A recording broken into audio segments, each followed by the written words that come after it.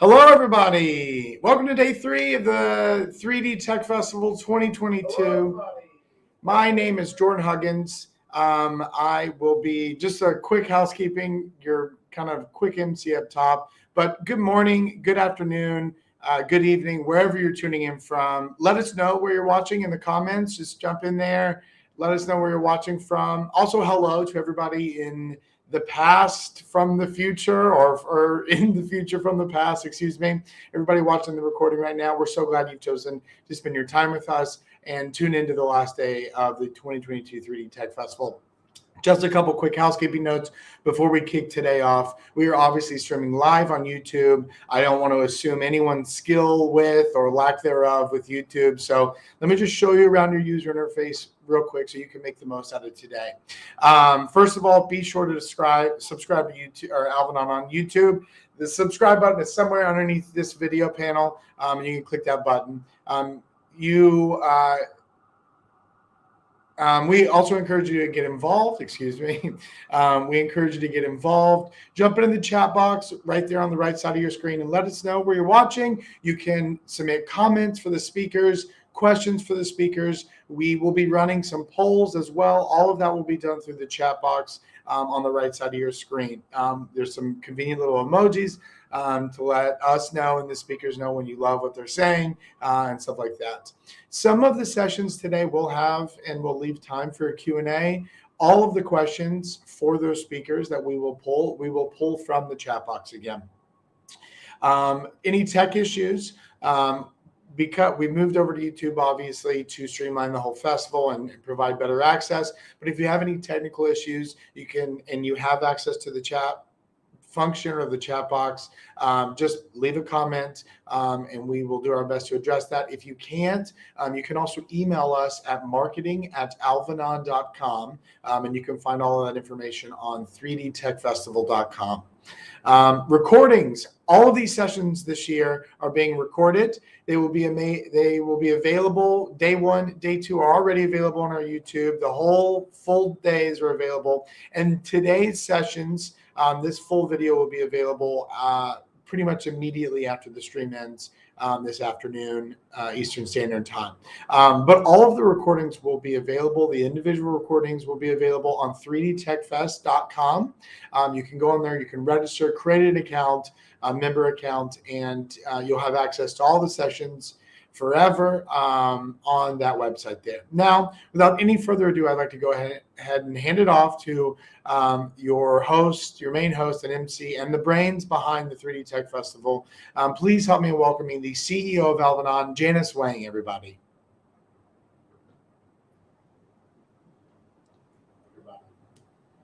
Hi, Janice. Good morning. Take it away. Good morning. Hi, everyone. So nice to see you. It's the last day. It's the last day. I just wanted to tell you today, I want to just little recap about yesterday. End of yesterday, yesterday we talked about good business. And good business means that you actually have to do doing good and you have to do business. And actually, sometimes those are two different things. So we actually talked a lot about authenticity, and we had a lot of great speakers talk about all, where they got their kind of identity from, and also how they're actually using all of the digital tools to be able to, combat all of those things. The other thing that we actually talked about at the end was, if you want to be inclusive, you actually have to execute really, really well. So we ended with a technical masterclass. Today, I'm going to introduce you to Ben Hansen. Now, Ben and I have had these long conversations over the years. Ben is the editor of the Interline. And, it's really great for us to have these conversations, because a lot of those ideas that we actually have from what we see are so aligned. So, Jordan, would you please bring up Ben? Hi, Ben. Hello, Janice. Hi, how are you doing? Wonderful. Now, Ben is going to help us synthesize today because apparently I can't speak very well anymore. But I hope that everybody, you'll stay till the end of the day, because we have a really wonderful conversation that's going to happen.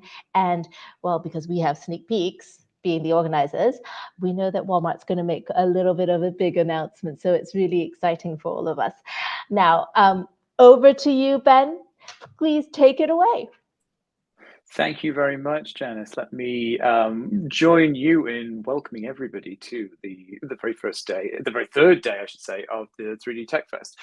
If you've had the pleasure of attending the previous 2 days, you'll have already seen you've already had a reality check. You'll have already had kind of a sense check, a bit of a benchmark for where digital product creation is at. And yesterday, as Janice just mentioned, you've had an overview of good business, which is the mechanics of actually doing successful commerce, but it's also the long overdue drive and all of the tools and all the processes and the mindset and cultural shift that's enabling a long overdue transition towards a more inclusive, adaptive fashion industry. Today, we want to get into a different topic. Today, we want to talk about where digital product creation is headed from here and why. What does the future hold for digitization in general? We've got 8 really good sessions lined up today. Like Janice said, I get a little preview of the agenda here as well, and I know that there's a lot of great content coming up. So I don't want to steal too much time from the people who are going to be presenting that content. What I do want to do, though, is pull from some of those conversations that Janice and I have had behind the scenes over the last couple of years, and give you my perspective on where I think digital product creation is going and why I believe the future of digitization involves taking DPC, so DPC, digital product creation, don't want to take that as read and just chuck that acronym around it. That's what I mean when I say it. Why I believe DPC workflows, the future of them is going to involve taking them out of boxes that they've been placed in and decompartmentalizing them. So if you'll humor me for a few minutes, I'll set down some context. I'll give you my take on a few things. I'm then going to introduce the agenda for the day. And I'm going to hand over to the first speaker when we get there. I'm going to pop back up in between each of the sessions. So you got plenty of chance to get sick of me if you aren't by this point already. And I will also be jumping in and helping to put some of your questions to the speakers as well. So whatever your platform you're watching on, if you're able to put a question in, we will do our very best to get to it live. I'll do my very best to be your voice in those conversations. So first things first, who am I? Why should you care? Why should you listen to what I think about the future of digital product creation? So as Janice very well teed up, I'm the editor-in-chief of the Interline. If you haven't come across us before, we're a full spectrum technology publication for fashion professionals, fully free to read, fully web-based. Everything we do is free to download, free to access. So no strings attached, nothing, you don't lose anything by checking it out. So feel free to investigate us sometime. We've only been running for, now is about our 3rd year, but we've actually had a much longer term focus on digital product creation. Let me explain what I mean by that, because that seems kind of contradictory. In the few years that the Interline has been running, we've seen a huge amount of disruption take place in the industry and take place in the world as a whole. And that has dramatically kickstarted and accelerated the fashion industry's drive towards digital native workflows. So a huge amount of change has been compressed into the last few years, which just happens to be the lifespan of the Interline as well. But my history and the roots of the Interline lie with a previous publication, which PLM, focused on product lifecycle management for the apparel industry. And over the years, that publication also dived deep into 3D workflows, digital product creation. I did a deep dive report on 3D, as we called it, kind of the umbrella term we gave it back then in 2015, so 7 years ago. Things have come a long way since then from a technology point of view, and things have come a long way since then from an adoption and an uptake perspective as well. But there's still a good way to go, I believe, from an industry level, and we're going to get into that today. And I think some of the messages that I put out are going to be underlined and underscored by some of the speakers that follow as well. Crucially, the Interline is, we kind of act as intermediaries in a way in a conversation between technology vendors who are providing solutions to unlock digital native ways of working, digital product creation workflows, and the brand customers, retail customers, manufacturing customers who want to make use of those tools to scale their ability to generate 3D assets and their ability to extract value from those 3D assets. And that gives us a perspective on where things are going. And the scale of those assets that really takes us to what I see as both the future of digital product creation, but also it gives us a good kind of watermark for industry-wide maturity in that area at the moment. Because if you see where an asset is required or where an asset would be beneficial, by an asset I mean a 3D replica as close as possible to an original garment, piece of footwear, accessory. If you take a look at where that's needed or where it would be beneficial, the workflows and the tools will always have to follow that design.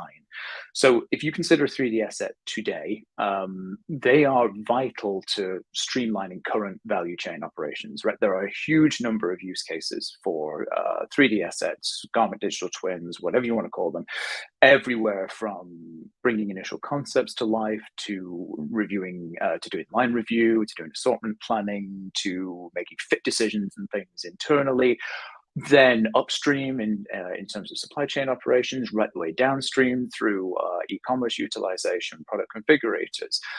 They're also fundamental to a lot of the conversation around where the fashion industry wants to go with business models of the future. Now, some of those are still tied to physical products, the things that you mentioned, that were discussed yesterday, that Janice mentioned, a more inclusive size ranges and ratios, a more adaptive way to approach the industry, a more demand-driven production model, perhaps, those kinds of things. But when you start to think about an industry that is rushing headlong towards wanting to sell digital goods, towards having a digital business model as well, that is not something you can have without having a huge volume of digital assets in the right formats and in the right level of fidelity and in the right applications and the right ecosystems that you need them in. Which leads us to a situation today where we at the Interline believe that digital assets are in historically high demand, but also currently in relatively low supply. So what do I mean by that, right? I mean, there's a mismatch between what the fashion industry wants as its output from digital product creation and what it currently has as its inputs to digital product creation. So if we take it as read that DPC is fundamental to the future of fashion, which, as we just talked about, it's very deeply ingrained in the way that the industry approaches the creation of physical products, and whether it's streamlining, improving efficiency, improving sustainability, cutting out sample iterations and improving time to market. It's a huge amount in the established fashion workflow that relies on digital product creation and digital assets, or whether it's those future business models that rely on it. And the vision there is to have a digital asset that can stand in for the physical counterpart every time a decision needs to be made. So if you're making a decision around what material to use from an aesthetic perspective, that's a decision that you as a brand ought to be able to take based on a 3D asset. You're taking the same decision on something objective like fit or sizing. You're taking the same decision on anywhere else effective on a material, anywhere else effectively that you would take a choice based on a physical asset. A digital asset should be able to serve that purpose, which means you need digital assets to be two things. You need them to exist in sufficient volume to allow you to make all of those decisions across the full spectrum of your products and categories. And that's very, very, very rarely the case for any brand, really. You often find that digital product creation, 3D workflows they're confined to one particular business unit. They're confined to one particular product category. They're confined to one particular, even one particular season as a pilot, something like that. So they need to exist in sufficient volume. They also need to exist in sufficient fidelity and complexity and completeness to serve everywhere that a physical asset would serve. And in a lot of cases, that's also not the case either. You may find that the 3D asset is being used for prototyping and sampling and fit. It's not the same 3D asset is then not being used downstream. Or you may find that physical products are being created and then they're being scanned in, and those scans are what are making their way down to e-commerce. Or there's a disconnect between technical specifications and the 3D assets that are sent through to suppliers. Either way, it is incredibly rare at the moment to find a whole value chain that runs on digital the way that it should do. And but nevertheless, that's what the fashion industry wants. That is what the industry is expecting, is that output where a digital asset can do everything. To get there, there's going to need to be some overhauls and some scaling and some growth to the input. And my contention is that this creates a very pressing need for the industry to move from kind of what traditionally been quite isolated, compartmentalized 3D workflows to a more complete DPC ecosystem. So you'll often find that 3D is only done in footwear, for example, or 3D is only done for X number of styles, or 3D is only done by a smaller number of people, or it's not done to the right fidelity. It's often seen as supplemental or additional, or as a bolt-on to a brand, retailer, or manufacturer's ways of working. To get around that disparity between input and output, what the industry needs is to take it out of the box. You need to move away from thinking of 3D as that add-on to thinking of it instead as the way that you need to work, as being the actual engine of it, such that the brand moves eventually and the value chain moves eventually towards being not digital asset driven, but wholly digitally native. So, as I mentioned, there's 8 really great sessions lined up for today. I'm not going to take any more time away from each of them. I am going to pop up in between them, and I'm going to give you a brief overview of what we have coming up now before I hand on to the first one. But I know that there's a lot lined up today that I think is going to support some of what I've said. Equally, if there's stuff lined up today, and any of our speakers want to challenge some of what I've said, I'm very open to having that conversation as well. So let me walk you through some of the topics we're going to be covering today. I'm not going to go into names here, not least because I can't memorize all of them, but primarily because I think what I want to focus on here are the themes that we're going to be covering. And I'm also operating on Eastern Standard Time here, on New York time, even though I'm in the UK, as you can tell by the accent. So if you hear me accidentally slip away from saying 9 o'clock to saying 2 o'clock or something, don't worry, you haven't got the agenda completely wrong. It's that there's a time zone difference in my head. Very shortly, I'm going to be handing over to the team at Gap, and they're going to be talking about cultivating a change culture, and that extends into leveraging digital expertise that exists in the supply chain. That's at 9:15. At 9:45, the team at Browser are going to be talking about taking 3D assets, it's very similar to what I've just described, upstream to downstream, so maximizing the value of 3D assets across the supply chain. Then at 5 minutes past 10, we have a panel discussion, which is around what does digitization really mean when you're a manufacturer? What is the drive for digital product creation, digital native workflows in the supply chain at source? Half an hour after that, I'll pop up again and I'll introduce Style 3D, and they're going to be talking about selling digitally from the mill to the consumer. So this is another perspective on the long time kind of value extension of digital assets. At 11:05, we're talking about the secrets to trusted 3D. I'm going to keep that one slightly opaque because there's a few different angles being covered under there. At 11:30, Calypso, we're going to be talking about why we are now in digital product creation's teenage years, which is to say, you've had the childhood, the adulthood is around the corner, you're in that tricky kind of hormonal adolescent period that exists between those two things. How does the industry manage that to get to here in the right way? Then at 12 o'clock, we have a pre-recorded session, which is around intellectual property and the digital age. So there's some implications for both business models, kind of existing physical and future digital. And then finally, I'll be handing back over to Janice, who's going to introduce the one-to-one conversation and the secret announcement that she mentioned, which is in the conversation between Ron Lewis and the Walmart folks. So I will stop sharing my screen for a moment, and I will introduce our first session of the day, which is Bernard Clonier, who is Director of DPC, and Roz Rue, Senior Director of Technical Design at Gap. Bernard and Roz, over to you. Good morning from New York. We are going to fix that. Hold on.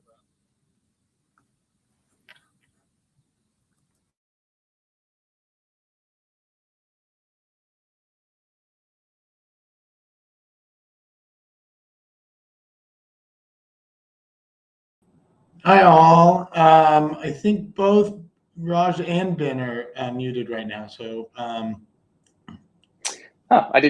apologize for that. Didn't intend to mute myself. We couldn't hear you there for a second, Roz and Bernard. But we're over to you. If you can unmute yourselves.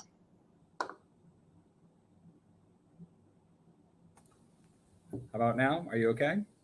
That is perfect. Fantastic. I love a early morning sound check and glad to get going. Greetings from New York. I will pass over to Roz Rue, who will tell you who we are. Hi, everyone. Greetings. So I am the Senior Director of Technical Design, DPC, and PI for our global sourcing hub offices. and Bernard is the director of GIS, which is our hub offices, DPC. So we want to talk a little bit about, so who are we? So we really, we're a $16 billion company. We represent 4 brands. So, we're inclusive by design. We have our Old Navy brand, which is our value chain brand. We have the Gap brand, which is our heritage brand. It's Americana. We have Banana Republic, which is our luxury brand. And then we have Athleta, which is our performance brand.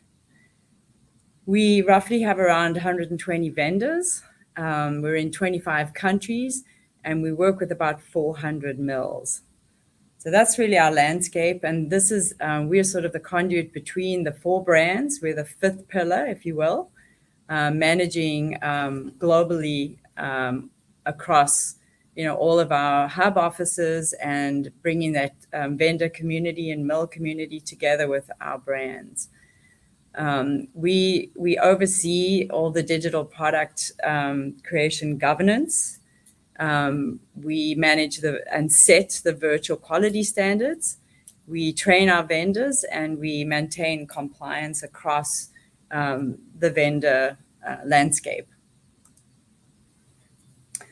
So, one of the things that is really key for us is obviously the partnerships that we have built over the years with all of our vendors. And we rely heavily on that because in this new space, really what's happened over the years is that the expertise really remains or has shifted and transitioned into that vendor base, right? So when you think about pattern making and sample making, that's all moved offshore. We no longer have sample rooms, in our US offices. So we rely on them to make physical samples. And then in the DPC space, most of our vendors are, 10 to 15 years into the digital product creation journey. So they are really the experts. And we are, at this point, heavily reliant on them. And then really working together with them to empower them in a very different way. So in the past, we spoke about, we work as a partner, but partnership in today's world is really taking them in under our wing and making them part of our team. So having that the customer vision as being a shared a goal and a training where we really have that as our North Star. And we're working with top-notch vendors, right? So ultimately, they're coming to the table with expertise that we haven't even tapped into yet. So let's talk for a moment about the workflow that we're stepping away from. It's a physical sample workflow that relies entirely on one action happening, which prompts another action, which prompts the next action, which prompts the next action, and the next. There are different partners who jump into that workflow at different times. They've got to wait for everyone else to get in line and to do their part in the right time. It's a workflow that's filled with duplicative effort. There's no way around it. You've got to wait for that physical sample. You've got to wait for the evaluation of the physical sample. You've got to pass that information back to the vendor, and it comes back to the brand. It's a workflow that has worked in this industry for a long time, but we're moving into a new environment. The good news is 3D technology is no longer something new. It's no longer tomorrow. It's today. It's where we're standing today. It's how we're dealing with our customer base and with our vendors who supply us with all of the product. What we're moving into is a collaborative workflow with one source of truth. Now, there's a new partnership that's built with a collaborative workflow. We're bringing in visibility early on in the pipeline to the marketing team, to the photography team, to web teams, and most importantly, to customers. It's these customers who benefit from this collaborative workflow that gives visibility to the product, and in many cases, the voice of the customer. How soon can we put digital assets in front of customers to get feedback from them. That's what's very important. It's a whole new world, and we're very excited to be stepping into it. So when we think about an end-to-end digital workflow, obviously the starting point would be the same, where we need to have an initial asset created. But the path that we go on to really get to that end state, if you want to think of it as kind of a fork, we really need to create the asset in the initial stages, and we rely predominantly on our vendors to do that work.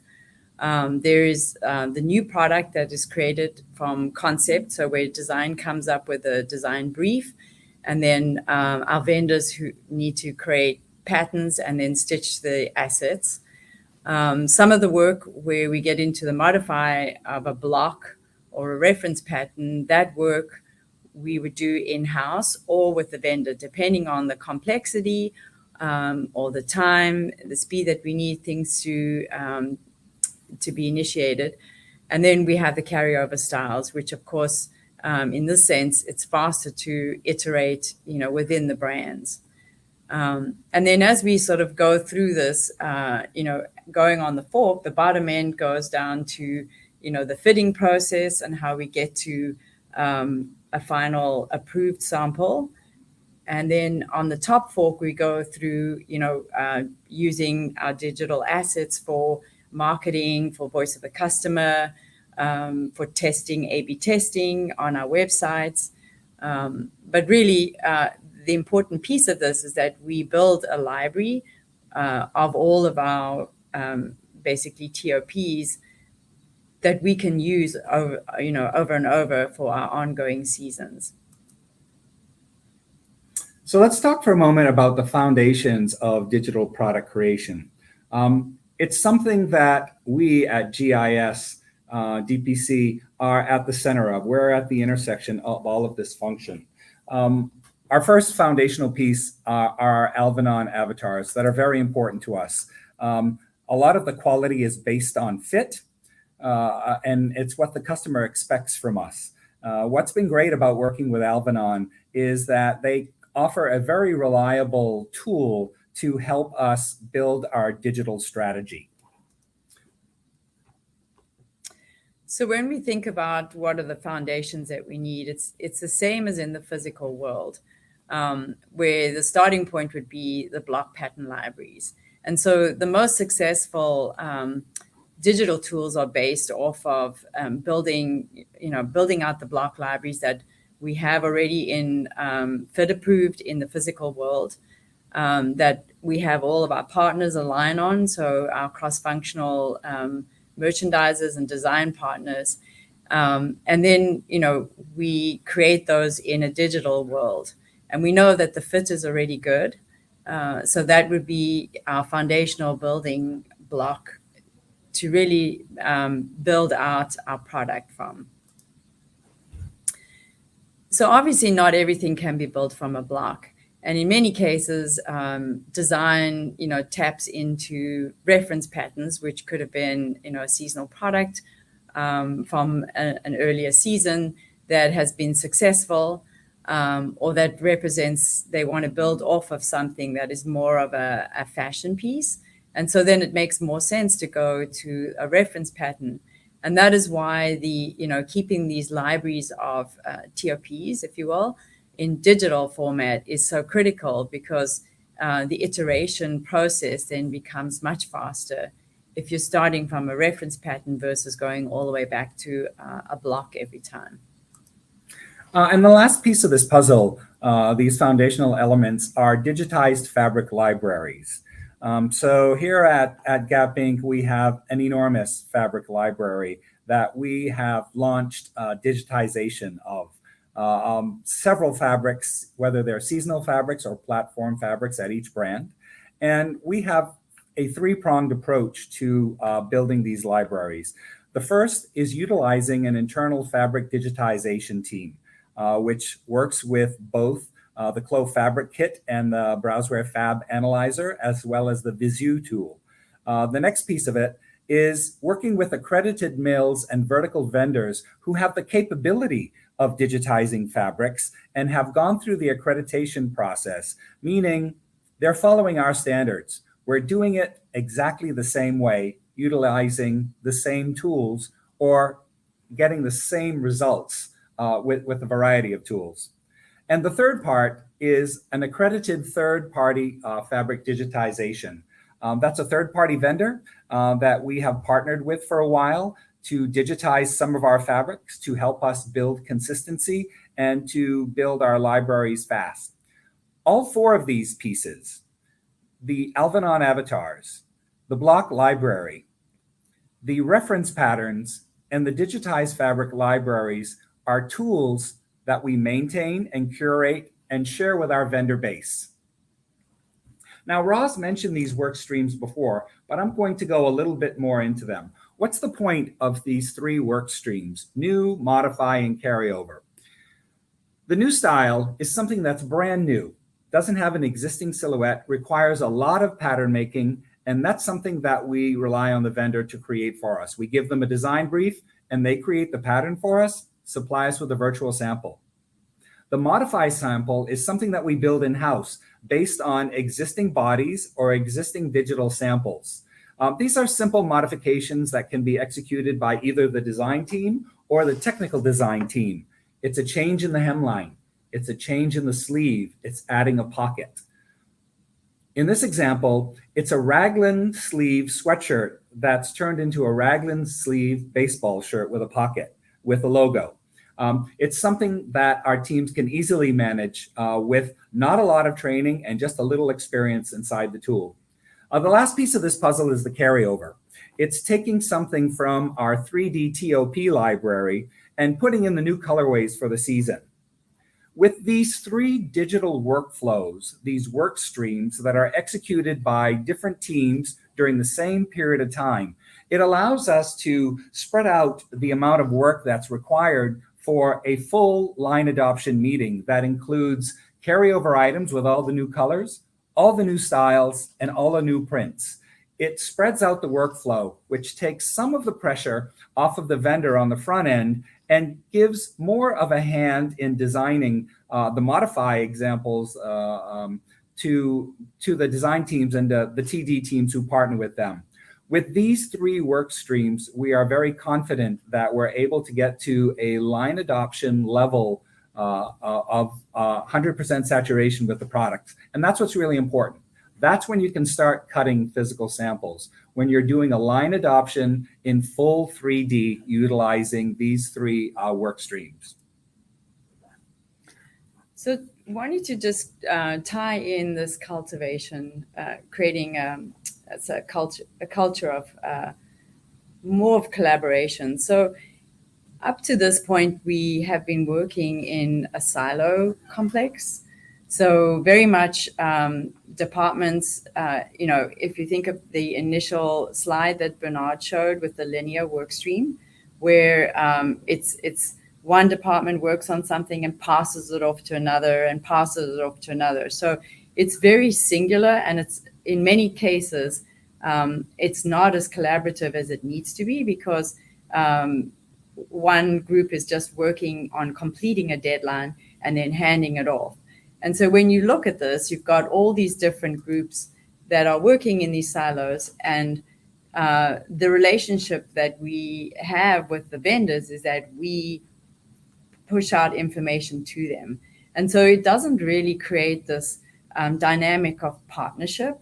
And it's a very one-way workflow.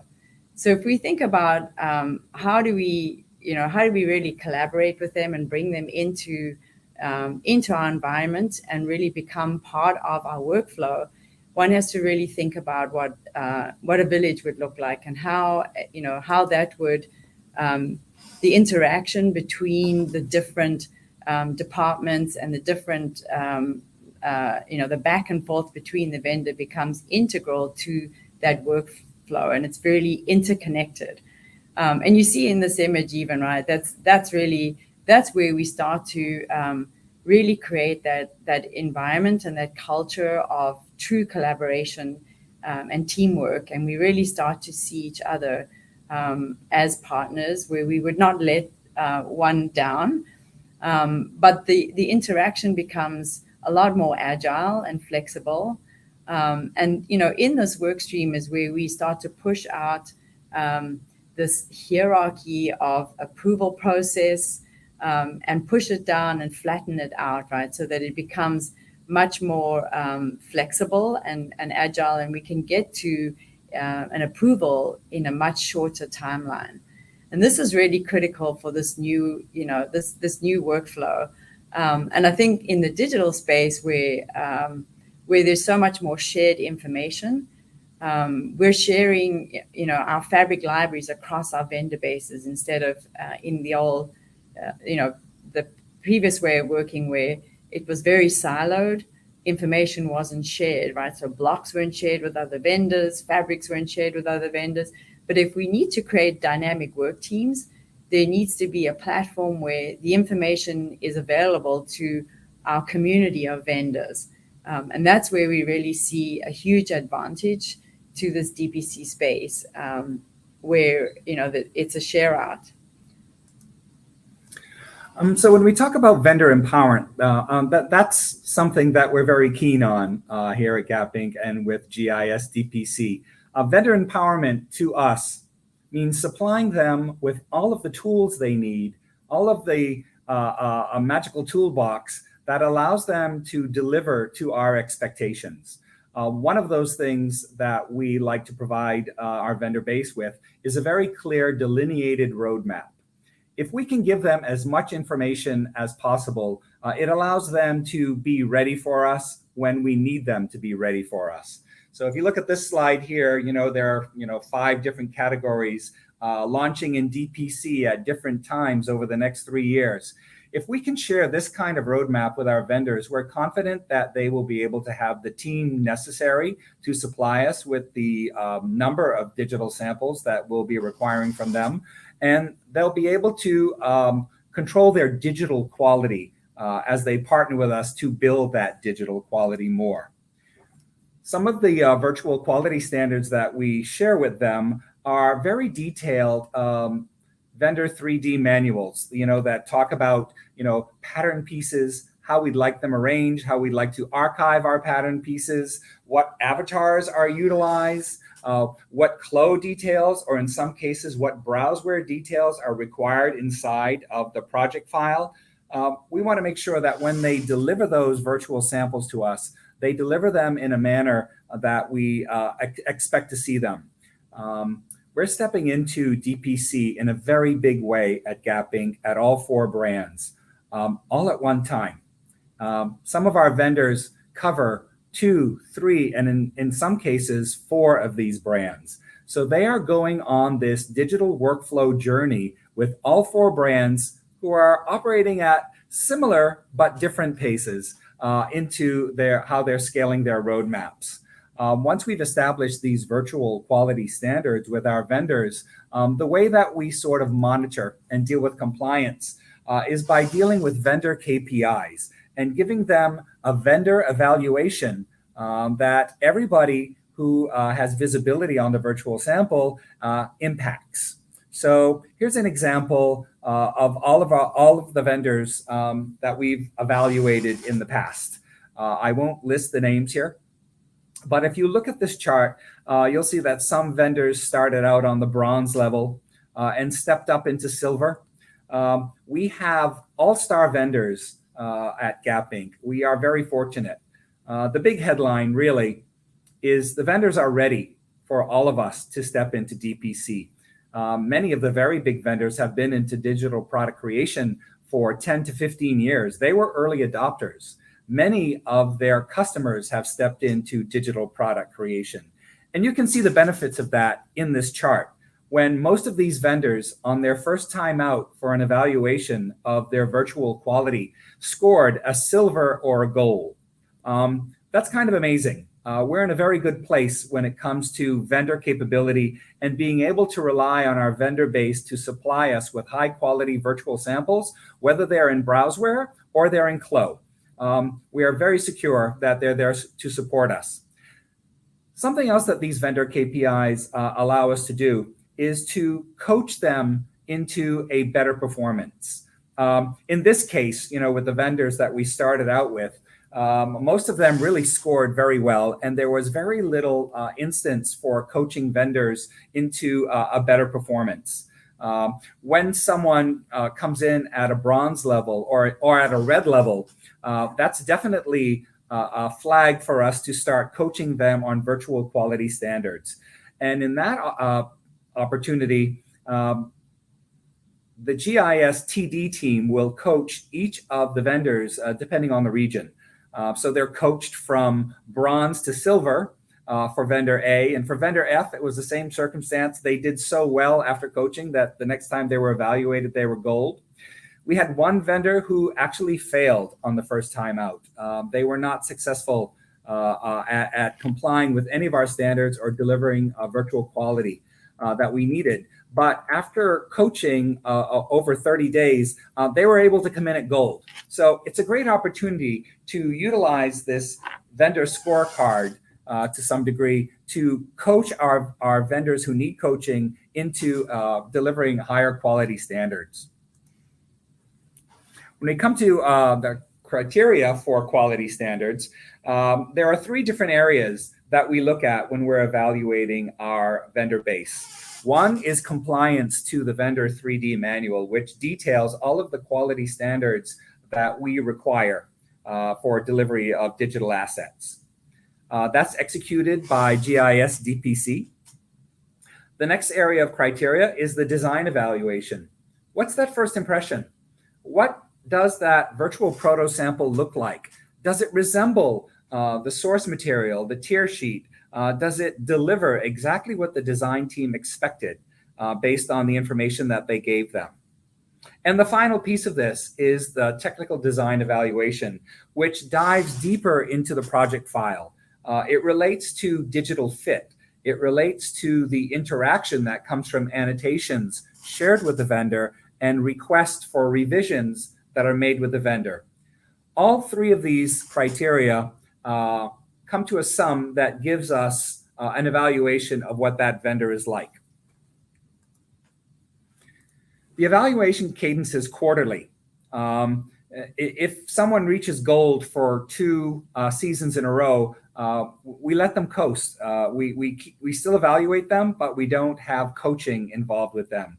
We focus our coaching on the bronze and red level vendors. The red level vendors, in our case, there are many vendors out there who either have not stepped into digital product creation yet, or they've been working with different tools than we require at Gap Inc. They need a little more care, a little more hand-holding. I've actually been surprised with some of the vendors who have onboarded with the 3D tools of choice that we've asked them to onboard with, at how successful they've been at translating a high skill level in one tool to a high skill level in another. It's been great to see, great to watch, and it's made the people at the brands very happy that they've adjusted so quickly. So what are the savings? I think this is the big elephant in the room, because when we look at, when we talk about where did we really save money, and I think here is a good analysis of that. It's not necessarily a dollar-to-dollar savings. So there's time, and within that, for both physical and digital product creation, we need a pattern. So that's the starting point. That's the basis of it. And then, just as you would in a physical world, you need to stitch the asset. So you have either a sample room operator stitching a physical sample, or you have a 3D artist stitching the asset. And when we take into account the manpower, it's not necessarily cheaper, because 3D artists tend to cost more. The labor is higher than somebody who is a sample maker. So up to this point, when you think about cost savings, it's actually costing slightly more. When we get into the sample yardage, most companies have set up sample yardage from a perspective of it's absorbed into the total cost of business and what what a vendor, your relationship with the vendor absorbs that cost into the entire season or annual workflow and amount of products that you give them. So there's not a dollar-to-dollar saving there. There's certainly a huge saving when it comes to fit model fees. As we know, fit models tend to run anything from $300 to $350 an hour, especially in the big cities, New York, LA, San Francisco. So there's definitely a cost savings there. But I think when we look at the end-to-end process, the bigger goal should really be about sustainability. And that's kind of the driving force behind this. That ultimately we should be looking for a North Star goal that brings this product, digital product creation to life. So yes, there's a time savings that we can create and iterate much faster in digital. I think that when we think about the end use of digital products, when we put it out into the market and test product and really get clear analytics of what the customer wants to purchase, it ties back into the sustainability goals, right? How do we really save on just putting product out there that sits then in inventory and becomes landfill in the end of the day? And so ultimately, we should really be looking at this entire end-to-end process much more holistically, and not just from an initial upfront savings to the cost of developing product, but a more a global aspect of what this means to the entire garment industry and what we put back into our end-to-end process. So with that, I'd like to thank you for giving us the time to share our GIS DPC perspective and our journey in partnering with our vendor base as we scale into a much greater digital future. Thanks a lot. Thank you. Thank you very much, Bernard. Thank you very much, Ross. Really appreciate that perspective. And for me, the key part there is that the vendor base in general has the capabilities to respond to the demands of a company like GIS, right? They may not have the specific tools at hand. They, like as you said, they may be used to using a different environment. They may have different demands across other customers. But broadly speaking, there are digital capabilities that brands can rely on that exist in the supply chain. And I think that's a very strong message, because there's a lot that the industry, there's an impression in the industry sometimes that brands have to pull the supply chain by the nose to try and convince them to move over towards digitization. Whereas I think the way that you're looking at it is very healthy, which is to say, we have standards, we have a certain level that we need to hit, we have certain environments and certain things that we need to work towards. But broadly speaking, you are relying on a skill set that is already there. Yeah, we're very lucky. Our vendor base has been trained by, I'll say it, a lot of our competitors who may have stepped into digital product creation before we did. We've inherited a highly skilled vendor base who are early adopters. So it's a fantastic piece of the puzzle. What our next challenge is the change management, changing how we work and changing how we address this new digital workflow. No, that's perfect. And we did have a very quick question from the audience, which I think is, they were asking what other criteria you might use to select a vendor beyond DPC. And I think maybe a way to frame that would be almost a hierarchical kind of selection, where you would say, well, how important is DPC in the ranking of criteria that you might use to choose a vendor? I would safely say that it's becoming an absolute entry point for a vendor, and we haven't got there right now. But I think as we track our KPIs across multiple different areas for a vendor. So there's the sustainability piece. We have this PACE program. There's a huge quality. There's 30% of ours. We base on the overarching execution that vendors put out. But I think that this DPC will become, a part of that holistic, criteria that we use to evaluate whether we should be working with a vendor or not. That's fascinating. Thank you very much. Now, I know we have our next set of speakers lined up. I know we run a few minutes late though. So, Bernard and Ross, thank you very much for your time. In a minute, I'm going to be welcoming the team at Browseware. I'm going to be welcoming Stefka and Lena from Browseware onto the stage. And they're going to present around the value potential that exists for digital assets, both up, we were just focused very heavily there on up into the supply chain, and downstream. Now, that's something I touched on a lot in my introduction, just how much value potential there is, how you can extend the way that you use 3D asset across the entire value chain. But I know that Stefka and Lena, they're going to put together a real showcase here for just how big that possibility space is and just how far the value of a 3D asset, provided it's properly created, how far that can extend. So please join me in welcoming Stefka and Lena from Browseware onto the stage. Hello, guys. Great to see you. Hi, great to see you. I will pass over to you. I know from we previously, I've had the pleasure of seeing this presentation a little bit in advance. So I know you're going to walk us through a real kind of showcase of possibility space here, and I'm looking forward to seeing what you have to show. Very good. Thank you, Ben. We're very excited for the slot we have, and we're very excited to share our very brief but very exciting demo and presentation that we put together for you. We're going to be talking about a flash collection that we've put together for you.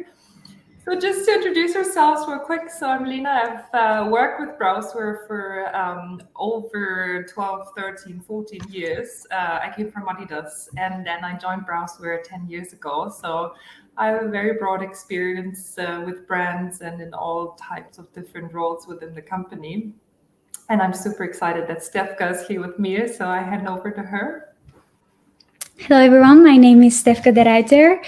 I'm a 3D designer for Browseware, coming from a fashion design background. I graduated from FIT New York, and afterwards I started my digital journey with Browseware with the team at Calvin Klein in New York.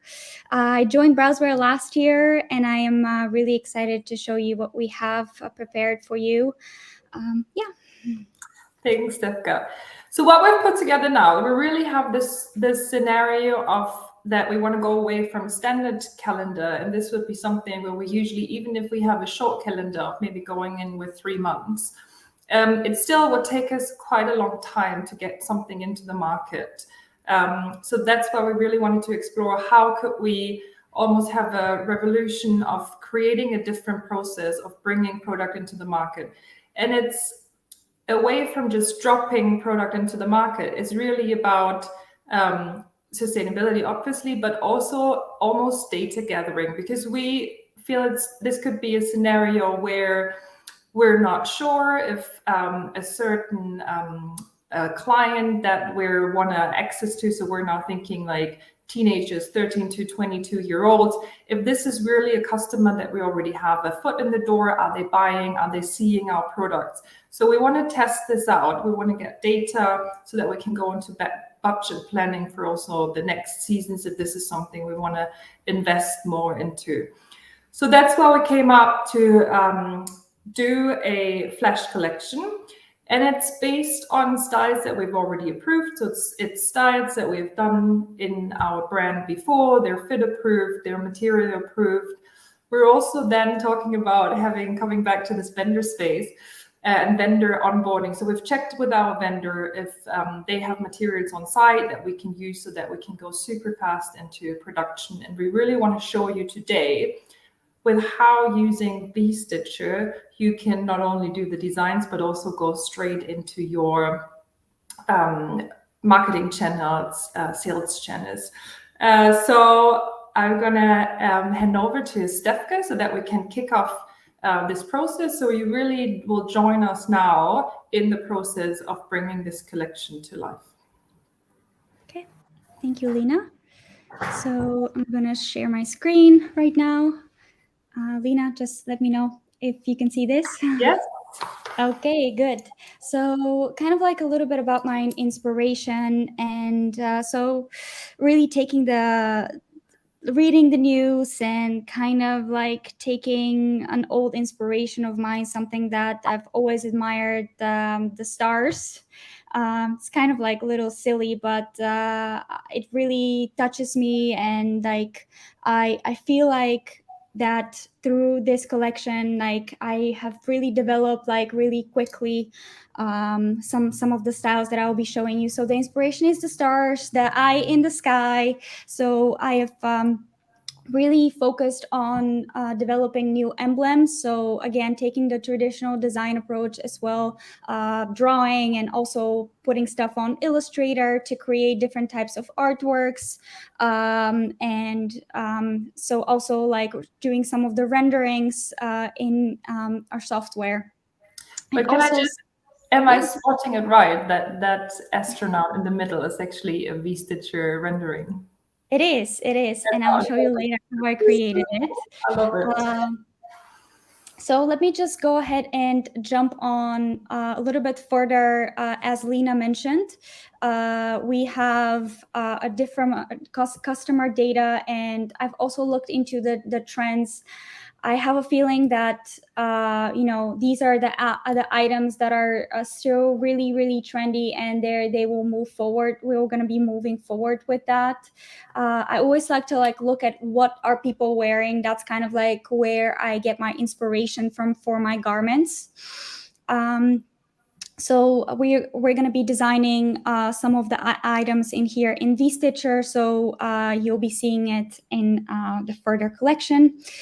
So this is kind of like the collection overview. I'm going to kind of like zoom in a little bit for you to be able to see. So I'm using a lot of like patchwork, and so a lot of like screen printing as well. So these are just like some really fast items that could be done in V-Stitcher. And these are some of the approved fabrics and the colors that we have created. Cool. We've talked about, we can go into that a little bit later as well, that we talked about that with like 3D and digitization, it's almost like the role of a designer that it becomes like you may have a new job description all of a sudden because the roles are just defined completely new. So this is also a lot that, I mean, we now are really feeling when we design these collections that all of a sudden you become a different designer, and you all of a sudden have so much more opportunities and exploration opportunities. Yeah. Cool. Also, different opportunity, Lena. I must say, like, working in the fashion industry, it's so challenging to get like, even like working for myself, like getting a dress form that is like a male and a female, it's so much cost. But in 3D, you're able to create avatars or use the Alvanon dress forms to be able to really see the fit and visualize it if you would like to create a gender neutral collection, which we are hopefully creating. So we did already. So we dressed all the garments that we have. So we picked selected styles that would work gender neutrally, and so we dressed them on different other forms so that we can really see that they would work across. Yes. So the next step is to kind of like pick one like per item. So for this one, I picked the cut and sew sweater vest. We see also here different size ranges. I find it like really super easy to grade my pattern in V-Stitcher and be also able to create different size sets and see what, for example, a 46 is versus like a size 54, or an S versus an extra large. Yeah. So as this is a super quick collection we're designing, I really want to make sure that we get this logo right, because we won't have time to really do much more design reviews or even fit meetings than what we're having right now. So can we go into the style so that we can actually look at this logo and see if the screen works across all those sizes? What we also focus a lot on is that we can send these data to our vendors. So it's really something is quite important to us, that out of vStitcher we can create the tech pack and we send it straight to them, so they have all the information that we worked on today. Yeah, so I'm here. I am showing an Alvenon, two different types of Alvenon forms. One is more realistic, what you see on the right-hand side, and one is the one that I fitted on. So using the multi-avatar, I'm able to create this, or I can just like go ahead and hide it. And I am, as you can see here, I'm using all different types of snapshots. So I think this is also super great because we're able to like really go into each size individually if we wish to. So I'm going to remove this avatar for now, and I'm going to go into the 2D window because this is where I'm going to become a little bit more technical and place the artwork. So we can check Lena. I'm going to also minimize this window. So we want to place it on the left-hand side. So here is my pattern. Going to go into my materials. So for the materials, we actually checked in with our vendor, and we decided to go for these knits. But you can always go into our library. So this is like where all of the fabrics are, to be able to pick something off from that to start with. So here is my artworks. I create the artworks by myself. Basically, I'm always like drawing. So this is like an embroidery patch that I've created. So I'm gonna go ahead and place it with my select tool. So as we can see, as I drag it along, we can check the sizes, Lena. Into the size range, because my pattern is graded, here you can see my grading. I am able to go into the size range really quickly and visualize it this way. So as you can see, a small, my sizes vary from an S to an extra large. You're able to really scale up as much as you wish. So here we're able to divide the artwork. So this is a suggestion that our software gives you, but if you want to divide each of the sizes individually, specifically for the grading, you're able to do that by dividing by every size. So for me as a product manager, that's always about cost. So if I can, I would like to minimize the use of different screens. So this is great because I can really define how many screens do we want to use? Can we get away with one screen? And then maybe what we want to do is just change the placement a little bit. That will change the grading that now the software is giving us, and that would change it to actually the placement that we would like. And when we export this is one question was if it's actually accurate. So it is. So this is the pattern piece, and we see the accurate measurement on the pattern piece. So this data is sent to our vendor then, so they can really measure then where this goes, and also the because it is the pattern, the fit is also reflected later on when we do the fitting. Cool, I'm happy with that. So if you're okay, then we could do that and go back into the overview. So because we defined the collection, and then what we want to go ahead is then we'll hand it over. So basically one thing is that we want to want to also skip doing photography and pass it on. So we're actually able to provide that to our other team members and other departments in the company. So we create cutouts, and then we sometimes also create content for stores, so that if we have sales teams who work with partners that would just like to see how it looks, we'll look in the store later. We can also then provide data that we can do for like a storeroom visualization. Yeah. Okay.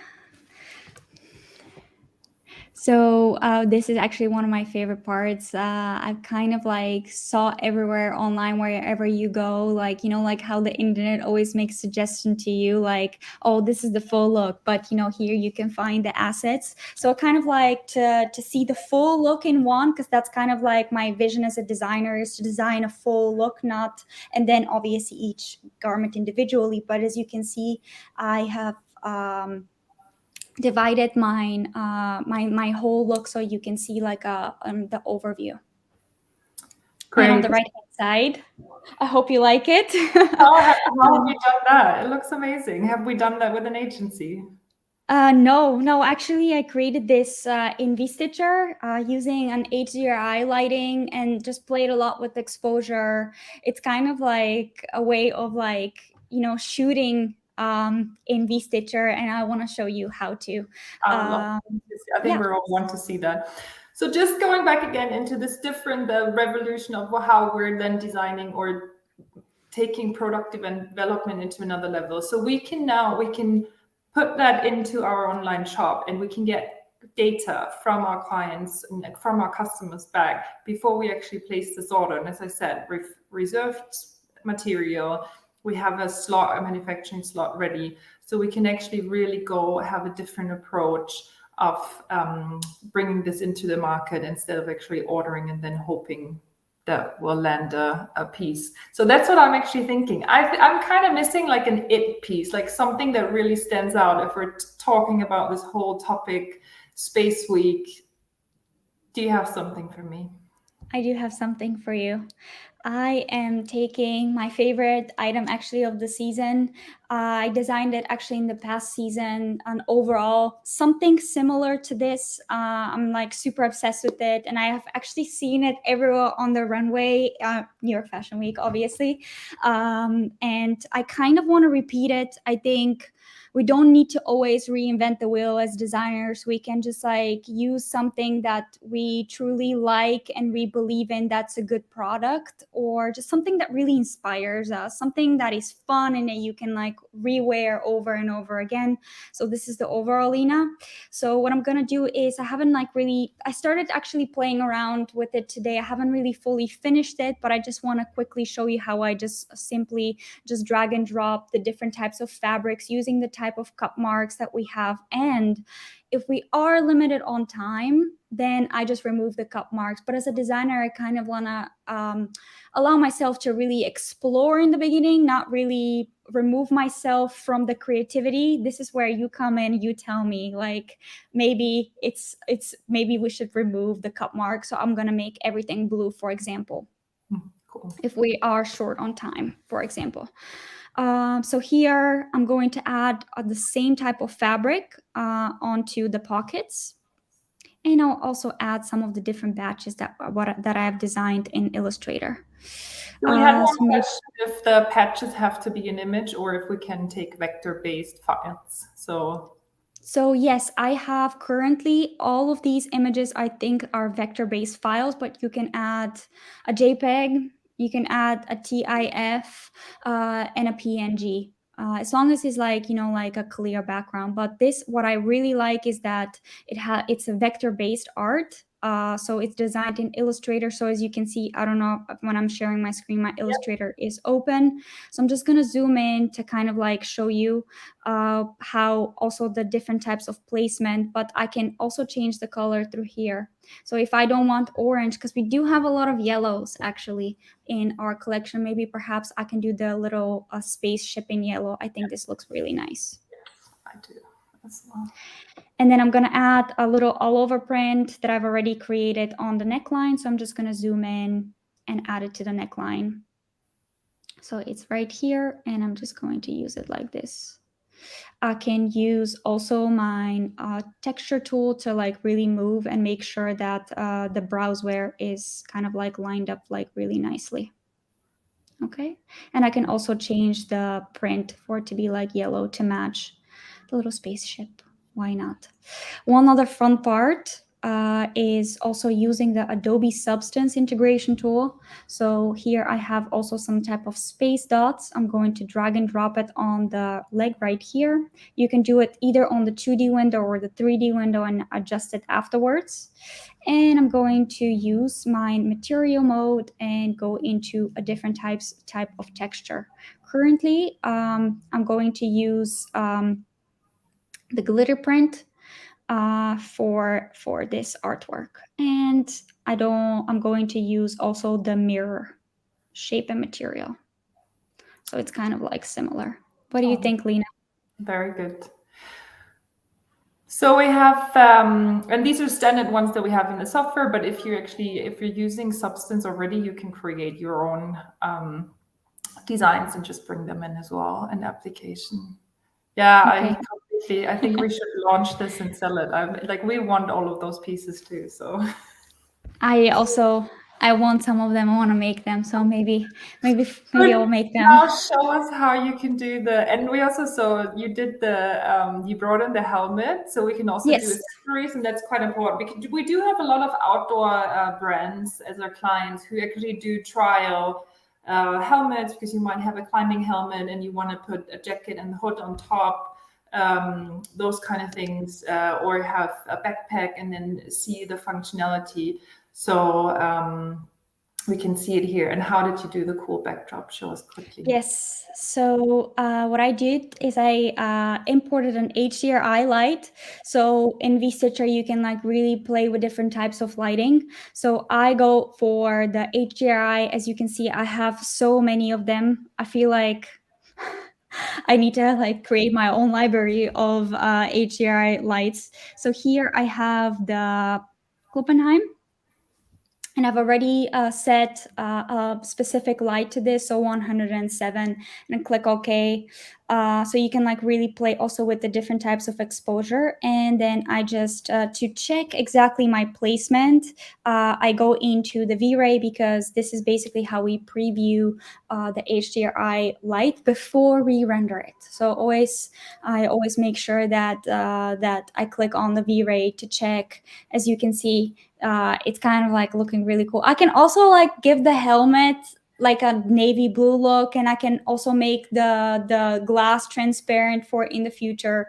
But this is just a quick way to show you that how I create my editorial content. Cool. So let's just quickly, before we're being kicked out, go into styles, or just to show everyone how we would share it then. So this is again, so we share it with either vendors or internally, or you can even sales team can then share that with their accounts. They can use the style zone to get write comments, to also get information, and we really have the opportunity here to see the whole collection. So we see all the items we can do a last run through, and then we also, I think, did the outfit, so we can really see it on an outfit level.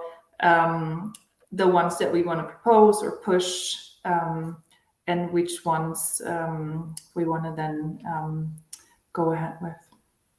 So as you can see, we can add some description to this, and I've also selected and added images of each individual item. So it's almost like you're going shopping. So here I'm going to add all of the assets. 1 second. I'm going to go into exit out of presentation mode. And we have, should I just answer the last question then? Go ahead. I was going to put it to you anyway. So yeah, we have a trial version. Yes, so we do have a trial version. So you can, it's our indie program, so you can anyone can join and sign up, and you also get access to our Browseware University. So you'll be able to learn the software from start to becoming actually a professional. So please, check our website for that. Perfect. Thank you very much. So, Stefka, Lena, I really appreciate this. It was fantastic seeing it from start to finish. It was fantastic seeing that entire process of bringing something to life in 3D. A bunch of other people have beaten me to it in the comments, but if you make that overall, I'm here for it, to be clear. I would legitimately buy one of those. So thank you very much. I really appreciate that overview. I think it's demonstrated just how far a 3D asset can go and how far a 3D workflow can go. Right, placing individual artwork right the way downstream to building looks for the consumer. Everything all originating from the same 3D asset, same associated 2D pattern. So I hope everyone will join me in thanking Lena and thanking Stefka for their time today. I'm going to now introduce the next session, because I know we've got some eager people waiting in the wings to watch this, and I know we've got some eager people waiting in the wings to present it as well. So our next session is a panel discussion around what digitization really means for manufacturers, and that's a perspective we've kind of hinted at a couple of times here, right? We've had GAP's perspective on how they engage with their supply chain and how important digital capabilities and skills are in the supply chain. We've had Browseware there showcasing the interlink between 3D simulation and 2D patterns and how important that is to be able to make that manufacturable and producible. Now I'd like to hand over to my friend Gabby Shiner-Hill from Bureau 555. She's going to lead a panel discussion. Hey, Gabby. She's going to lead a panel discussion with Nusrat Mahmood and with Ashraf Adalib. They're going to join her to talk about just why it's so important to build those digital skills and those digital capabilities in the supply chain, how far those digital skills and capabilities already exist, and why it's so important to digitize at source. So without further ado, over to you folks. Hi, thanks so much. I'm just getting the screen share up, just making sure it's not, wait for it to come up there. Brilliant, thank you. So good morning, good afternoon and good evening, everyone, wherever you're listening from. So thank you to Alvanon for having us, and thank you to the previous speakers as well. It's been totally fascinating listening in. Gap, it's great to see your journey.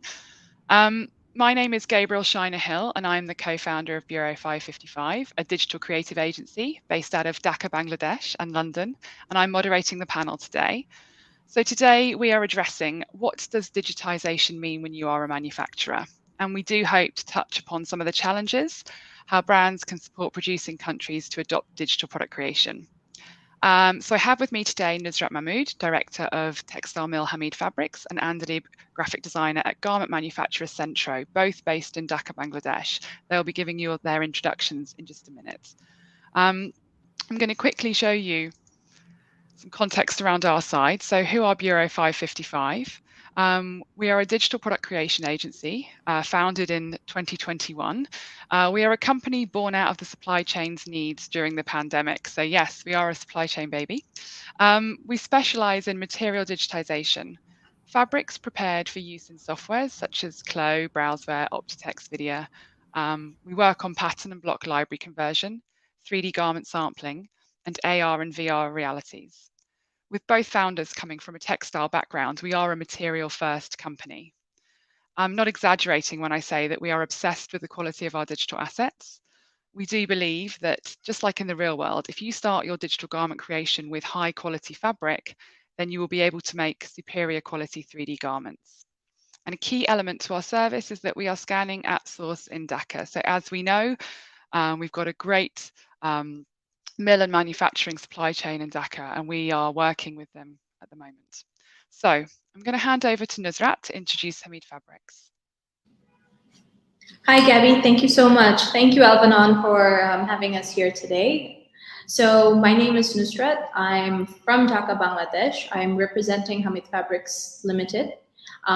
We are a woven mill based in North Shindi, which is like an hour and a half from the city, and we specialize in piece dye and yarn dye fabrics. As you can see, we're doing like 40 million yards a year, and our core products are in piece dye, and we specialize in making products with cotton and cotton spandex, and of course we do some cellulosic blends as well. And we are very much ahead in our digital journey, which I will touch upon after Andalib's intro. Thank you. Hey, Andalib. Hi. So I'm Ashok Andalib. I'm also based in Dhaka, Bangladesh, and I am a graphic designer at Centrotex Limited. And to specify, Centrotex is basically a trading organization, and we mostly deal with garment manufacturing. And we started in 2006 with 2 Danish customers, and now we have expanded into Australia, New Zealand, UK, and other European countries. We are also expanding into North America and South America. Our organization has our own design team, compliance team, a quality team, and we are also looking into sustainability departments because, as we know, the world has a limited amount of resources and we want to be as sustainable as possible. So yeah, that pretty much covers it. That's brilliant. Thank you very much. So I'm going to just stop screen sharing for a second because that was context setting. So let's kick off with our first question. So maybe if I could ask Nusrat to start with, could you share with us where you are on your digital product creation journey, thinking about the digitization of fabrics? Okay, so before I go to the digitization of fabric, I would like to say that, like in terms of going digital, Hamid's actually started its journey about a year ago. So we're one of the key mills in Bangladesh who are doing digital color approvals, like with lab dips and dye lots in bulk. So afterwards, like after we felt more confident that, digital is helping us, be more efficient, save time, save costs and everything, we have started digitizing our fabric library. So we've been in the business for almost 25 years now. So there's like a lot of fabric to digitize. So at the moment, we are in the process of digitizing all our cores in piece dye and yarn dye. And I would say that we're around like 30% there. And we're not only digitizing fabrics for visuals, like the key thing here is how to kind of extend the life of a digital asset. So we're also adding physics to some of our core fabrics and storing them on our cloud. Excellent, thank you. And Antalib, on your side, thinking about digital fabrics and garment and 3D garment design, can you share where you are as a manufacturer on your journey? We basically started our journey during 2020, right at the start of COVID. So yeah, it basically pushed us into 3D, and we are still new to it. It's not like we are extremely experienced in this sector yet, but what we have learned so far is with digitized fabrics, we can actually represent how the actual fabric looks, how it has the physics of it, how it's going to drape on a person, and how it's going to work on a garment, right? So that also helps us create 3D garments that actually are really realistic to an extent, so that our clients can actually visualize as to what the product is actually going to look like. So 100%, yeah. So digital perception is quite big. Yeah, that is our goal. We have started it, and we are moving forward, so to speak. Fantastic. So Antalib as well, which key areas of your production and workflow do you see that can be improved? So speaking from a manufacturer's point, where do you see areas of your workflow can be improved with digitization, and what would you expect to see, even if you're at the beginning of that journey? From my perspective, I would have to say that since as a designer, it's far more easier for me to present my imagination of what a garment should look like, or the styling that I'm creating, how I want it to represent, basically. So going 3D helps me represent it instead of doing just a flat sketch, which doesn't really share a lot of my imagination. I can work on it for hours, but it still won't be an actual garment, right? But for 3D, you are actually getting a 1-to-1 ratio of the actual garment that you're creating. So that is one part. Then there's obviously, it helps reduce the time, the lead time, because we are always sampling, and our clients are, let's say, not sure about the styles, or they don't like the style that we made. There's some mistake there. And we are constantly reworking those stylings. And what happens is it becomes a long process. But with 3D, when we do that, if they don't like something, they can ask us and we can just quickly change it, right? Indeed. And it also creates an aspect of sustainability for us, because we are not wasting resources. We are not wasting fabrics by making the same sample over and over again. We are not printing the same artwork over and over again just to achieve one simple aspect of the garment. So these are pretty much what helps us currently. Brilliant. Thank you, Antalib. And Nusrat, on your side, what improvements as a mill, what improvements would you expect to see? Is it increase in efficiency or speed to market? What would you expect to see from digital production and digital workflows? So, Antalib, like I completely agree with you when you say that, like so much time and resources can be saved, especially at the sampling stage. So, Gabby, I would say that, already with the digital color approvals, we are saving on time. And, like we're saving on time, we're saving paperwork, we're saving money as well, there. So I think if we could also have the same thing, in sampling, especially when it comes to hand looms, we could kind of, work closer to season. We could also kind of be more prepared to like do R&D on styles that are non-cores. So because like sampling takes up such a big, like percentage, of our time and like of our capacity, I do think that if we could split it between the cores and the fashion, if we could digitize the core part, focus a little bit on the fashion part, I do think that that could bring more value, to the brands and of course us. Yeah. Indeed. Yeah. And so then thinking about, again, it's touched on slightly earlier in some of the discussions earlier about the biggest barriers to adopting the digital product creation workflows. So I'd be interested to hear from both of you about what you feel is some of the biggest barriers, whether it's attitudes, change managements, or software. Where do you, I don't know, Nusrat, you're smiling. Would you like to go first? Mindset. That's the biggest challenge, because in Bangladesh traditionally we're very used to doing things manually. We're very used to doing things by hand. Technology used to scare us, but I do think that, like there's so much talk about it right now. It's all over the internet, the newspapers, everywhere. Like people are slowly, like easing more into the idea of digitization, even in the mill level, or probably Andalib, I think you can also help us out here. Like, is it the same thing in the PD level, like, with the design team and the pattern cutters and stuff? Like, how comfortable are they overall with digitization now versus how they were 10 years ago?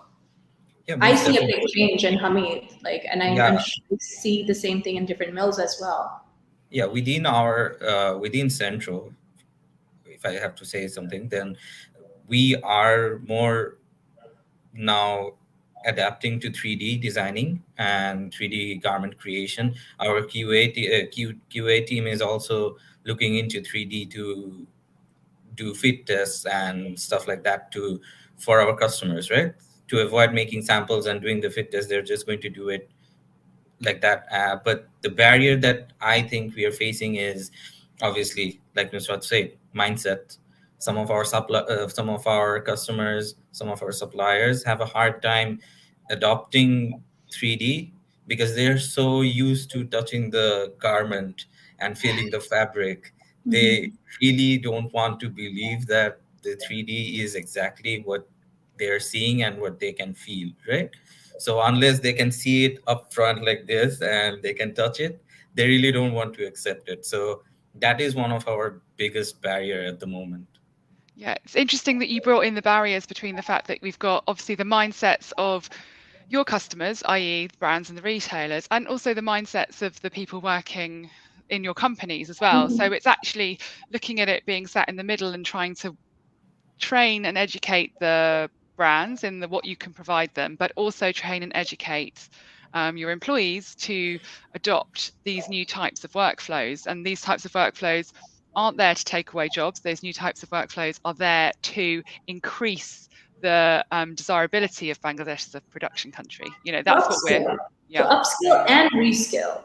Yeah, exactly. I do think that, at the mill level, it's already, happening. It's on process. At the garment level, like that's something that, that will need to happen, as we grow as an economy. Yeah. I mean, no one is ever going to lose their job just because, we are going to 3D, right? It's not going to stop sample making. There will always be product developers. We would obviously always need product developers. Just because we can do something in 3D doesn't mean we can do literally everything in 3D. There will be situations when we might need to make a sample. So there's no risk to anyone's job. More like we would have more opportunities for new jobs. 100%, 100%. So, and then how do you see that brands could support manufacturers to adopt digital product creation more quickly, understanding that you both are already on that journey? But is there a way that you see that brands could help or support in some way around getting you started or getting you further along on the journey? Maybe for Nusrat as a starting point. Yeah, I think, brands, the biggest thing they can do right now is kind of do that hand holding that, our friends at Gap were talking about, like a couple of minutes ago. And of course, like, like they kind of need to get the process kickstarted. Like they need to kickstart the process. Like we need to kind of make a decision that, okay, X amount is going to be virtually made, and then we need to stick to it. And then we also need to kind of learn, like how it can be efficiently done through trial and error. But it needs to start, because the more we talk about it, the less we start. Like we have like all these assumptions, which is confusing more, like for both parties, especially at the mill or garment end, because as I said, like in Bangladesh, we weren't as tech savvy as rest of the world, but now we're getting there, right? So I think, brands can just, help kickstart the process. And once that is done, I do believe that things will fall into place. Yeah, indeed. Angela, do you have anything to add to that? Yeah, I completely agree with Nusrat here. And the fact is that let's say, I will just give a small example. Let's say some of our customers have a product line that is like only one style, but there are like 10 colorways to that. What they're doing is they're actually making us make samples for all 10 colors, which is absolutely unnecessary. So what they could do is maybe take one sample and get the rest of them in 3D product. That would obviously be a start for us. That would be something that they could help us out with, right? So, and then going forward, once they see that, okay, this is working out really nicely, maybe altogether stop making samples for a few of their garments, and then going forward and at some point adopting 3D completely and getting rid of the whole sampling process. So yeah, they can definitely help us. I can see some questions coming up. We have one last question, and then we can address some of the ones that have come up in the comments, because there's some really important ones there. So the last point I wanted to address with the two of you was about quality. And I'm talking about quality here when we're thinking about the digital quality resolution, the quality of the assets, how we're going to use them. So quality is at the heart of a successful business, and we know it's what sets manufacturers and factories apart, and it can make or break your next order. So how can brands support companies like yourselves to create the highest quality digital assets and garments? So maybe Andalib, do you have any thoughts around that? Practically working with 3D softwares, what I have faced is every customer has their own requirement. Everyone has a random requirement. They want 4 angles of the garment. Someone wants a video of it moving 360, and someone wants the avatar to literally walk, right? So, but I think we need a standardized process of presenting it, because so that even for newer customers, if they want to adopt 3D, so that they can actually somehow see our standardized process and be like, okay, this looks really interesting, I want to try this.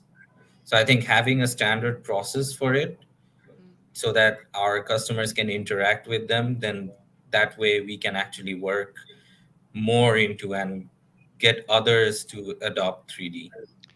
Yeah. And anything on your side there about standardization or quality at all, Nusrat? Well, I think, like the beauty of working virtually is how, we can work no matter where we are, we can all work together, at any time of the day or night. So I do think that, in terms of quality, if we want to get the best out of this, co-creation, like brands, mills, garment factories, the three of us can co-create. The three of us can, like work together to create the best, digital asset that is out there, which will be beneficial for everybody. So I do think that, there's a huge opportunity there. And, once, like I said, once the process starts, I think, we'll be able to kind of see that practically. Thank you both. I mean, I'd love to address some of the questions that have come through from the audience here. And one is a really interesting one, which we've spoken about, I think, prior to this, which is about the accountability for possible mistakes. So as a manufacturer, Spur has said, I feel like the accountability for any possible mistakes will fall into a grey area. How would you deal with something that arises through the actual production? And I don't want to speak for you guys, but just leading to what you just said, Nusrat, around the fact that it's collaboration and co-creation. We need to have some form of something set out, because there is a back and forth between brands and vendors. Absolutely. We know, like yeah. There needs to be like a proper quality manual, like that will like enable like mills, factories, agencies to kind of create those assets. So like once those guidelines are set, Yeah. I think we could be in a certain direction. And like if there is a mistake, like what you just said, Gabby, like collaboration, right? Like I feel like it's less costly and faster to identify a mistake, in the product creation stage virtually rather than physically. When when you're stuck with us, you see a sample, you receive it, it's not right, then the process is to restart all over again. So yeah, exactly. Mhm. And actually, I would just like to add yes, Angela. something small here. Let's say when we are doing the sample in 3D, right? So the buyer can sign off on it, but it doesn't mean that it's just going to go straight without any prior checking of the fit and whatnot and the fabrics. Anything, literally, it's just going straight to production, right?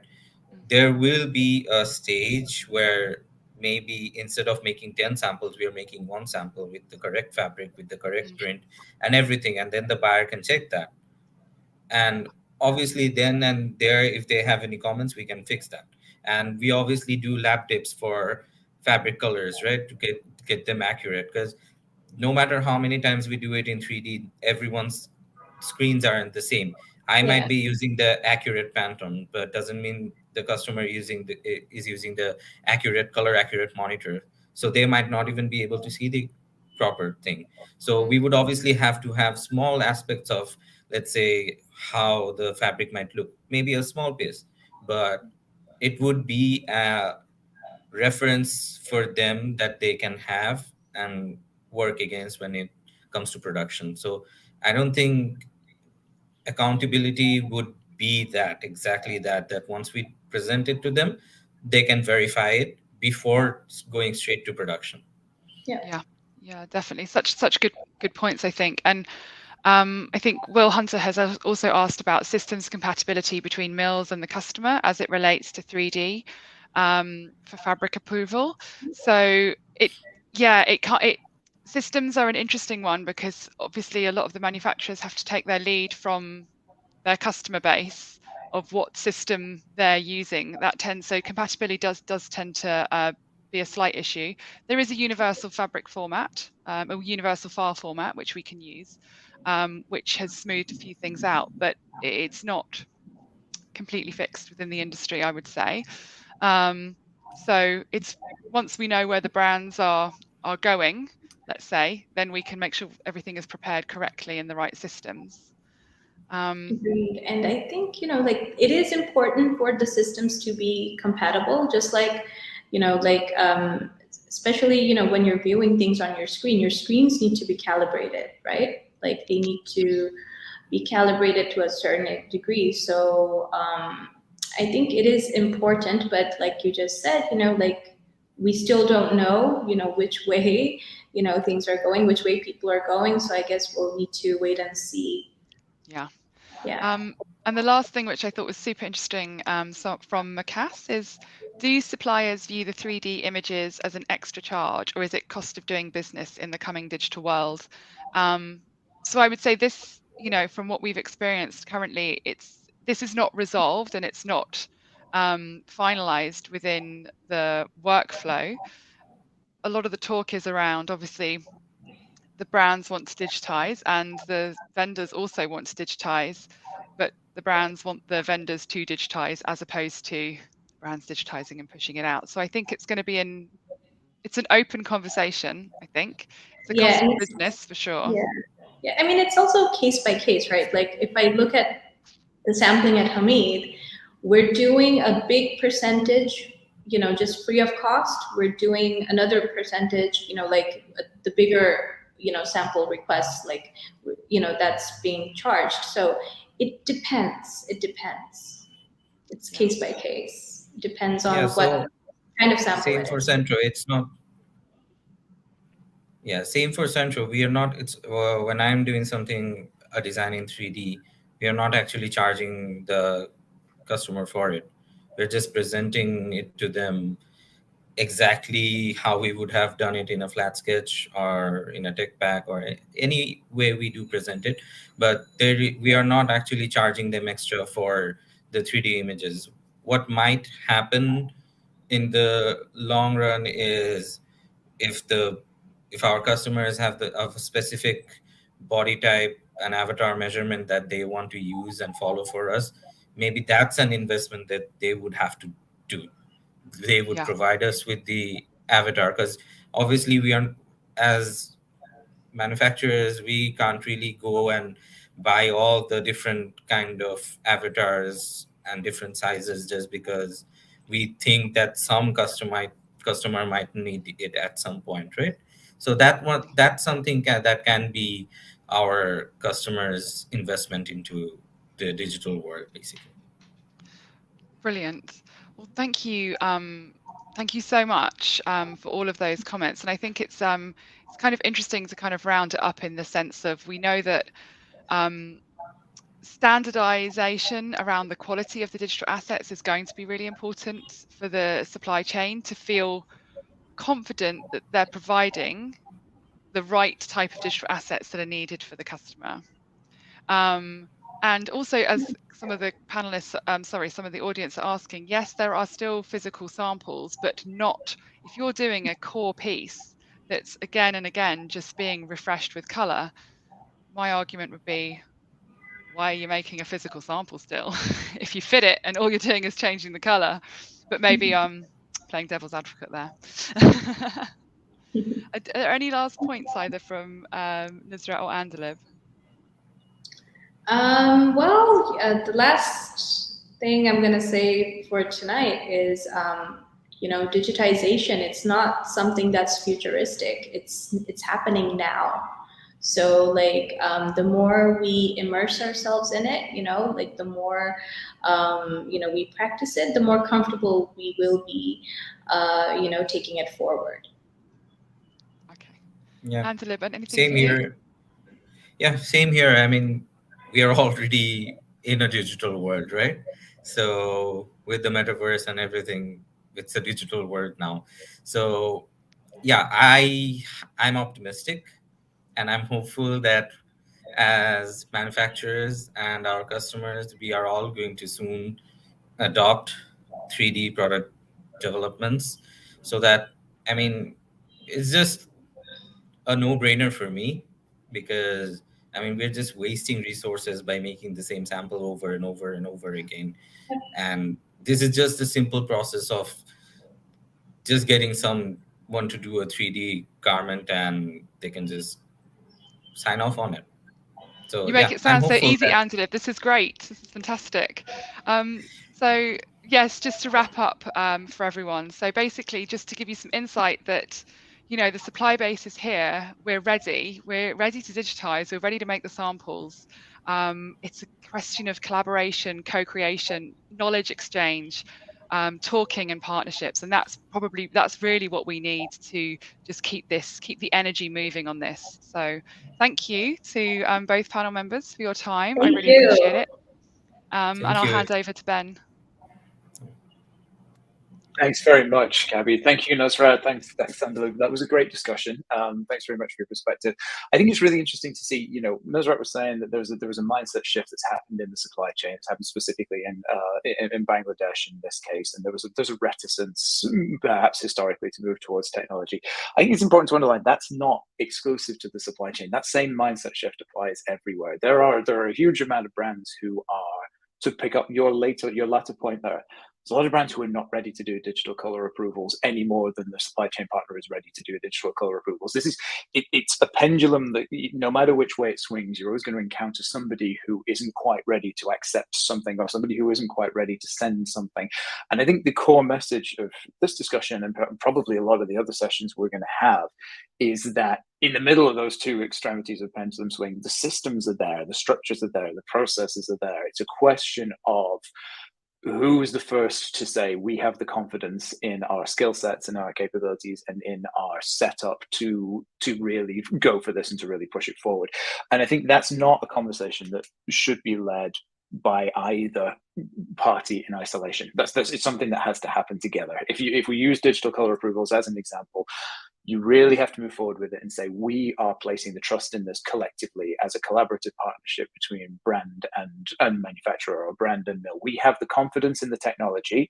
And I think perhaps I'm slightly biased because I am a technology evangelist after all, but I think everybody should have the confidence in the technology for the most part. It's then a confidence of saying, let's run with it. Let's try this out. Let's make this work. And I think that's a message that's coming across through this session and through other ones, is that if you put your confidence in it, if you put your trust in technology, if you put your trust in the party on the other end of the technology channel, this kind of thing can happen, and that momentum that Gabby talked about can be maintained.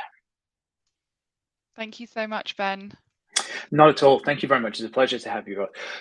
Three of you, not both. And one thing I will do now is queue up the next session, though. So we're about to be joined by Danny Reinfeld from Style 3D, who is delivering a session on selling digitally from the mill to the consumer. Now, we've already heard about why digital product creation, material digitization is so important in the supply chain at source. We've already seen a demonstration from Browseware about what it looks like when those assets make their way all the way downstream, when that value chain stretches out. And we've heard from Gap about the importance from the brand's perspective of being able to do that, of having that confidence in digital capabilities and that confidence in digital tools. I think Danny's now going to walk us through a little deeper, and he's going to talk about why, beyond geometry and patterns, the digitization of that whole value chain, being able to sell digitally across the board, why that's starting to move the needle for the entire industry. So without further ado, I'll hand over to Danny. Thank you, Ben. Pleasure to see you again, and I want to thank our hosts from Alvanon for the invitation, giving us the opportunity to meet here. I have participated in the past in these events as a spectator, and it is a real honor to be a speaker. So thank you. I'm having a little trouble seeing myself. I have 3 screens set up, so that's the wrong one. Okay. So let me just swap out the displays here. And I lost my mouse. Hi, Danny. Popping in to give it a little. It's going to reshare. My apologies.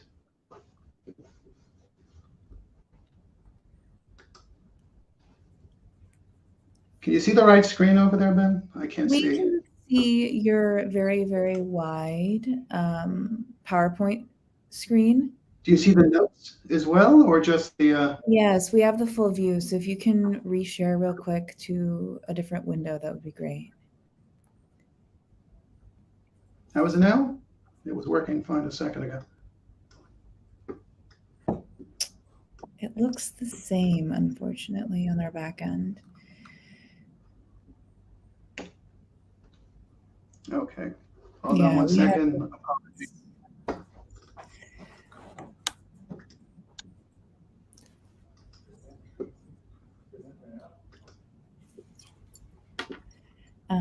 Danny, if you make sure you share the presenter view, if you open it. Yeah, that's what I was. Yeah, I think it's just, you have to swap screens. There you we go. okay now? That looks great. Go ahead and go Okay. to your cover slide and we'll get rolling. Thank you for your patience, Okay. everybody. Thanks for sticking with us. Yeah. Take it away, Danny. Thank you, and thank you to Mr. Murphy for showing up just for me. So the topic is selling digitally from the mill to the consumer. As Ben was saying, things have been moving very quickly since the COVID outbreak, and I've been in the 3D business now for about 10 years, working with some of the largest companies, and what used to be a vision and what used to be a discussion has now become a reality. And that vision started really in the West, and the companies such as the Gap and others started from the product development side, creating the products and viewing prototypes. But very rapidly, there was a wall hit, and there was a limitation in terms of the scalability, and that was the lack of the digital raw materials, if you will, the fabrics, the trims, blocks, etc., that weren't available, and the ecosystem partners, the manufacturers, as well as the mills, hadn't started digitizing yet. But now today we see that a lot of that has happened, and I'm going to show you some examples as we go forward. And over the years, we have seen the discussion move from how do I reduce costs, how do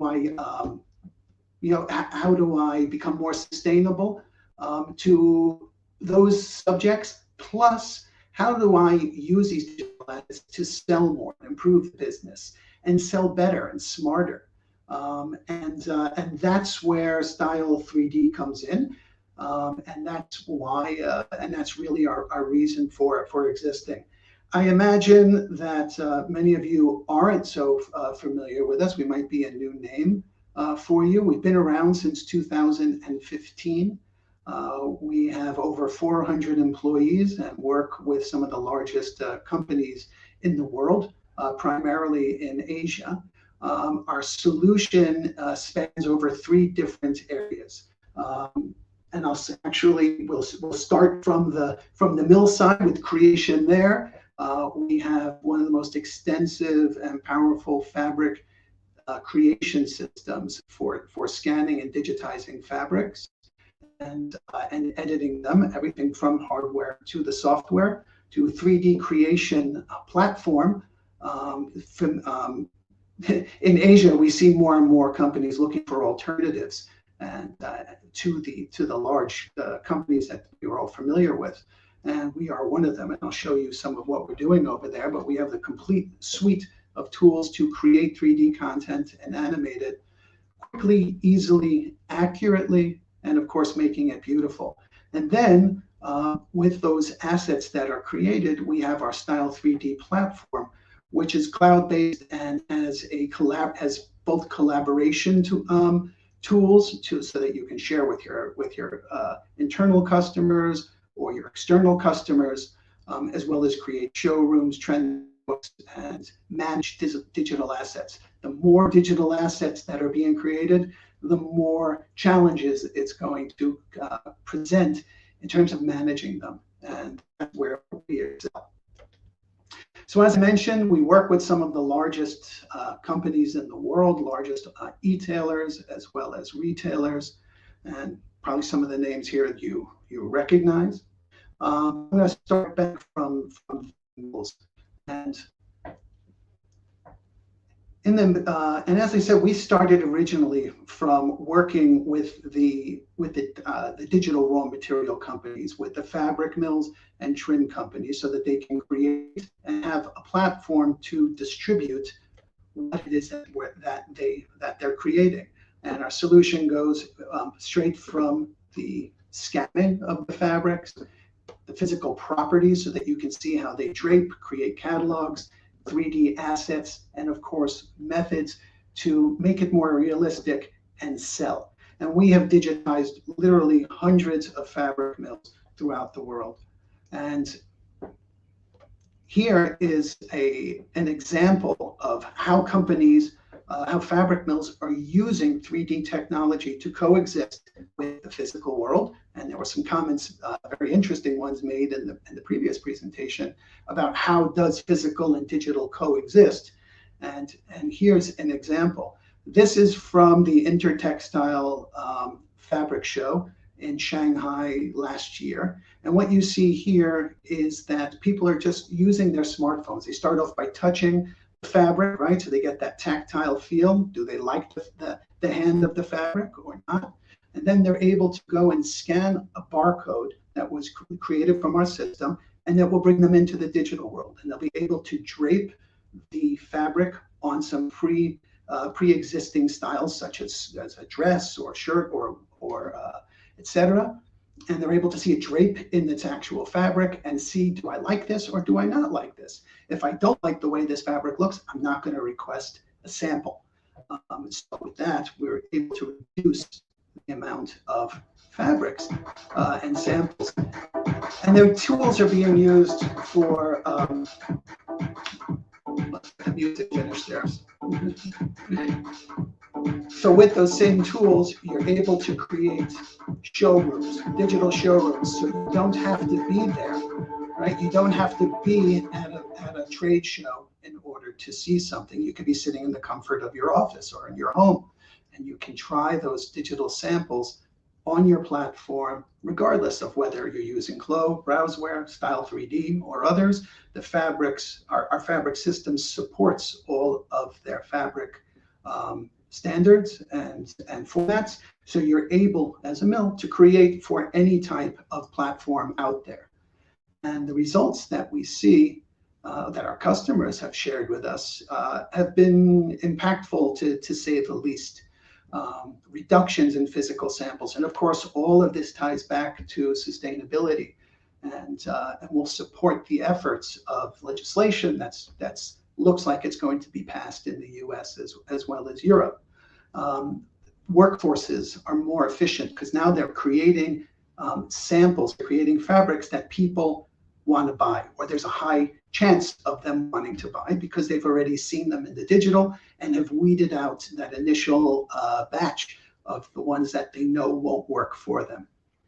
And this gives them a competitive advantage as well, because using these digital catalogs and these and the fabrics that can drape, you're now able to send them around the world digitally. You don't need to be online. You don't need to be in front of the person to do that.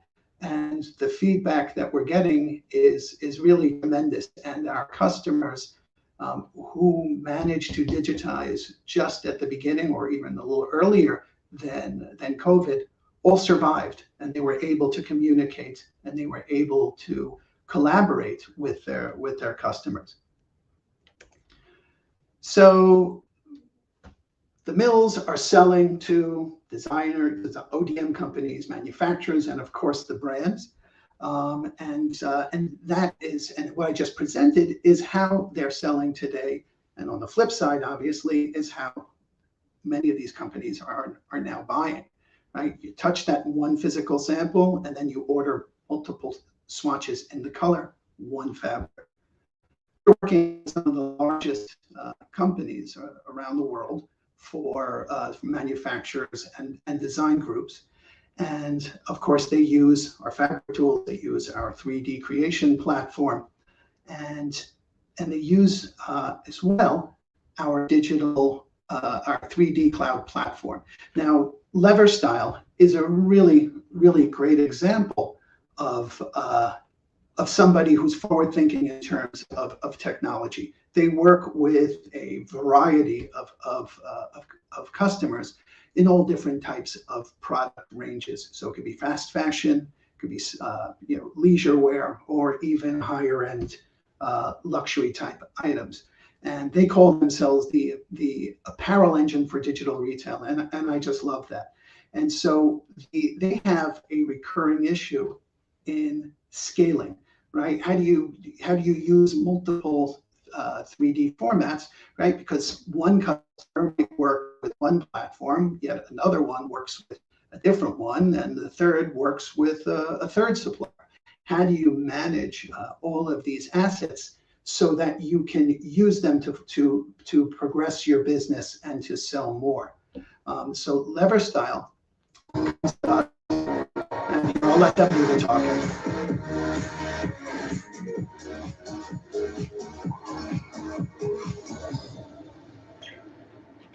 The Digitization is a company with a 66-year history. We start from a manufacturer, and currently we are basically a kind of a vertical supply chain solution provider. In any industry, the back end and front end is very important. Our future direction is to integrate back end with our supplier. So this kind of 3D product is not just only created by us.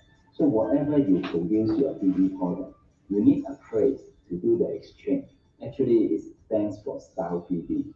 As long as you can go to the platform, you can easily view, you can easily collaborate. That's the solution.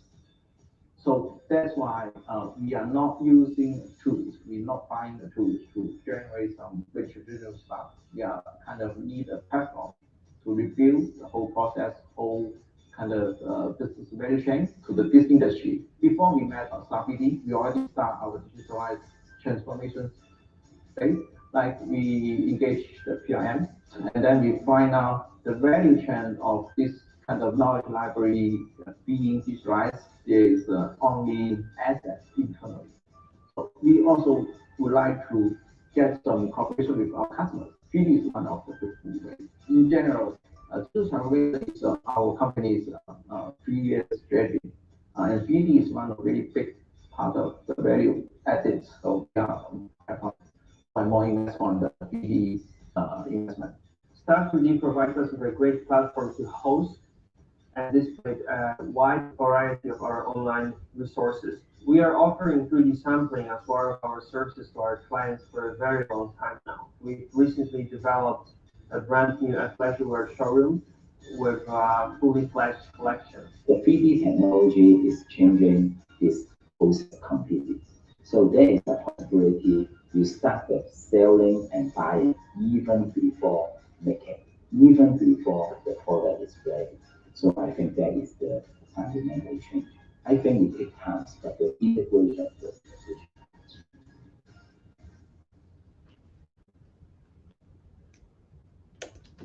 All right, thank you for that.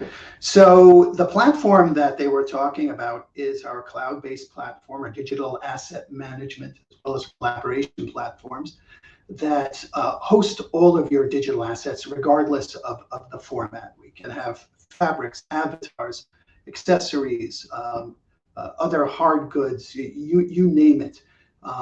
We currently supply a library that you can use for these digital assets and digital props. We have over close to 50,000 assets that we provide to our customers, and that's everything from styles, to digital blocks that you can download with the pattern, etc. And then in a private area, you can manage your own digital assets, which is what Lever Style does. So they'll have their own, they'll have like private areas for each one of their customers that they can go and share styles specifically for them, fabrics, etc. And once you have these assets in a digital management system, you can really create some fantastic things. So like for example, you can create trend books and catalogs and have them connected to connected to your 3D. Let's try that again. And have them connected to the assets and see them all online, sharing with whoever needs to be shared with. And then once you have these, if you look at these in terms of replacing, or at least replacing a good portion of salesman samples, right, with digital tools where you can get into the specifics of a garment and you can collaborate on it in real time. I think I would like this better if that stripe were narrower. Then you can go in and change that stripe on the fly. And then, of course, you can use it for selling.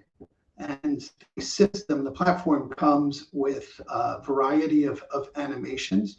We have over 600 avatars available, and you can see some samples over here of the animations. It's very easy to use, and the results are phenomenal. I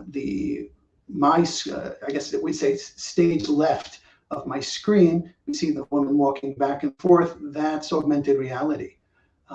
The office there is real. The avatar comes from our collection along with the garment, and it's all animated. So the idea here is you'll be able to create sellable assets. So if you're a fabric mill, you'll drape your fabric on in a garment that makes it look great. You'll be able to animate it so that your garment comes alive and it creates emotion. And the same for the designers and the same for the manufacturers. And I do see a world where the designers and the manufacturers are bringing on additional services of creating this kind of content for the brands so that they'll have it and they can distribute it on social media, in the metaverse, etc. And it will be, the expectation will be that this type of content will be provided. So, Danny, thank you. Sorry to jump in. I'm aware we're running a little bit short on time for this session. Oh, there you go. Perfect timing. Okay, Your final slide. Yeah. So I'm just going to give everybody a gift before I go. Please take out your cameras and scan this this QR code, and you'll be able to take this dress home with you and change it and alter it, change the color patterns, etc., and have some fun with it. So perfect. Thank you, Danny. And I think for me, one of the most persuasive things that came across there was you mentioned the length of time that you've been in the 3D industry, and I said in my intro it's at least 7 years since I did a sort of a deep dive report on the 3D. I think it's fair to say that from a technology and presentation point of view, like you just demonstrated there with the augmented reality stuff, 3D's come a long way towards believability, right? Because we've talked a bunch of times here about the different junctures at which you as a brand or you as a producer, you have to make product decisions. You have to make choices based on a 3D asset.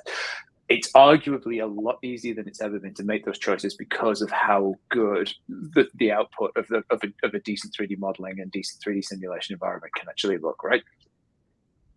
I agree. And perfect. I think it's just the way that people are going to work. I would also agree with that. Yeah.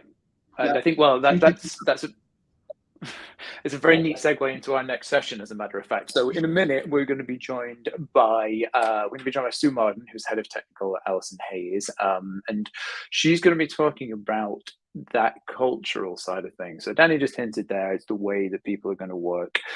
We've zeroed in a lot on tools. We've talked a bit about mindset, but we've zeroed in very much on technical capabilities and tool sets. I think what we're looking to do now with this next session, what I'm really looking forward to hearing from Sue and from the work they've done with Optitex at Alison Hayes, is how 3D is actually influencing a brand's culture, how 3D is actually changing the way that a brand thinks about how they work, how it's consolidating expertise and building trust. Because if you're able to bring something to life in 3D, you are opening up different areas of the value chain, different areas of the product lifecycle that have historically been siloed off, as Gap mentioned earlier. They've been closed off to different people.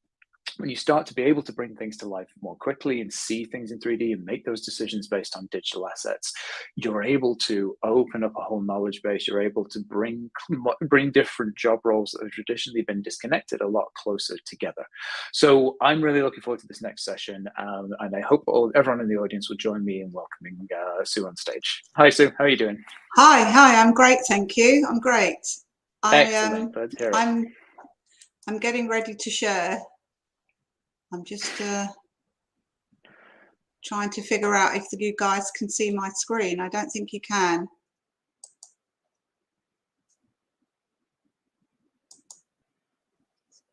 1 second. Hi, Sue. If you put it up into full presenter mode, I can bring it up for us. Sorry, if I bring it? If you put it into full presenter mode, I should be able to bring it up for us. There we go. Okay. Hang on. Presenter view. Yep, we're just seeing the backstage of it. So if you want to try resharing your screen one more time. Thank you again to everyone who's in our audience for sticking with us. We have some really great sessions to wrap They up. want me to share my screen.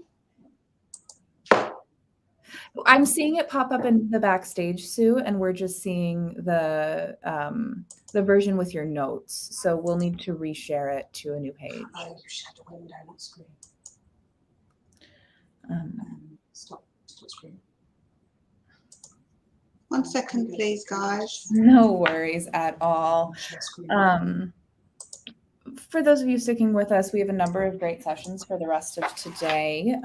Sue is here from Allison Hayes, and we're going to also talk to some folks from Calypso, Gabrielle Kennedy, and Robin Lewis from the Robin Report, and Denise and Candela from Walmart.com will be here to close out today with some really exciting stuff for really what's next in digitization. So stick with us and we'll be right back. Sue, that looks great. Are you ready to go? Yes, so you can see my screen, yeah? Yep, we got it. And great. Take it Great. away. I'm going to take it away. Thank you for your patience, everybody. So welcome to my session at the 3D Tech Festival. Just to say thank you to Alvanon and Optitex for inviting me to speak today. So I'm going to start with an introduction. So my name's Sue Marden and I'm Head of Technical at Allison Hayes. And today, in collaboration with Optitex, I want to share with you the secrets to trusted 3D. So a little about myself first. I've worked in fashion manufacturing and retail for over 40 years, and I started out as a pattern maker. And over the years, I've gained a broad experience and knowledge of the fashion industry, from development to production. And to this day, I still have a passion for fashion. Hey, Sue, I'm so sorry. We are looking at the wrong view. We're looking at the notes view. If we want to try it one more time. Your slides look beautiful. I'm so sorry about this. That's okay. Okay, is that okay? There you go. Go for it. Thank you. No worries, no worries. I apologise, guys. So the last 20 years I've been at Allison Hayes, and there I currently head up the sample room and the tech team. Allison Hayes started in the 60s, and their business grew, and they started open their UK offices. And then as the business continued to grow, they expanded their operations into Romania, where they still have a large operation now, which includes the sample room Moda. Their manufacturing operations have expanded Far East and Near East, and to meet the client demand. And our key clients are Primark, Asda, Tesco's, and Next, amongst others. So when I joined Allison Hayes all that time ago as a sample room coordinator, the sample room was here in London, and Allison Hayes were already beginning a transition from a manual operation to an all CAD operation. And that included the pattern cutting at that time, grading and marker making. And I can still remember that transition and the reluctance of the pattern makers to embrace CAD. And I had to tell them, I'm not going to confiscate your shares. Please see CAD as like an addition to your kit. And I'm happy to say our acceptance of 3D has been thoroughly embraced by the team, and we haven't had that reluctance. It's been a really good add-on to what we were already doing. So at the same time that I joined, they were building the offshore workroom Moda, as I mentioned, and that was to be an all CAD operation from the offset. And it was really clear at that time, and we're talking 20 years ago, that you couldn't work in multiple locations, multiple countries, without having a CAD system. I mean, the days of sending graded card pattern sets on a truck on a Friday night across Europe were really dying, and CAD really became an all-important piece of our equipment. So our 3D journey, and why 3D, and why Optitex? So I just want to share with you a little bit of our experience on the journey into 3D. And I hope it'll give you a little bit of an insight on what it took and maybe inspire you a little bit to try it for yourself. 3D has been a great success story for us, and one of which I'm immensely proud. So why choose 3D? I first came across 3D about 7 or 8 years ago, and when I saw it, it immediately formed a vision in my head. A sample room full of pattern makers, all using 3D. I was thinking, oh, all the resources you could save. You know, the flow, how easy the workflow would be. And for me, it was immediately always a when are we going to have 3D and not an if. So I'd say currently 3D is being thought of as the sustainable option. And I hear a lot about 3D being sustainable, and that is true. However, when we went to look around 5 years ago at what was out there, it wasn't our key driver, although a very happy byproduct, I must say. We originally were looking to reduce our operational costs and improve efficiency. So costs were rising, trade was demanding businesses to be more agile, and this couldn't happen by just pushing people to work faster. We didn't want to compromise the quality or cut corners. We wanted to maintain a good quality product, but working in a much slicker way. So we needed to achieve the shortest turnaround time possible and reduce waste. We needed a quick turnaround time, fabulous design samples, right first time that could be fitted immediately with the customer without need for remaking.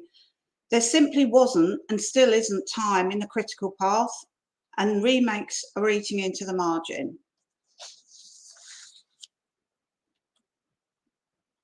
So that's really why we chose 3D. The changes in customer expectations, the business driving it, and it pushed us how to think, how can we cut our costs, do the same less and more efficiently? So before 3D, CAD was always seen as a technical tool. It was something technical had to do the work.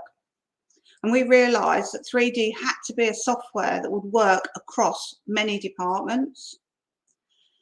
And it had to appeal to all stakeholders. So technical, design, sales, and the customer all had to like the 3D output.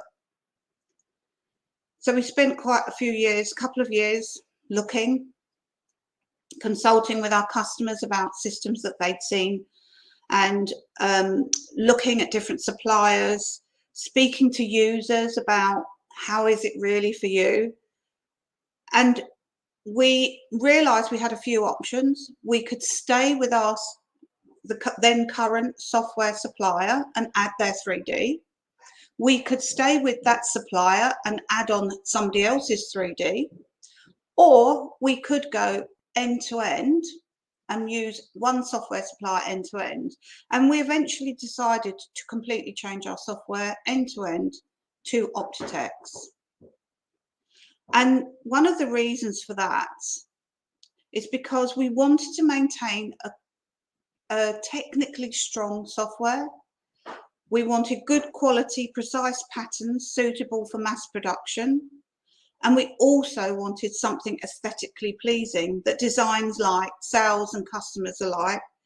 And we felt for us that Optitex really did that. So, making the virtual equal the physical. That's what we're trying to do, right, with 3D. But we need to build trust into that system.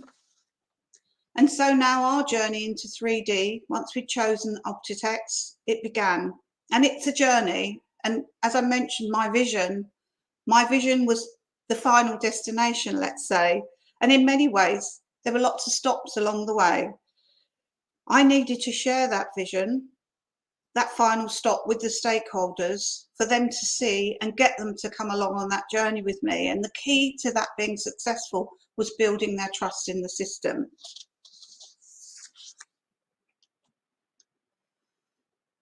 So what does trust mean in the context of 3D? we had all the questions. Will my physical garment really look like that? Will I be able to render everything that we do, or will some things just be too complicated? How will we do that? Will the avatar be the same fit as our customer model? Was the avatar the right proportion? We had to work very hard to eliminate those doubts, build trust in the system and the users, and that virtual render could be as good a representation of the physical sample. So we started our planning, more planning, and then some more planning. We scheduled the training, and remember, we had to do everybody 2D, marker, grading, 3D. And just on top of that, we decided to completely revamp our tech books. So we scheduled it. We made sure the stakeholders knew all about the training, when it was happening. We managed the workload really closely, and we put inside contingency plans in case of emergencies or samples that needed to be done, but we stuck to that schedule and we made that training happen. So the training happened. We got our team of super users, and Optitex advised us on the profile of users and actually did say to us, it doesn't need to be your best pattern maker, but somebody who's interested in technology, somebody who's curious and a bit savvy that way, could equally run that system. We were kind of a bit stuck with that. We thought, oh, we'll take all our good people into the system and then all the others that remaining won't be as strong, and how are we going to make this happen? But actually, Optitex were correct.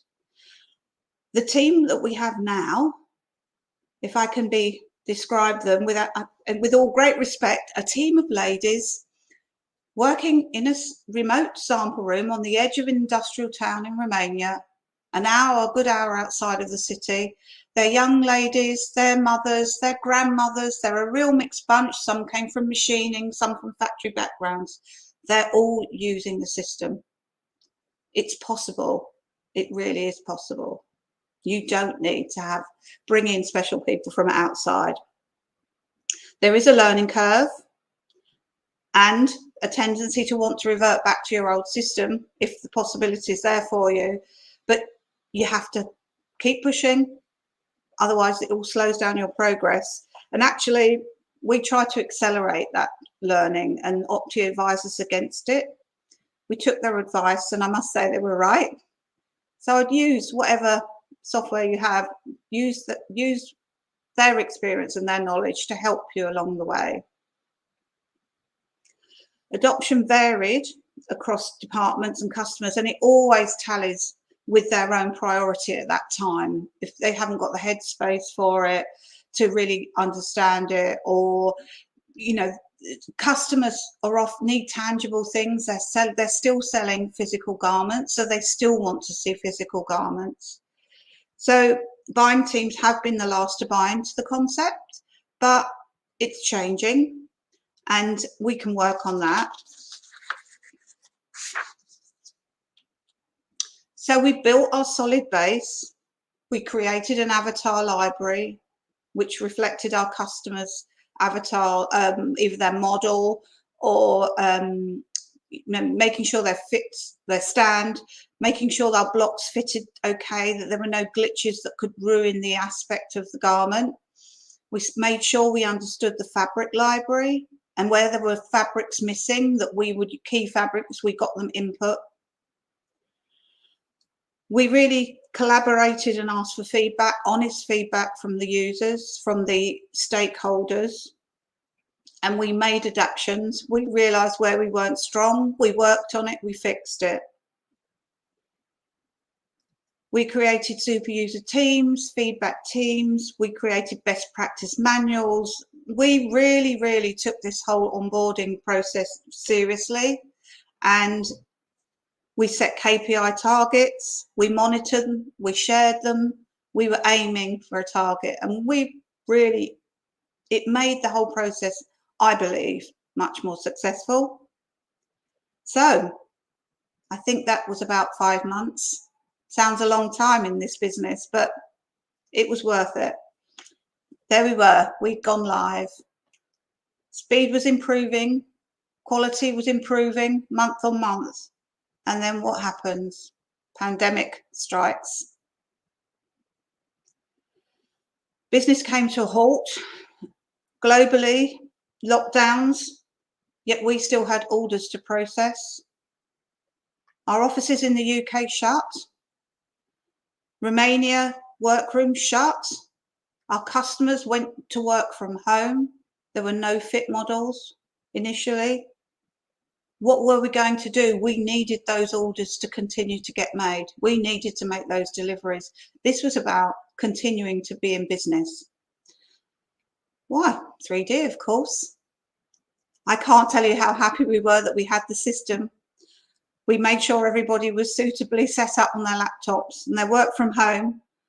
We had pattern cutter, garment tech, designer, customers working in 3D with video conferencing, and we made those orders. We fit and sealed in 3D. We got them completed and they went into work. And I really don't know what the option would have been if we hadn't have had that system. For us, it was really, really important that we had got that. But also another plus with the pandemic is, if we can call them pluses, is it really accelerated everybody's exposure to 3D in that way, but also how we communicated with each other, working from remote locations, how we shared. So 3D, timing with 3D was great, but also the pandemic for us really did accelerate our use. I love this slide. I have to say that, guys. So our training is complete and we started to incorporate its use into our daily workflow. So we'd reached our destination, or had we? This is where the true versatility of 3D came to light.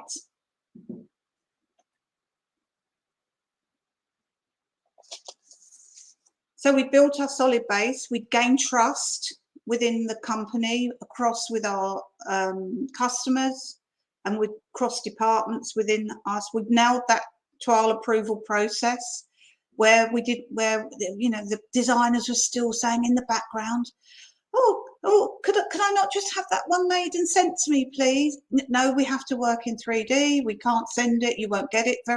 There's DHL problems. There's delivery problems. We haven't got fabric coming.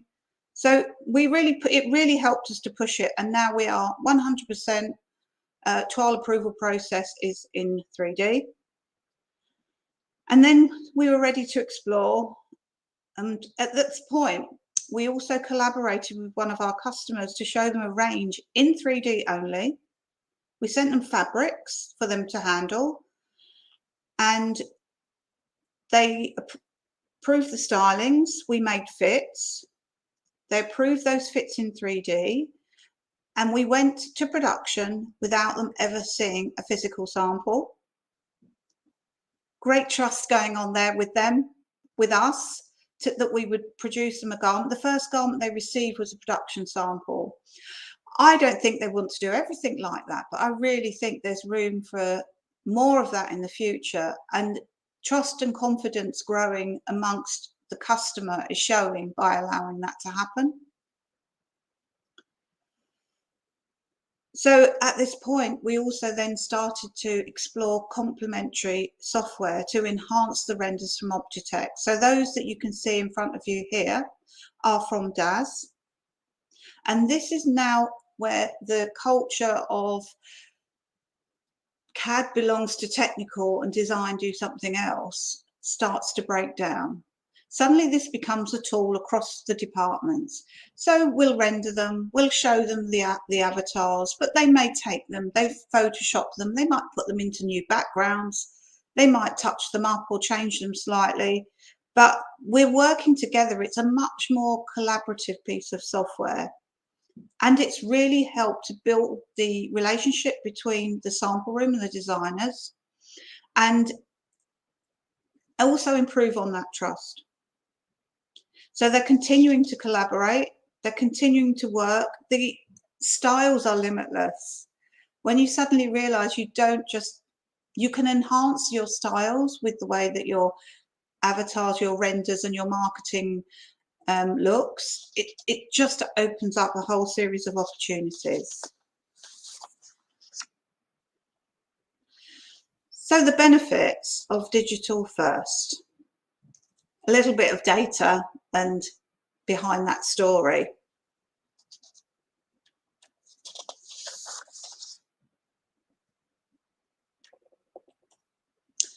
So pattern cutting productivity improved. Now, even though the toile render process had been added to their productivity, to their workload, their productivity actually improved by 29%. I think that is phenomenal. And the reason behind that is because they would make their draft, send their pattern to print, the cutter would go on the cutting rail, a cutter would put it in a rail of work. When he got to it, he'd cut it out, pass it to the machinist rail where it would wait until there was time for it to be sewn. Then it would be put onto the stand by the room coordinator and the machine, and then go back to the pattern cutter, who would have to stop what they're working on and deal with this particular style, send it over to the designer and wait for the comments back. This is all eliminated now. All the handovers, all the downtime is gone. The pattern maker is in control of that whole process, from design through toile up to pattern ready to cut. And we were very, very pleasantly surprised at that improvement.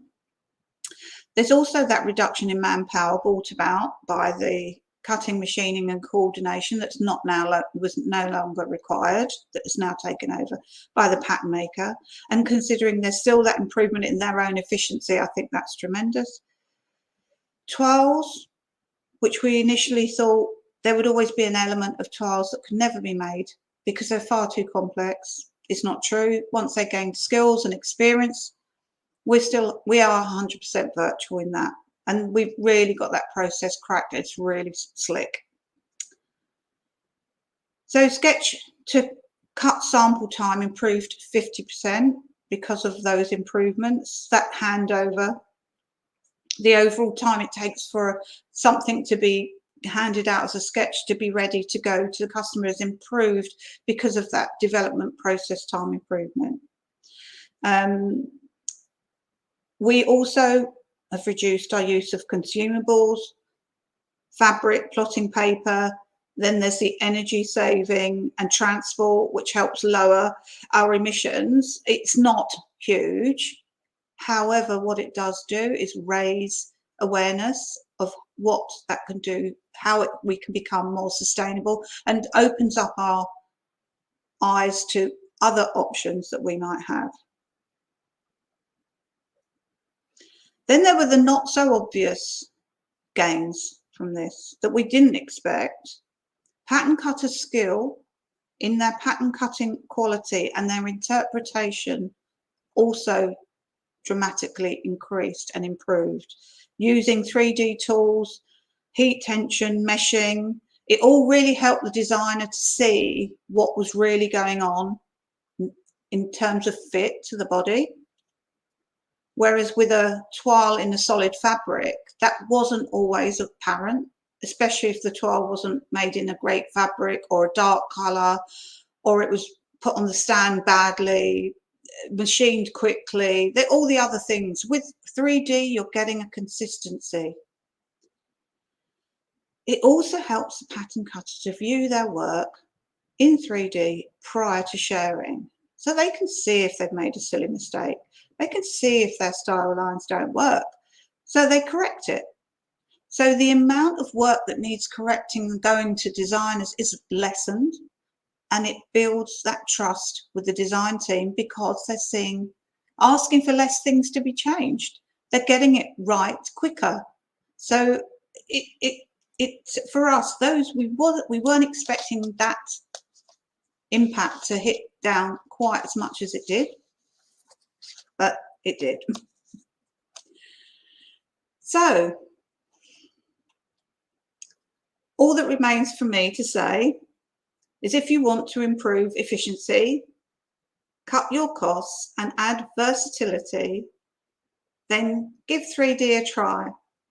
And I hope you found our story interesting, that it inspired you a bit, and that there's some things in there that might help you make your mind up. Thank you for listening. Thank you very much, Sue. That was a great presentation, and I think there's a lot of people who that idea of the pandemic's hit. Thank God we have 3D. There's a lot of people who that will resonate with, and I think there's an equal number of people who are perhaps on the side of saying the pandemic's hit. I really wish that this 3D strategy that we'd kind of had on our 1 to 3 to 5 year horizon is something that we tackled a little bit sooner. So I think that I think everybody will be familiar with where that drive comes from now, and it's great to see the results that you've been able to realize with it, Alison Hayes. They're all very compelling, and it makes for a fascinating story. So thank you very much for your time, Sue. I really appreciate it. Thank you. Not at all. Perfect. I'm going to hand over now to our next session. So there's some good friends of mine from Calypso are going to join in a moment, and they're going to be talking to you about digital product creation's teenage years. Now, I love that title, not just because I was a bit of a rebellious teen and it takes me back, but I think it accurately describes the sort of thorny transition that anything needs to go through if it's going to go from initial proof of concept and initial kind of growth and upshoot, and it's going to get to the equivalent of full-blown adulthood. It's going to get to a stage where it's available, it's mature, it's able to use it at full scale. Now, I know Will Yester and Alison Cadera from Calypso, they've been heavily involved in researching how the industry is developing towards that 3D and digital product creation maturity. I know they've got some new research to talk about here, and I know they're also intimately involved in steering the industry in the right direction. So I'm looking forward to their session. I'm looking forward to seeing some of the data from their report, and I hope you'll join me in welcoming Will and Alison from Calypso on stage now. Hi, guys. Thanks, Ben. Always great to see you. Thanks, everyone, Likewise. for joining us today. In a way, our story is it's a great segue from Sue's story. If Sue's story is that of one brand, going through COVID and really leveraging the power of 3D technology, our story sort of zooms out to an industry level based on some research that we did this year and have been doing for the past 6 years around what retail digital maturity looks like. And so that's what we'll talk about today. We'll talk about how our 2022 DPC maturity results look like. We'll cover that really quickly. But we do want to get to that topic of just where we are and where are we going. What does adulthood look like for digital product creation? I don't think we're there, and we'll talk about why, leveraging the survey results, and how we get through our teenage years, where while we've made some great accomplishments, we've got some growing pains still. We're still learning a lot, and there's work to be done to continue to mature. So I'm going to pass now to Alison. Alison will just tell you a little bit about our firm and set up the survey. Thanks, Will. So my name is Alison Coder. I'm a manager here at Calypso. If you don't know us, we're Calypso. So we are a global management consulting firm. We're focused on helping our clients discover, create, make, and sell better products by leveraging digital tech and capabilities. Within our consumer practice, we serve retailers, manufacturers, brands, excuse me, across all product categories, helping clients achieve their goals and partner to deliver results like greater speed and responsiveness, lower product cost, improved sustainability, and meeting the challenges of today's ever-shifting world. All right, so we classify the work we do into 8 important capabilities. The core capabilities on the left-hand side is where we partner with most of our clients. We support their enterprise product technologies such as PLM, DAM, et cetera, and manage the enterprise data. We work with them to help them investigate, develop, and align their shorter and longer term technology strategies in this changing environment, so with the rapidly changing landscape. We also we focused on developing new operating models, processes, calendars, org structures to drive innovation and support achieving the business goals. And then finally, standing up 3D and end-to-end digital product capabilities. That's the focus of today's discussion in DPC. All right, so when we talk about digital product creation with our clients, this is a common visual that we use. We call it our digital thread. We view DPC as an end-to-end process embedded in go-to-market product development. It stitches together many functional capabilities with connected information. These capabilities focus on leveraging the digital to make better decisions faster. So the capabilities we touched on the last slide, they live here within this thread. And these capabilities are supported by a strong foundation, inclusive of the many items we just discussed, such as operating model, change management, governance, the data, etc. Those and the technology that manages this new way of working. So our digital thread and the foundation are key to what we do. Back in 2016, we also started doing some research by surveying our clients in addition to the client work we deliver. We transitioned to a larger industry group eventually, and so now we've conducted this research 6 times to understand how retail clients are investing in and adopting these digital capabilities.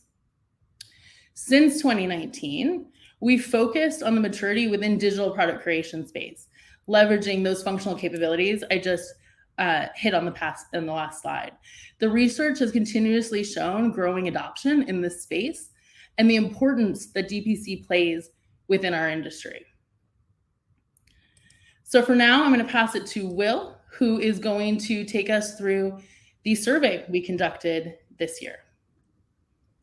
Thanks, Allison. So I'll spend about 10 minutes just walking through the highlights of this year's research. The research is available for download if you go to Calypso's website, and I'm sure the 3D Tech Fest team has made that link available. So if you want to read in more detail, we have a full report out where we will talk about that. But the 4 topics that I'll just cover briefly today is we do want to talk about sort of the top line maturity results.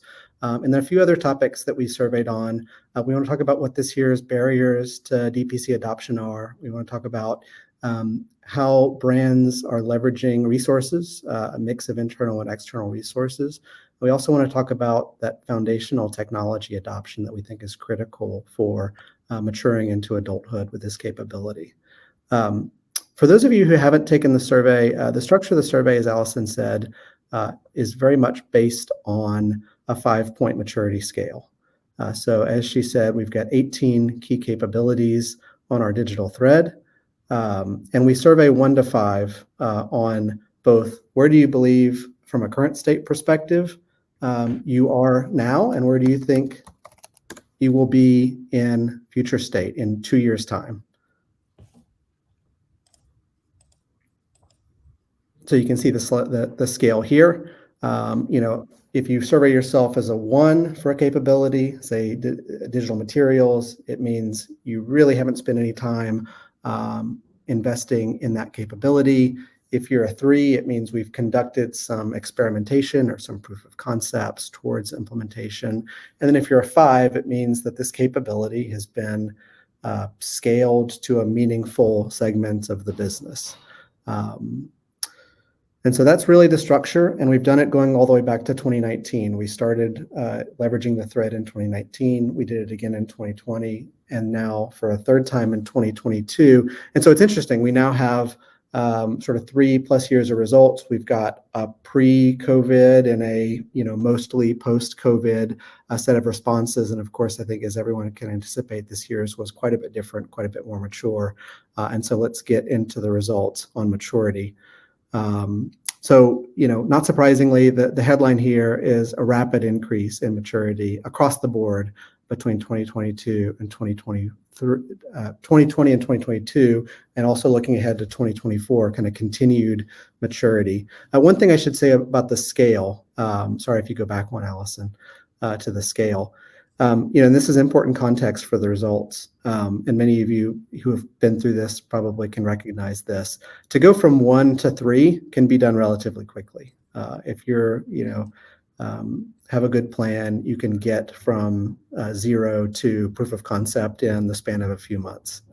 If that proof of concept is successful, and I know, like Sue in the prior presentation, a lot of proof of concepts were successful and validated during COVID, you can get to 4 pretty quickly. You can make the decision, we're going to move this ahead, we're going to invest in this, we're going to start to scale. I think what you'll see in the survey results is step 4 is the long step. Step 4 is what will take us several years to be in the process of scaling, and then we'll finally reach scale for a significant part of the business. So let's look at the comparison 2020 to 2022. What you see on the left half of the slide here, first of all, you can see the capabilities listed along the left, just divided across discover and create, make, and sell, just like we have in our thread. The arrows with the dotted lines represent the 2020 results. So as you can see, our 2020 results, which was surveyed, right towards the beginning of COVID, it was in the summer after March, summer of March of 2020, you can see where the industry was. It was advancing around proof of concept for many of the discover and create, many of the design capabilities. Within make and sell, still very early. Some strategy work being done, some investigation, certainly some proof of concept, but very little that we would say at scale. If you compare it to the 2022 results, and this is again current state, so where brands feel like they are right now, you can see that across the board, we are close to hovering around that 4, meaning in the past 2 years of COVID, brands have very quickly accelerated a learning program, a proof of concept and experimentation program, and have committed in many cases across these capabilities that this is the future and we're going to start the process of scaling. If you go to the next slide, you'll see all from the 2020 result report, you'll see the current state results compared with what we said were the future state results. So we asked brands to look out in 2024, look out 2 years, and tell us where you think you will be. And obviously, when you get to 4, there's not a lot of places to go but up. So, we saw, and I think we will see this kind of incremental movement from, in the process of scaling, where many brands, in some cases, will think they will be at scale and at level 5 by 2024. But that's very much the world that we'll be living in for the next few years. And that's why we called it the teenage years. We feel like we're beyond learning, we're committed, we're making progress. But a big part of the rest of the talk will be about how these 18 capabilities, to me, they're really just the building blocks. And what maturity looks like is truly building out that thread of connected, efficient, collaborative information. But let me go through a few more 2022 topics from the research. First of all, barriers. This is a question that we have been asking for years using similar language.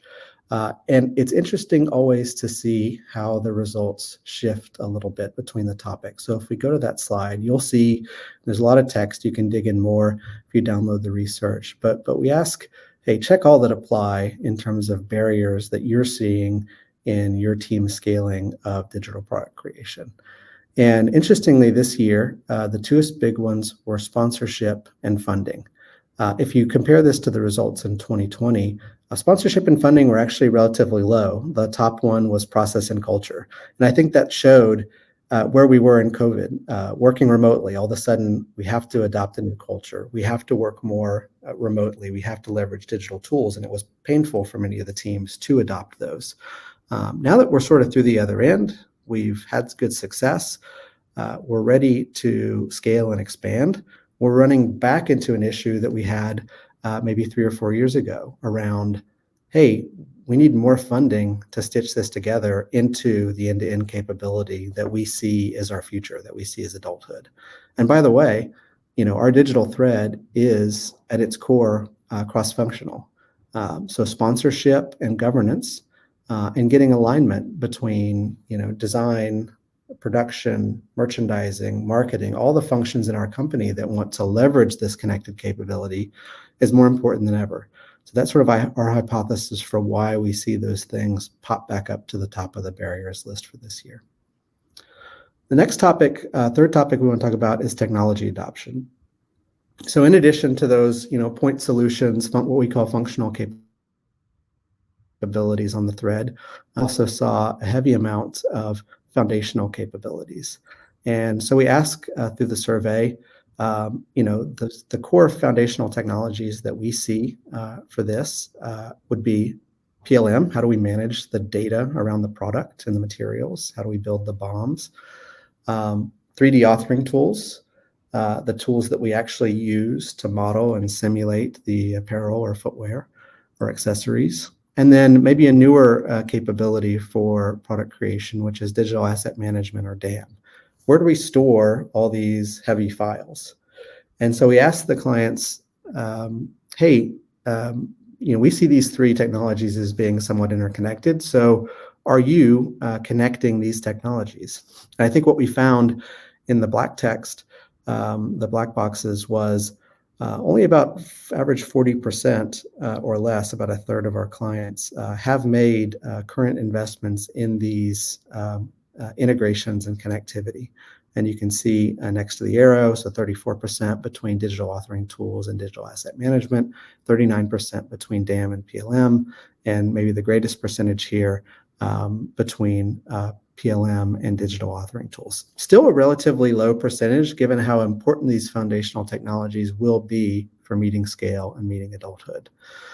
When we ask them where they'll be in 18 to 24 months, you can see the results jump up to 90%, meaning everyone sees this as a key investment and a key thing that they will be working on in the next 2 years to get to that maturity and to get to adulthood.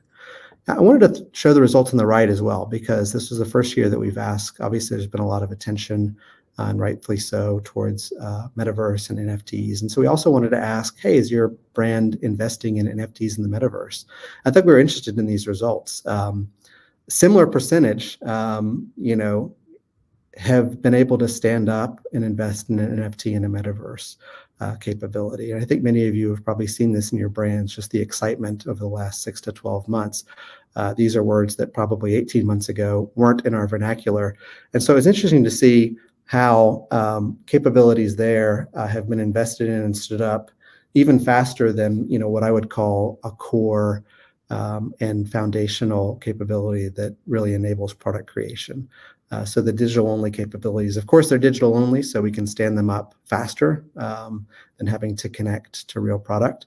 But I thought that was an interesting sort of contrast in where we are with those capabilities.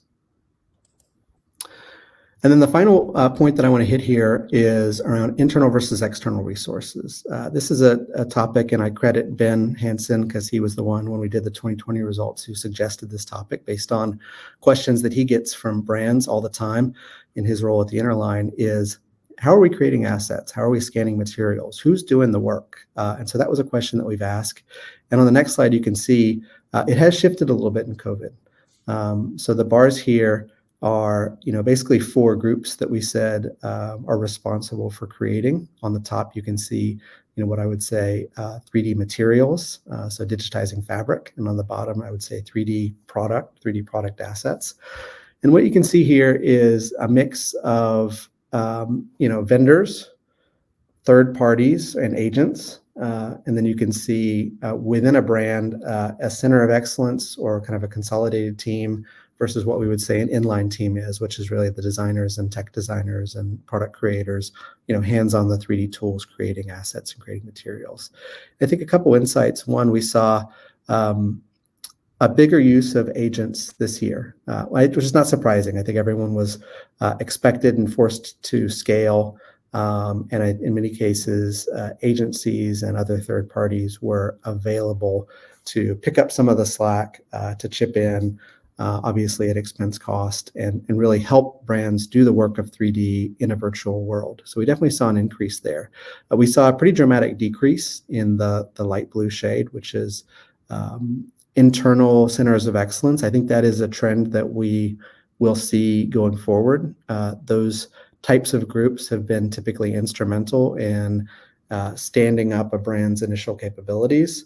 But because they're centralized, they're sometimes inefficient and disconnected from the business. And so, I think what we'll start to see if we continue to ask this question is we'll start to see, growth in the red bar, which is our inline teams, both on materials and assets. And I think we'll also continue to see a growth in the purple bar, which is our production partners, our vendors, who obviously within the asset space grew quite a lot in terms of how they were able to provide 3D assets back to their brands and vendors. So interesting space to watch is in terms of just the mix of how we get this great work done. So that's really covers what we want to talk about from a research perspective, summarizing the 2022 results. But we want to kind of close today with where we think things are going. What does this tell us about what the next 2 to 4 to 10 years looks like in this capability? And I'll pass back to Allison to just take us through some of the insights there.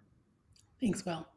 So for us, the survey results were surprising somewhat. We knew that maturity was going to increase rapidly as brands had accelerated and expanded the use of virtual and collaborative technologies through COVID. But it was surprising to see across the board adoption and the level of maturity that self-reported that we reached. But we also know from the client experience that progress has been made, but there's significant barriers. And at times it's slow and challenging for all the reasons that we called out earlier on the barriers to adoption slide. But referring back to our thread, so what we're seeing today is while we do see maturity growing, it's isolated. So you can see here, we lost some of those dotted lines. So the progress is happening, but there's a lack of connectivity, a lack of data, visuals, processes.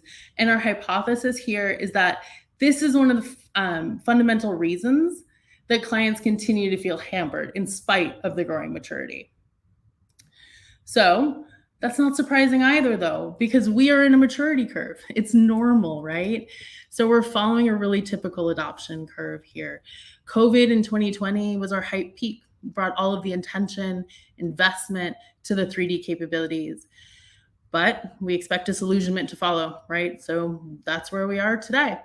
So to get through it, though, we need to work to connect these capabilities together, building connected, collaborative capabilities that drive those enterprise efficiencies and benefits. We also need to do the difficult process and organizational work to continue embedding these capabilities into the way we work. It's all part of growing up, right? As we become teenagers, we have this set of experiences, and part of becoming an adult is coalescing those into a person. Like Ben said, the thorny transition. That's where we are.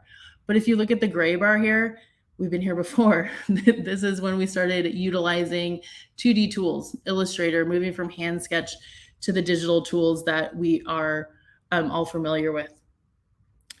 But we got to a place of productivity there, and we're going to get there with DPC as well. To do that, though, some examples of what we mean. So rather than purely scaling, investing in individual capabilities like 3D design or digital materials, we need to build what we call connective and collaborative capabilities. So bundles that generate outsized value of these capabilities. Here are some of these examples of what we're seeing our clients start to build. So we're looking at how we can collaborate seamlessly between brands and vendors so that we're adding value along the way and reducing handoffs. We want to visualize print and pattern development, creating rendering pipelines to line plans so that merchants can utilize those 3D assets efficiently to replicate the work that they do in 2D workflow. And then utilizing those individual 3D files in real-time environments to create immersive experiences both for internal and external customers.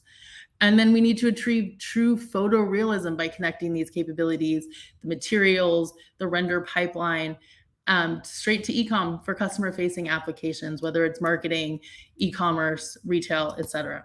So connecting these capabilities are what are going to push us into adulthood, move us past our teenage years. All right, so what's next? So closing this off, we believe that the investment and energy around DPC, it's at an inflection point. We are like a teenager. These retailers know enough about each of these 18 capabilities to be dangerous and start to scale, but to reach true maturity, true adulthood, and the benefits that DPC promises, we have to continue to build on what we've learned so far and take things to the next level. COVID forced us to make rapid advancements over the past 2 years. These were great advancements, but we are not done. They're not sufficient. There's more work to come, connecting these capabilities and data to create user experiences that are new to internal and external customers. Cross-functional teams remain critical. We shift from functional focus to collaborative focus. How do we move things through the pipeline with all teams aligned. Technology and integration, it's a major gap, all right? I think we know that. It seems like the information that Will just said, we know that we need to prioritize getting to maturity in that space, and it's slowing down our productivity that we're not there yet. Executive sponsorship remains critical. It's up there again. Investment needs will continue to come up as we build those integrations and foundational technology connections. And knowing all of that, we're going to shift our survey. So we're going to think about how we do this differently next year. Now that we've reached around the fours and the maturity, we have different questions we need to ask. So we will be thinking about our survey differently, but it's going to continue because of the valuable insights that it brings.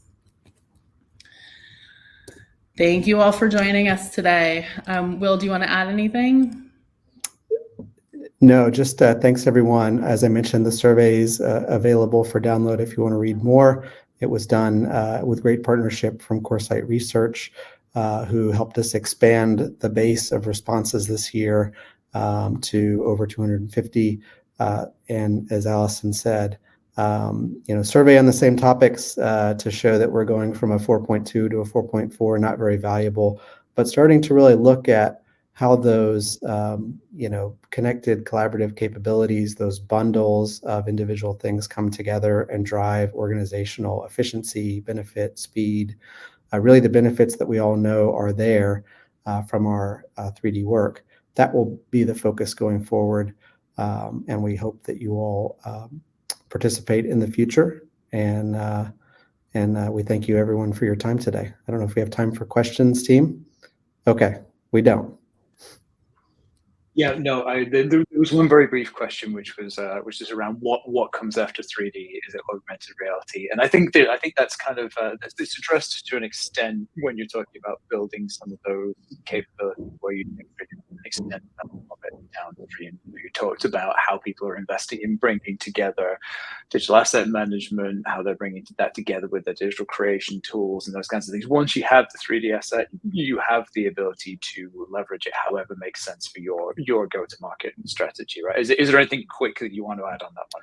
Only that, I think that's a great application. Metaverse has certainly been, as I mentioned, a key topic. And in order to populate the metaverse with assets, we need to have those engines to create them at scale. And then we have to have a pipeline that allows us to push a high fidelity design asset into a real-time rendered environment that you could use in a consumer-facing or AR, VR type application. So the work is all right there. Many clients and customers we work with have gotten to POC, have said, we can do this for an asset or a series of asset.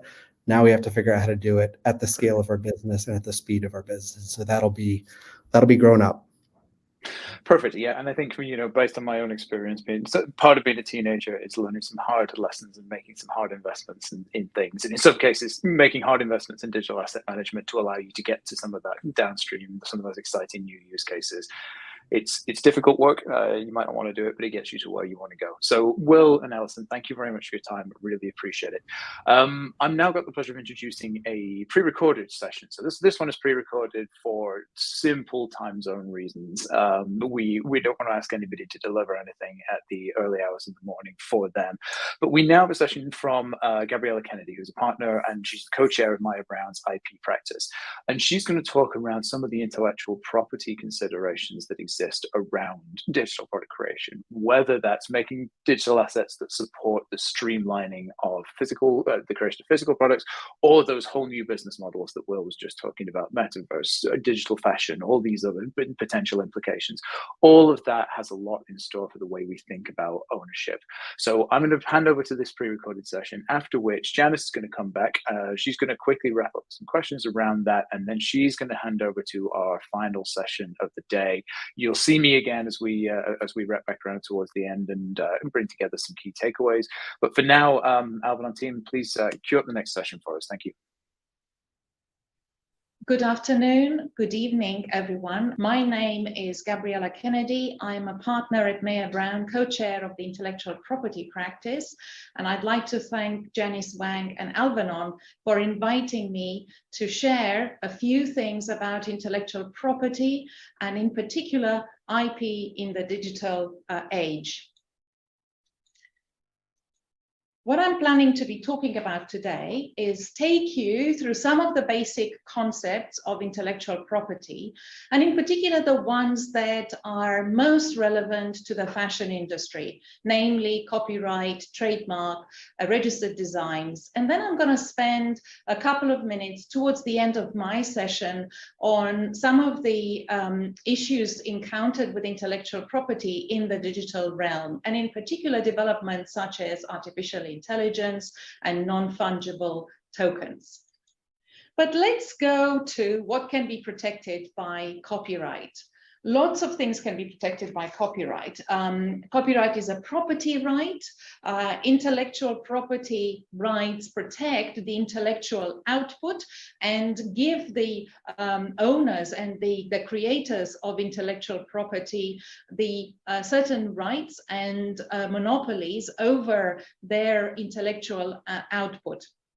When it comes to copyright, you can have literary works such as books, scripts, and lyrics for music. You can have protection for architectural works, artistic works, and those include jewelry design, sculptures, paintings, but also garments in the fashion industry in certain, if certain conditions are met. You can also have protection for computer programs that are protected as literary works, and you can also have protection for rights in performance, so the performance that an actor gives on stage. There are certain basic principles and basic things that have to appear for copyright to arise. One thing I would have to note about intellectual property rights in general is that all of these rights are territorial. In other words, if the intellectual property right needs to be registered, it has to be registered country by country. You can have registrations at a more a bigger level, grouping a number of countries, as for example in the European Union. But there are certain rights like copyright that arise automatically, and they don't need to be registered, save in 1 or 2 countries. And those requirements are that the work must be original, i.e. it has not been copied, and you can demonstrate some skill, judgment, and labor. We call it, as IP lawyers, the sweat of the brow. So as long as you have expended some effort to put together the work, it is considered original. And the work has to be recorded in material form, in some sort of fixed form. Interestingly enough, even having a copy of a work in random access memory of a computer is considered as fixation of the work. So Hong Kong, where I am based, and many countries around the world have open qualification systems for copyright. What that means is that once these requirements that you have of originality and recording of the work have been met, you're actually, the work is afforded copyright protection, and that copyright protection, once it has arisen in the country where it was created, gets afforded reciprocal rights around the world. I said that there are exceptions, and the exceptions are, countries like the United States and China, where you have a register of copyrights, and there is no requirement for copyright to arise for you to register the work. But if you want to take enforcement action, you actually need to show a registration. That does not obtain in other countries, all over Europe, all over many other countries in Asia. The other interesting concepts about copyright relate to who is the author and who is the owner. The first person who creates the work, of course, is the author, but the author and the owner can be different. The author can be the owner, but if you are in an employer-employee situation, unless you have contracted otherwise, in most countries, the employer is the owner of the work, even though the employee was the author of the work. There are also differences if the work is commissioned, and that is one that many people have trouble with, i.e. I am paying money for the work. I am commissioning it, and most people believe that because they have paid a lot of money to commission a piece of work, that the copyright in the work belongs to them. Not necessarily, unless you actually by contract specify that you are acquiring the copyright in the work. Otherwise, you just have an exclusive license in respect of that work. The interesting, thing that I think we should spend some time on is infringement. So copyright is a negative right. It gives you the right to stop other people from doing a number of things, like copying the work, putting the work on the market, making it available over the internet, so on and so forth. And there are two types of infringement: primary infringement, if you're actually copying the work, and secondary infringement, if you are selling infringing copies. So you're not the one who has made the infringing copy, but you're selling them. So you can still be liable for copyright infringement, but you need to show that you have knowledge that the work was infringing. And in most countries, there are civil and criminal sanctions, and depending on how egregious the act is, the level of fines can go up. There are limited defenses like fair use and fair dealing. The concepts are slightly different in different jurisdictions, and they tend to relate to research, private study, educational uses, and things like that. I thought I would give you an interesting example of a copyright infringement, because here we're talking about infringement in a fabric design, and you're all dealing with creating fabric and using it in the garment industry. For copyright infringement to arise, you need to actually show substantial copying of a part of the work, and this is a quantitative and qualitative test. So look at the two designs that I have put there. The one on the left-hand side, the one that has a lot of pink, is the original copyright work. And the one on the right-hand side that has the black background is the one that copied the design. So you notice that they've made they put in a lot of effort to make it slightly different. So the flowers have different petals, the background is different, and yet this is a case that went all the way to the House of Lords in the UK. So it went through a couple of decisions, and the House of Lords actually held that copyright infringement is dependent on whether the defendant copied a substantial portion of the original work rather than whether the two works look the same. And they said the overall impression is that the work are the same. So copyright infringement was found in that particular case. Let's look at a few more examples that involve, again, fabric. So we have the first case on the top left-hand corner, which is Unicolors Inc. and H&M. And there you see if you look at it, you say, well, I can see some similarities, but there's a lot of differences. And what the court is saying is small differences in the designs should be disregarded. So they've made the effort to put in small differences. But if you move away a few distances from the fabric, the overall impression is actually the same. And there is actual evidence of willful infringement. And in that case, the H&M was actually fined $850,000 US. If we look at the next example, which is Response Front and Edinburgh Woolen Mill clothing, there we're talking about a wave designed of a textured jacketed lady's top. And the court held that fabric is not a graphic work. So there are, copyright is one of these very, very complex area of law, but it is a work of artistic craftsmanship. The last example that I have on that slide is one that we see a lot, as IP lawyers when we're dealing with infringement in the garment industry, which is that a luxury brand puts on the market a particular style of dress or a fabric, a pattern, and it is immediately copied by fast fashion brands. So that was exactly the case here, Versace and Fashion Nova, copying 3 of their dresses. The first dress was worn by Jennifer Lopez, pairs, and you will see again, same cut, similar type of dress. So the moral is, when we're looking at, copyright, and by the way, copyright is life plus 50. That's the duration of the length of copyright. And I'm going to move on very quickly to trademarks. And why do I spend some time on trademarks? Because there are many brands that, many trademarks, many logos that have become distinctive and iconic and relate to the garment or footwear industry, and that are being used and borrowed a lot by lots of other brands. So a trademark, in short, lasts forever. It's registrable. It's registrable for 10 years, renewable continuously.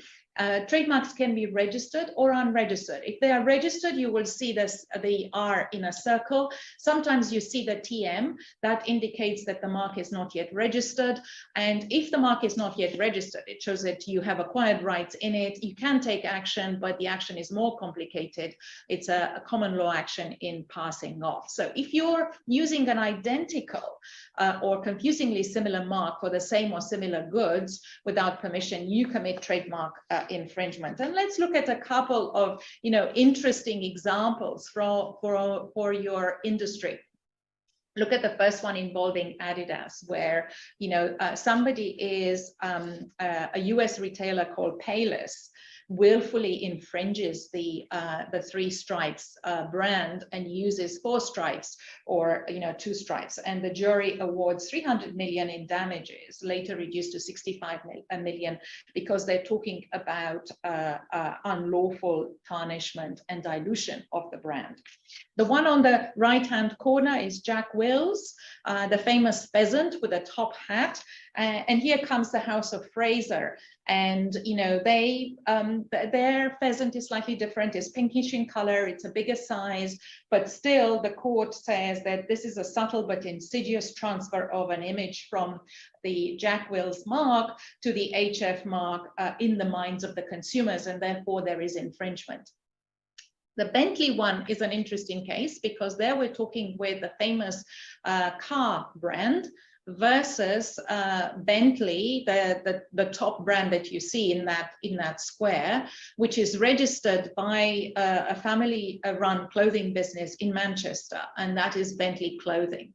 So Bentley, of course, produces all sorts of merchandising and is putting on the market T-shirts with the Bentley brand, and they think, because I'm putting my B logo and the Bentley word mark, I'm not committing trademark infringement, and yet the court finds otherwise, because that's not their core business. And finally, another interesting example is the famous Lacoste crocodile that has been borrowed and appears on T-shirts available for sale in Marks and Spencer's, and the statement that Marks and Spencer puts out in their defense is that animal prints are incredibly popular with our customers, and last season's selected ranges included decorative crocodile patterns. This is the typical defense for most brands that are being sued for infringement, that it's a decorative feature, and courts have consistently found over time that borrowing somebody's trademark cannot be regarded as it being a decorative feature. Very quickly, I'm going to move on to registered designs. And why do I spend some time on registered designs? Because the law of registered designs versus copyright is extremely complex. I know I only have 25 minutes here, but believe you me that if I were to really delve into this, I would actually need a whole semester at a law school to explain the differences between copyright and registered designs.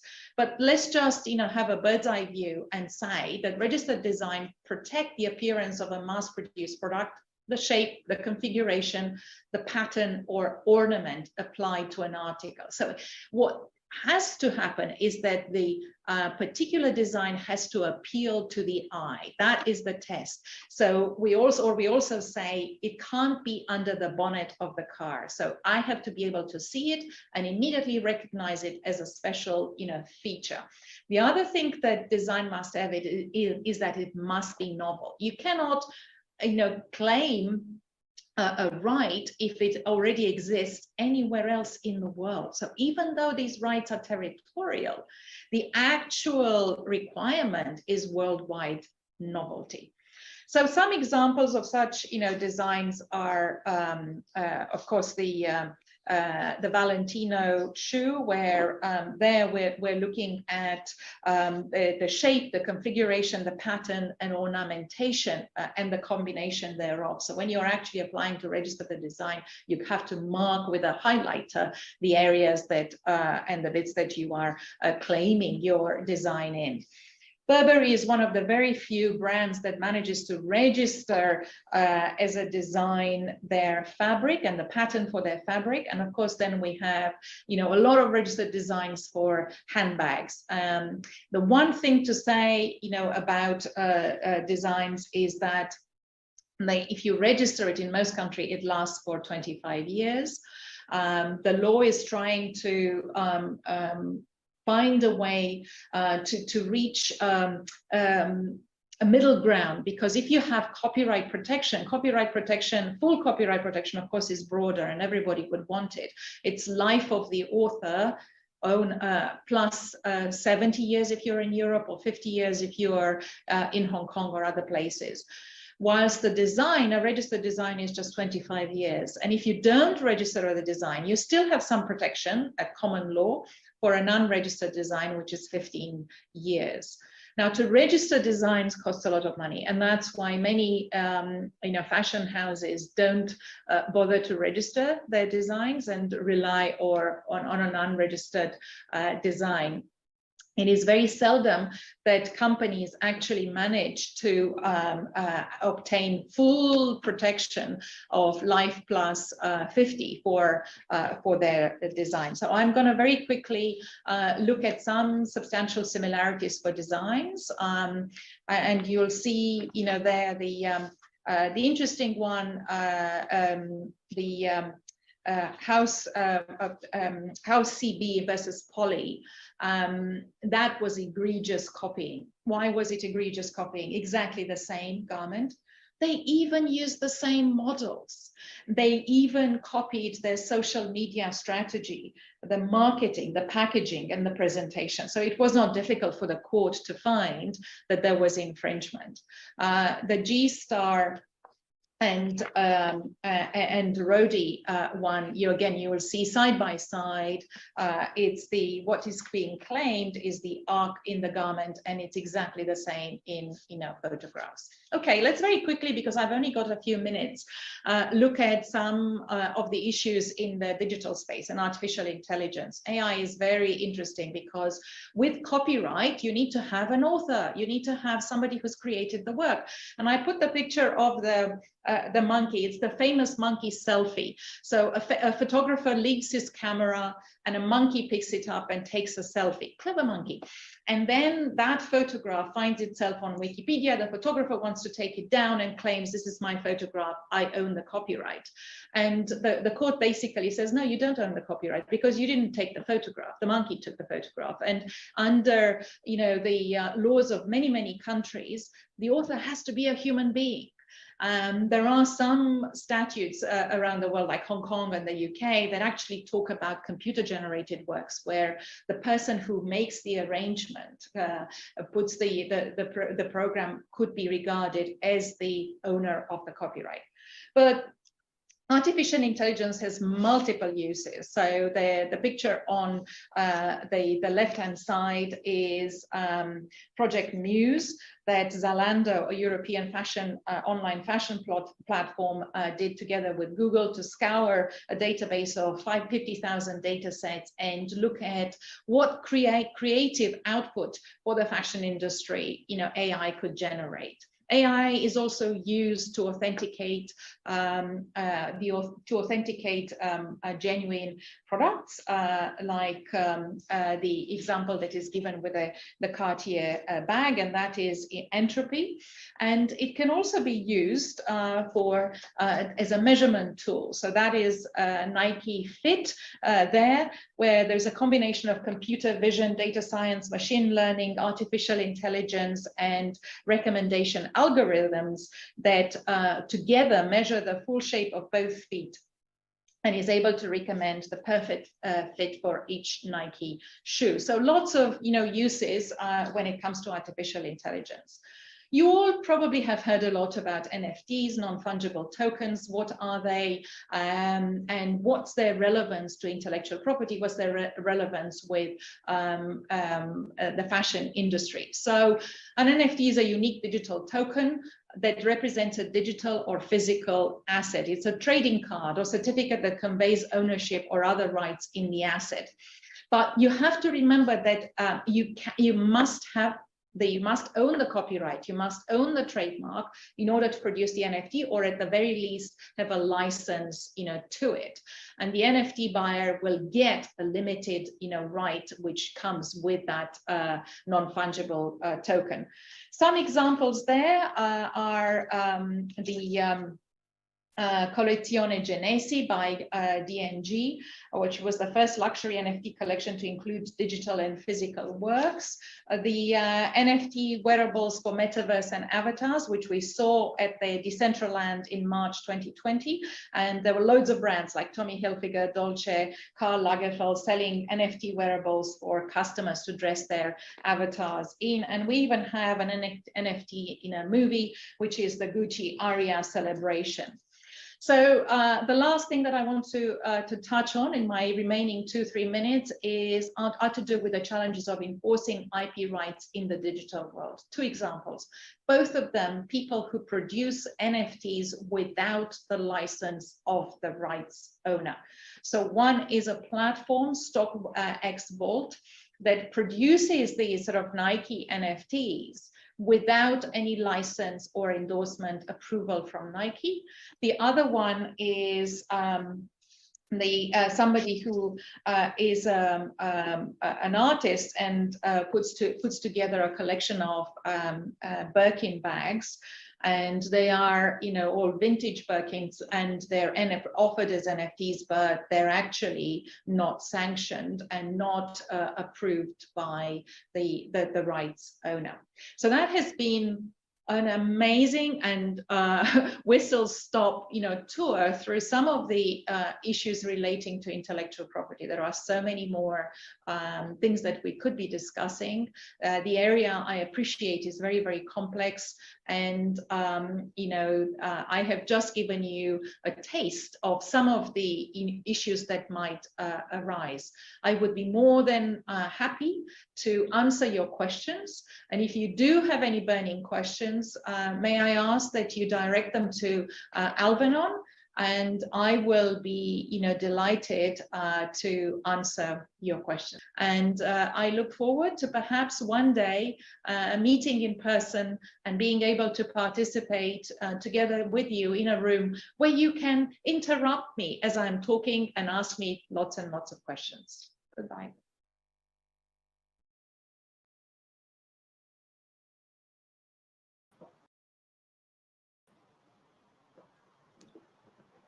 Hi, everyone. So I actually got to talk with Gabriella a little bit, and I think the one burning question that I had was, well, what actually happens to the StockX and the Hermes case study? And actually, she said these things are currently still in litigation.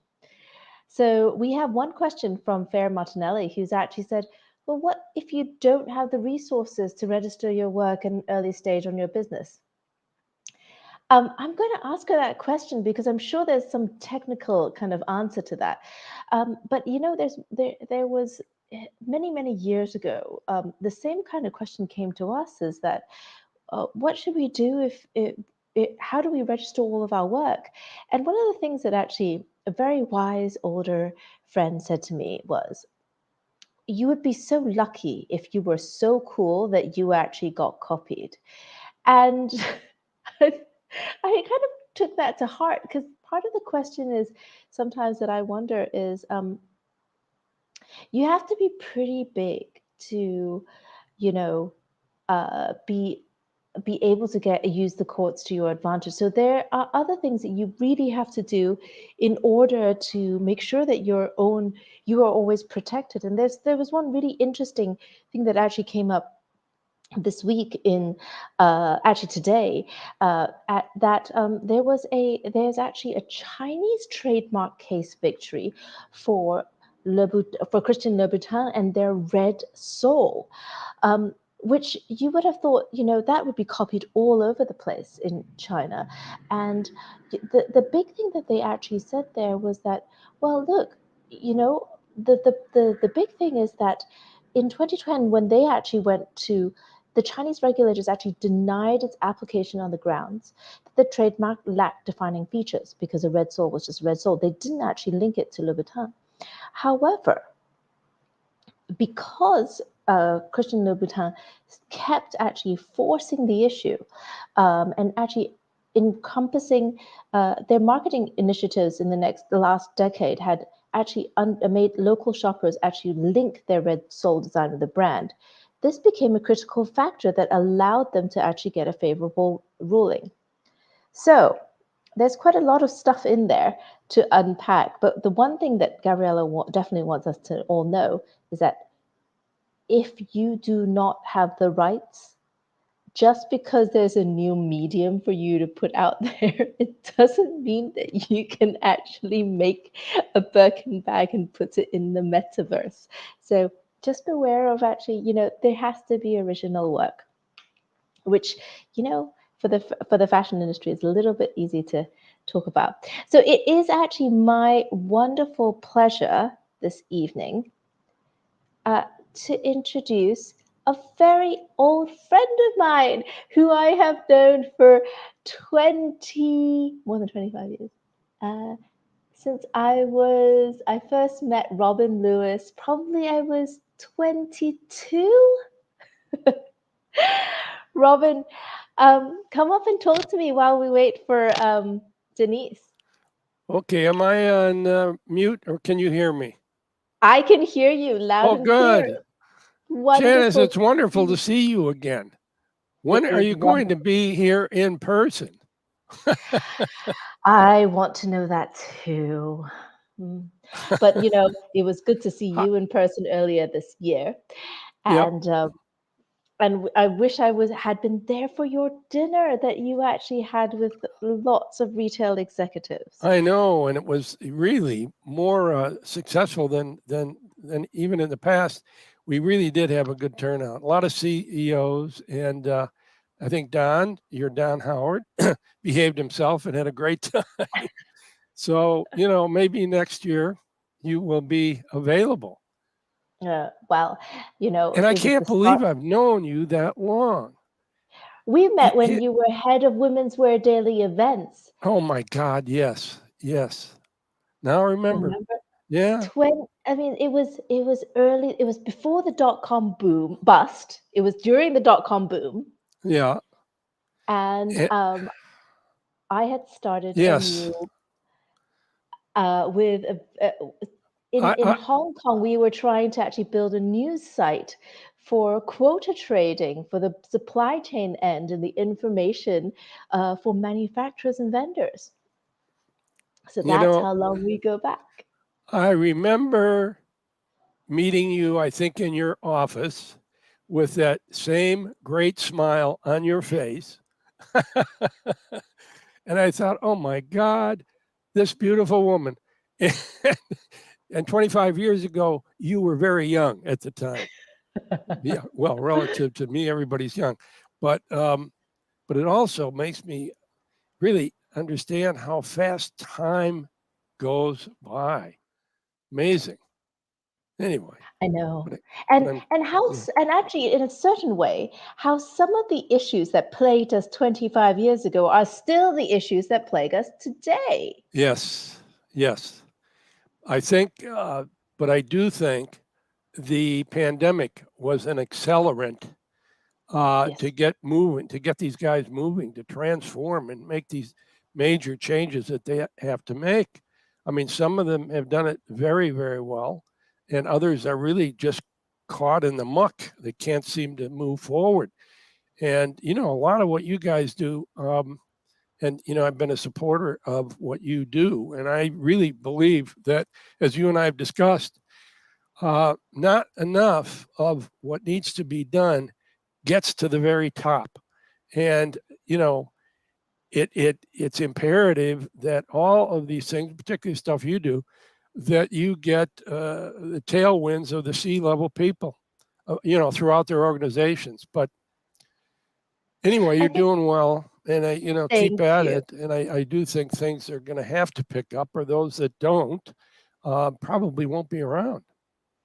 I think so, but I was at a different. I mean, when we started this conference with some of the Harvard Business School professors that I had met at the Consortium of Operational Excellence in Retail. Very long word, but that consortium actually is made up of a lot of the COOs of these of companies, and the one thing that actually we all agreed upon was at this point in time. Really the operational aspects are the drivers that have to go forward because the CEOs have to be operational now, and for a long time there we didn't actually have that operational CEOs. They were either very good at financial markets or very good at marketing, and all those things are extremely important. But when you have the mess of you have the perfect storm of like both production supply chain issues as well as logistics issues, they all kind of it's a very difficult situation for everybody. And it's been an interesting time for us in the industry because I know that we're looking at Christmas, and Christmas is going to be a very it's winter's here. That's all I have to How say. about iffy? Very iffy. Yeah, it will be. We I heard mean, the inventory issues has not been straightened out. The supply chain collapse has still not been, brought back to where it should be. And so a lot of these major stores are having to, get rid of inventory. And so they're discounting like crazy. And, it's all a question of, it's a guessing game. They don't know what to keep or what to get rid of. It's crazy. It is crazy. And it's a very iffy season coming up. And Anyway, the other thing is that yeah. we know that a lot of people are not going to be, spending as much money. The question becomes, what already do you know that you have in your inventory? And I think we spent 2 hours on the first day of 3D Tech Fest, and it's normally not something that I would spend that much time on. But having thought about, the problems that arise with sustainability, the biggest issue is that, we had too much stuff to begin with, but we don't know where the stuff is, so it's a double whammy. Yes. Right. So the whole issue about inventory optimization, meaning, getting the flow of inventory from sourcing all the way into the store and online, and all is becoming much more tech driven, which is a good news. Using analytics to try to drive demand driven supply chains as opposed to forecasting, which is guessing. Exactly. Yeah. And some of them are there and others are really still struggling. But Well, it's my great pleasure to see Denise. Hi, Denise. Hi, Denise. Hi, sorry about that. Apparently there are issues from Walmart getting into the studio, but we figured it out. It's so lovely to have you here, and I leave you and Robin to have a lovely discussion, and I will pop back on after you finished. Fantastic. Thanks, Janice. Great. Hi, Robin. Denise, hi. It's great to see you again. Nice to see you. And I'm very excited to get into this conversation. So do we have? I think. Do we have a moderator? Or is it just you and I? I thought you were the moderator, but I'm going to go with whatever. Okay, well, I can do that. First of all, let me therefore introduce you and myself. I'm, Robin Lewis, the CEO and founder of the Robin Report, which is a digital media platform about the strategy and operations of the retail industry, primarily for the senior and C-level suites. And I'm going to have a conversation with Denise Incandela, who is an incredible person. She is the executive vice president of apparel and private brands at Walmart in the United States, and about driving the fashion strategy and some very exciting technology advancements for Walmart fashion. So Denise, since joining Walmart in 2017, the apparel business has been credited at Walmart for making some bold moves in fashion that people might not expect from a company that, as we know, was long known for apparel basics. And this is what prompted me to write an article in July titled Walmart Fashion No Longer an Oxymoron. And for my story, I read several interviews where you were quoted about your career and Walmart's fashion business. And I want to share three of the quotes that stood out to me. I want to share them with the audience. Number one, you said you've always considered yourself a transformational change agent. And boy, you're proving that. Number two, you felt you had a keen sense of what was coming down the pike. And three, about joining Walmart, you said it was an extraordinary opportunity to do something that hadn't been done before. So, Denise, fill us in a little more on this for the audience. Yeah, I mean, thank you, Robin. You've always been You're so welcome. I would say that transformation and change is, what inspires me to any role, and whether it was in, gosh, I'm really going to date myself, so don't judge me. But when it was in 1999, when I left McKinsey to go to Saks, to start up Saks.com, when it was just a concept and nobody believed luxury apparel would sell online, and the only thing that was frankly selling online was books and electronics. And so that opportunity to take this concept of apparel, especially luxury apparel, and bring it online was an incredibly exciting opportunity. And I got to do that for, I spent 15 years at Saks, mostly on the e-com side, but then ultimately became the chief marketing officer there, as well as the chief digital officer, trying to bring the rigor and discipline of digital to marketing, which traditionally had been Vogue ads and catalogs and a very different mindset. And so that was a tremendous amount of fun too. And then from there went to Ralph Lauren and thought that there was a huge transformational opportunity there, because Ralph Lauren was one of the biggest American brands, should have a very high digital IQ. And, the opportunity, and I ran the digital business there globally, to make Ralph Lauren one of the best when it came to digital innovation, felt like a big opportunity. Yep.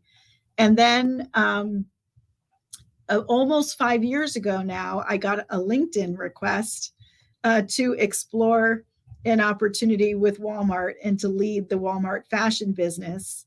And that must have been some email. and a man named Steve Sadoff, who you know very well, who was with the CEO of Saks Fifth Avenue and a mentor to me, said, "Run, don't walk." I had other opportunities on the table, and he said, it's down to Walmart and Amazon, and this is the opportunity of a lifetime.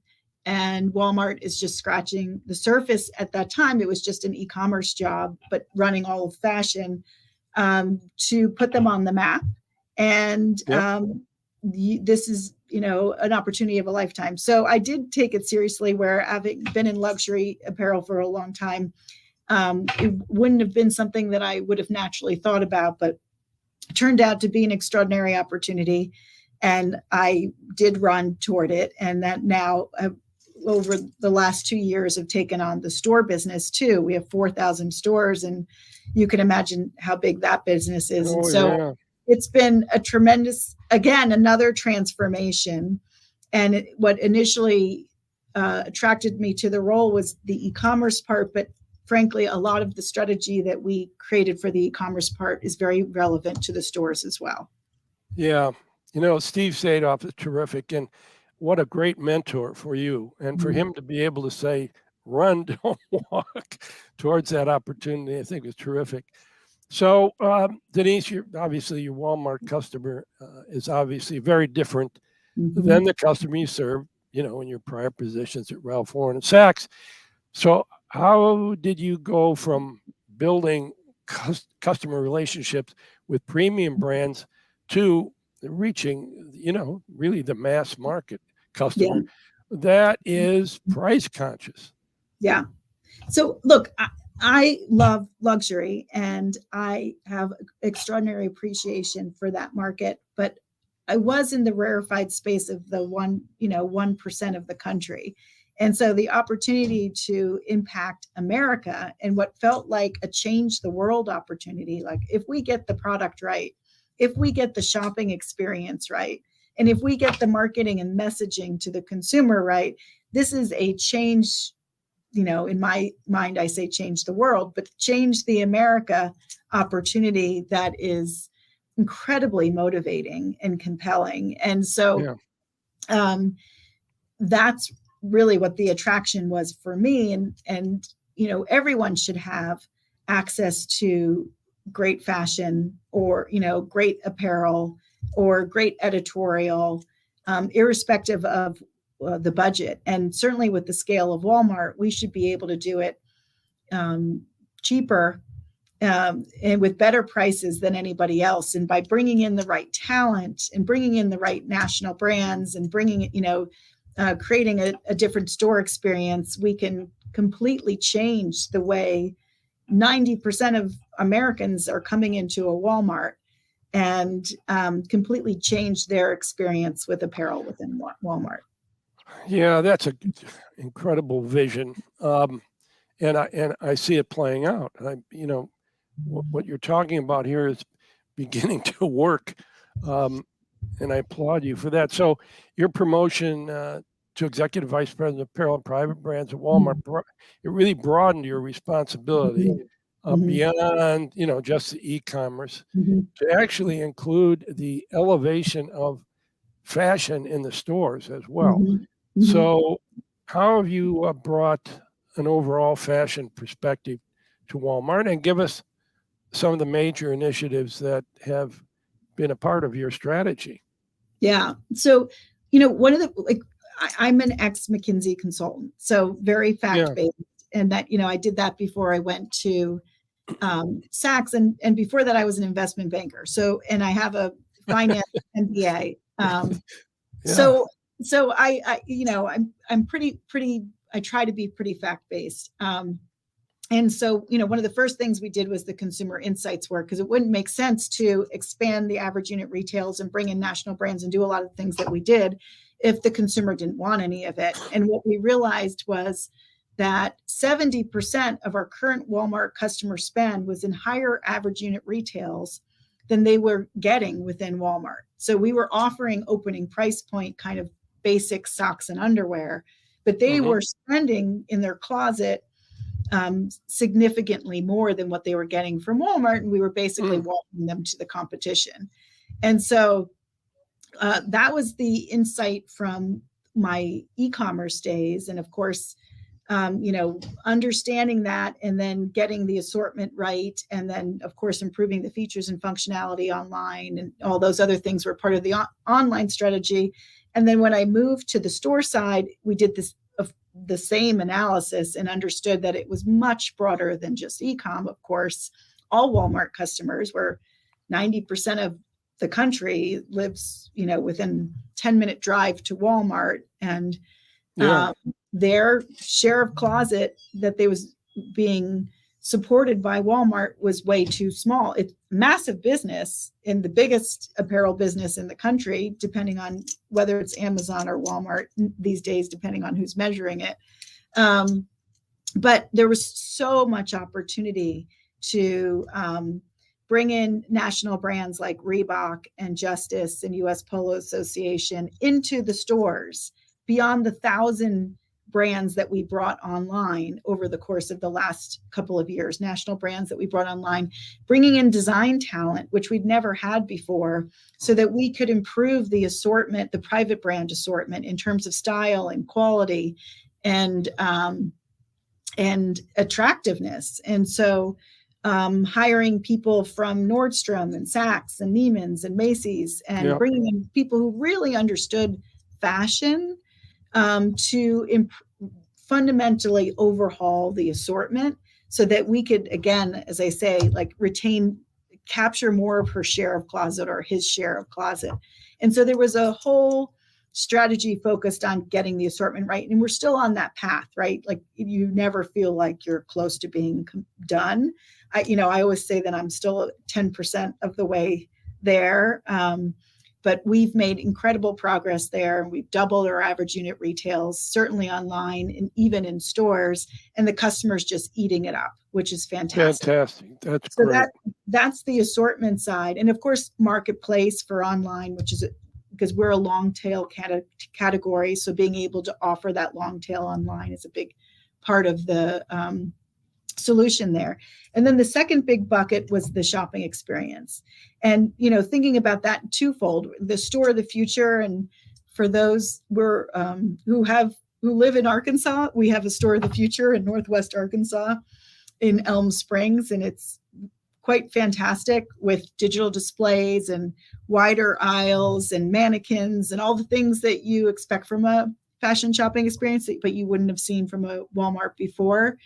And we pulled out 10% of the inventory and the sales went up 28%. So it was one of those things where just getting the fundamentals right had a huge impact. We're opening up a bunch more of these store of the futures this fall, and then plan to get into our remodels, which is about, a big number going forward. So that's super exciting because the unlock there, since we have 4,000 stores, is quite tremendous. And then online, also thinking about the store of the future, but from an online point of view. And I know we're going to talk a little bit about our virtual try-on technology, but things like that, which are critical to advancing our online shopping experience. So that's the whole second bucket. And then the third bucket was just changing their perception. I've worked with a lot of brands where the brand is stronger than the business, like Saks Fifth Avenue is a $3 billion company. The brand stronger than business. People all over the world have heard of Saks Fifth Avenue. Similar with Ralph, where the brand felt like it was stronger than business. With Walmart, the business is huge, but from a brand equity point of view in fashion, needed some building. And so, thinking through influencers and what our creative looks like and looking like a better department store online in terms of creative instead of how we looked before, so that we lift the merchandise instead of push it down, so that the customer could see all the hard work that we, and progress that we were making. So those were kind of the big three pillars that we focused on. Yeah. Denise, the minute I started seeing these commercials that were very contemporary, and fashion was a part of it. I mean, it was like you could tell immediately that Walmart was repositioning its imagery. And I think they've done a great job, and probably a lot of influence from you. And by the way, I saw this morning that you announced a new virtual try-on feature.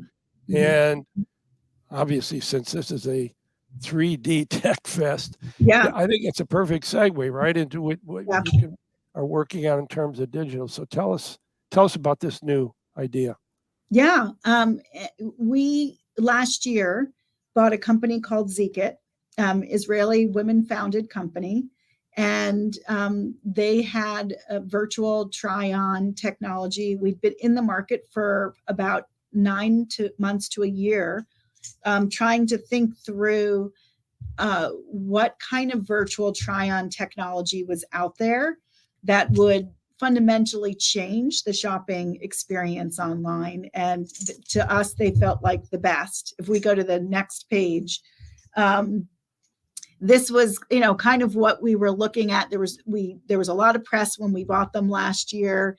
You can see the model, and maybe we lost it now, but it's this, where you can see different outfits on her. And so we were very excited about it last year. We bought it, and then have spent, frankly, we spent the first 8 months building out the algorithms. And if we go to the next page, this was what we were so excited about, which was this I felt like it was it provided the opportunity for a gamification of shopping that hadn't yet existed. And for someone who's been in digital since the very, very early pioneering days, 2000, I felt like this was one of the biggest breakthroughs that I've seen in e-commerce, fashion shopping, since I'd been in this space. And if you move to the next chart, there was 2 big features that we could get from this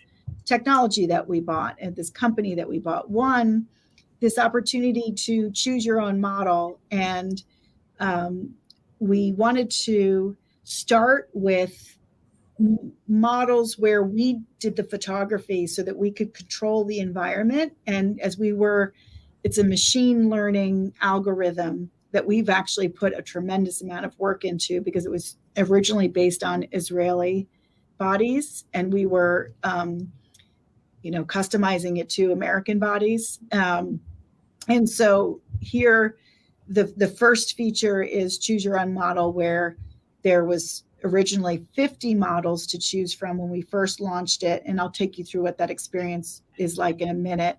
And then we expanded it to 120 models because people were so excited about it, but they wanted, my shoulders are broader, or my hips are wider or narrower. And they were searching for models that look like them, which is why we feel so confident today that you being the model is going to be a big value versus choosing a model. So we went from 50 models to 120 models pretty darn quickly. Wow. And got very excited about the potential there. So that's one part of the feature set. And then the second is be your own model, which is what we're launching today. And frankly, it took the foundational work of choose your own model to even get to be your own model. Because as you said, we were able to control the photography and choose your model because we did the photography. Of course, we're not going to control the photography of be your own model. So you can imagine it becomes even more challenging with the second feature. So these are the 2 features. If you take us to the next slide, here, here's the experience. You put in the size that you are, the height that you are, and then you get a spectrum of models to choose from that are different height, weight, ethnicity. Wow. And then once you choose that model, you can use that model for all your product landing pages, for your product detail pages, or you can go back to the default model that we set. So it's a great feature. And if you go to the next page, I think we have sound on here. Hopefully. I like that you can select maybe someone that looks very much like yourself in terms of your body and how your body looks. I like that there was different model options that were maybe similar sizes, but were different heights as well. So it just seems like it's very diverse and can be very useful to anybody that would be shopping. So it feels a lot more authentic. It definitely feels like a game changer in terms of browsing clothing, because I could see clothing through the lens of what it looks like on her. And that would be really helpful for me. So what we were super excited because the research that we did, not only did we get improved conversion, which you would expect, and starting to see better return rates, but because imagine I'm 5'3", I'm looking at models that are 5'10", 5'11", the dress is going to fall in a different place on someone who's 5'11" than it is in 5'3". So that's how it could impact the return rate. And then, of course, giving me greater confidence in purchasing, which affects conversion. So what we were super excited about was when we did these focus groups, like the passion around being able to find someone that looked like them, and this constant ask of, can you give us more models? Can you give us more models? Was really exciting. And then if you go to the next page, what we're launching today, and this is like big drum roll, of course, is where you're the model. And so here's a video on the left where we instruct the customer how to take the photography, which is, this was the wild card, right? That we didn't have with choose a model, which is now we had to teach the customer how to take the photography so that your whole body is visible. The tech would work. Perfect. This is incredible. Incredible.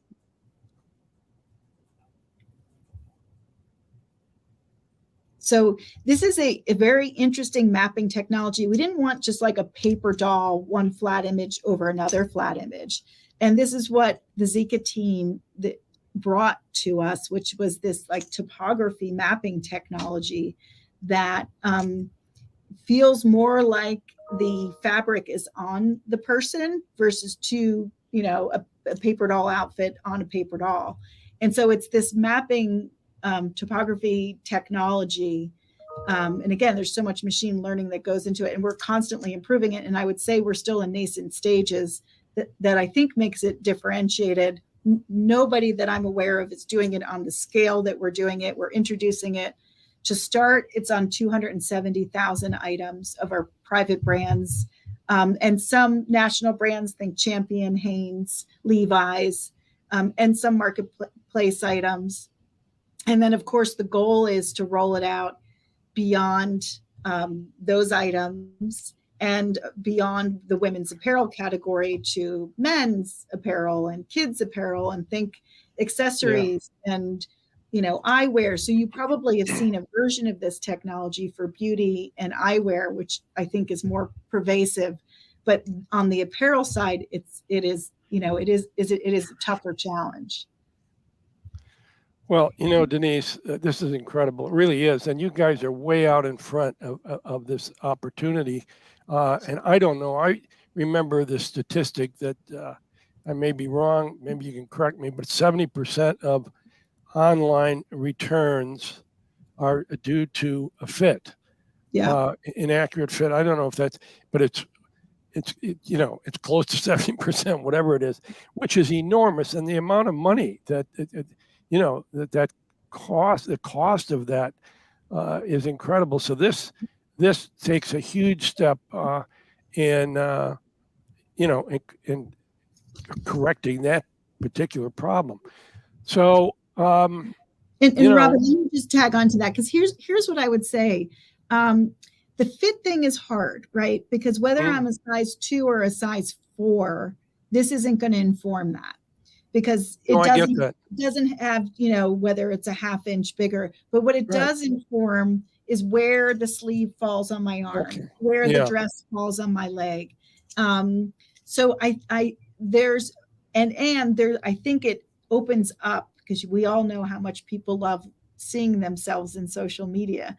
And so it opens up the aperture of the gamification part of shopping, which I don't think exists. And of course, adding social media sharing is on our roadmap, and other things like that, which is like, now I can show my mother, my friends, family, oh, here's 7 different outfits. What do you think? And I can, you can see people getting obsessed with, oh my gosh, let me try on all these different things. And I think that's the big unlock, that if you think about the behavior in social media, that can become this, incredible gamification of shopping that doesn't exist today, that I get super excited about, as well as, like, I have a kid, for all of you who have children, you probably know how hard it is to get kids to try on clothes. So, like, even being able to leverage something like this for kids, there's practical purposes. So is it perfect today? No, but is it like the step in the right direction? I think it's really intriguing. And what I would also say is, like, normally I've always advocated for being a fast follower versus a first mover, because the first mover has a lot of cost and pain and investment. But in this case, the machine learning is so intense and so difficult that there is some interesting, first mover advantages, which we got excited about. Yeah, and I get the fit thing. I mean, but I got to think that the style and what looks good on me and so forth and so on may help move towards, better fit. For sure. And when you see it on a model, when you're seeing everything on a model who's 5'11" and 110 pounds, or whatever she is, 115 pounds, it's different when you see it on your own body and your own weight. And so that right there is a big impact. Yeah. So, what's next in your virtual try-on? What's the next step? Well, I think it's one, we have to continue to build out the catalog and go beyond the private brands and the select national brands that we have. We're going to be continuing to learn how to build those algorithms and make them feel more accurate to the fit. And then, of course, going into new categories, and whether it's apparel categories or eyewear categories or beauty or whatever it is, there's so much opportunity with VR. And I think we're scratching the surface in terms of shopping. And so I expect that in the next 3 to 5 years, we're going to see some big advancements here. Yeah, and you guys are leading the way. You are actually a first mover certainly in this particular area. So, what advice would you give to next gens who want to make brands and retail relevant and meaningful to their customers? I mean, number one, of course, find the white space and make sure that whatever you're building out is relevant to the consumer. And I would say I've been in this space on the e-com side, and we have 3 businesses: Bonobos, a company called Eloquy, and Moose Jaw, all of who were, D2Cs, at least Bonobos and Eloquy to start. So very entrepreneurial. And I think it's just, the people in the audience know this, it's cracking a problem that nobody else has cracked yet. Being true to make sure that you get the foundational right. What I've seen in my career is sometimes people are so focused on the fancy stuff that you miss the foundational elements. And that's a big problem, because if the foundational elements aren't there, the business model usually doesn't work. The customers aren't going to be. And then being customer obsessed, but not to the point where there's no path to profitability. And I think that's always the challenge, is that Amazon was a great example of a company that didn't make money for a long time, but eventually got to scale where it did. But not all companies have that path. And if there is no real path to profitability, it's challenging. Yeah, it's kind of switching over to another type of question here. So, as a woman who's made it to the top of the executive team of a large company, which is an understatement. In fact, it's the largest retailer in the world. Do you have any advice for women who are working in the industry and who are looking to grow either their own business or within the company they work for? And what advice would you give to the next gen female leaders? Yeah. So one thing, I've never thought of myself as a woman leader. I've always thought of myself as a leader. And so my advice has always been the same, maybe with one exception where I double underscore one of them. And so first is, of course, over deliver. Like whenever you take a job, think about the job above that and act like you're in the job above it. And so constantly look to over deliver relative to expectations and take the mindset of your boss. And so I think people, if they see you behaving like you're already in the next job and you have the mindset and enterprise-wide view, they start thinking about you differently. some of the big mistakes I made in my career was that I was so, especially coming from Wharton MBA, investment banker background, McKinsey, I kind of thought I could outwork everything and be successful just from outworking. And we worked super hard. That's not the recipe to success. At least in my experience, it's been about creating relationships, creating a network of people who advocate for your success and for your business success, and making sure that you're advocating for them too. And I think sometimes people don't realize, especially in a corporation, that their success is determined not just by what their boss thinks of you, but what everybody thinks of you. And so they kind of play to their boss and not to their peers and their boss's peers and the broader organization. And that was a failure on my part, where I went into Saks and I didn't create the right relationships to start. And so I learned, of course, you stub your toe and you learn. But I still see people focused on themselves versus focused on making sure that there's a lot of people think that you're great, because you want a lot of people to think you're great.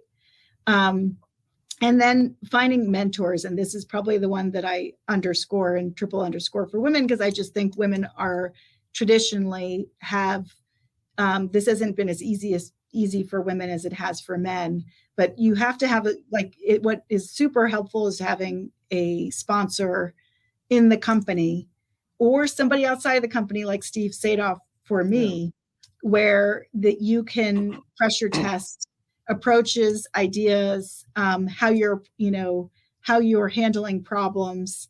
And that's been invaluable for me, is that most of my mentors have been previous bosses. And so they become the mentor when I move to the next job. And so I have people that I consider mentors from 30 years ago when I first came out of undergrad, and then when I first came out of graduate school, that still to this day I speak to every 3 months, and I value their advice so much. And so I think men have historically been better at that than women, and especially those mentors and sponsors that are in the company that you work, they can have a huge impact on helping you navigate and accelerate within that company. You know, those are really great points, Denise, for these young people coming up. And, you know, at some point in business, we'll stop using the word woman, or it will change its meaning, because I think women are really rising to the top across the boards in every way in life. So, and you are a great example of one of those. So finally, Denise, in this, kind of crazy world we're living in, how do you find the right work-life balance? Yeah. So that's another one that people probably don't like my answer, but I don't think of it as a work-life balance, because my work is part of my life and I love to work. And just like I love my family, if life is supposed to be family. But for me, I'm a really hard worker. I've always been a hard worker. So I've always sought after opportunities that had the intensity that mirrored my intensity as an executive there. And by the way, I have one child, right? So I've chosen the path of high intensity at work, but I've chosen the low intensity path for family. I have friends who have 5 kids. That's a whole different level of intensity. And I have friends who have 5 kids and have a high intense job. So you have to create the puzzle that works for you. Do you want, and I think that for me, because working has always been part of my life, I'm as passionate and fulfilled by my work experience as I am by my family and my friends and my other parts of my life. I blend them all together as part of a fulfilling, joyful life for me. So I've never thought about that balance part, because to me, it's all part of what makes my life great and fulfilling, if that makes sense. it makes total sense, Denise. And I like your philosophy. It's great. And I try to do the same thing. I love my work. And so it really is not one or the other. Yeah. But what wonderful points you make, and good human advice. And you are terrific. And I really had a great time. I wish I could talk to you for another hour. Maybe we'll get together for lunch sometime. But we do need to wrap it up now. So I thank you so very, very much for sharing your incredible initiatives. And I learned a lot, and I'm sure our audience did as well. So thanks again, Denise. No, you're welcome. I don't know, are we taking audience questions? I know there are some. I defer to you guys. There are some, if you're willing to take them, because this is the last session of the day. We have a couple of questions. I think you've answered partially some of these. But the first one was, what are you doing differently than prior teams who have not had fashion success at Walmart? Yep. So one, I would never want to presume that we haven't had fashion success at Walmart, because we are the biggest apparel business in the country. And I have extraordinary, awesome success for respect for that. So I think the value that the team and myself are trying to add is transform and go beyond the enormity of the business that we have today, to take more of the share of closet and expand beyond the basics and opening price point into these higher price points and national brands where we haven't explored before. So I think it's just expanding the assortment, because we've got 200 million people across our website and stores every week coming to Walmart. Wow. Think about our superpower is grocery. That's our superpower. We have 4,000 doors, and we have an extraordinary grocery business that brings in all these people. And so leveraging these people to not just sell socks and underwear, go beyond socks and underwear, I think is an extraordinary opportunity. And so for me, it was just bringing in people with fashion experience, because it's never one person, right? Like, I'm one of many who are passionate about the vision, where we can enable people to have great style at extraordinary price points and make everyone feel beautiful and live a better life. So that's the goal. And Denise, let me add this. I know that the visitation rate in grocery stores is, I think, something like 4 times a week on average across the categories. And the visitation rates in department stores are something like 6 times a year.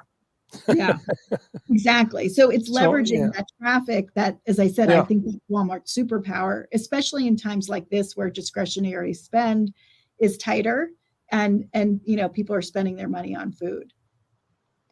I think that actually answers the next question that we actually had from the same question, which was, are you expecting to see a surge in new customers in Q4 given increasing inflation and shift to shop local? I mean, you did actually mention before that everybody lives in a 10-mile radius of a Walmart. So yeah, we are local. I like we're as local as they come. I would say that this should be a moment where Walmart, and we take our mission very seriously of serving customers who are very budget conscious and barely can cover their food and gas. And so making sure that we have a wide range of assortment that accommodates that customer, as well as the customer who might want to shop at Target, Amazon, Kohl's, like others.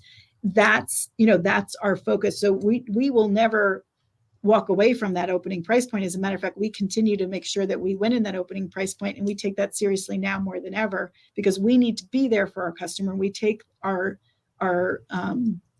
position within their lives very, very seriously. So providing the best style at the best price is our focus. So just because it's a $7 item, or it's a $17 item, or it's a $37 item, it should be an exceptional value. Well, we started working with Walmart, I think, in 2005. It was the first time that I actually got to go to Bentonville, Arkansas. And I think the one thing that actually always always, since the day that we walked in there, made me understand was Walmart's willingness to actually invest in data analytics and understanding the consumer. I mean, Walmart was the first one to actually do different shaped plus size garments, like for different women. And whenever I actually had those conversations with clients, that Walmart knows their customer. They know their customers, the most important thing to them.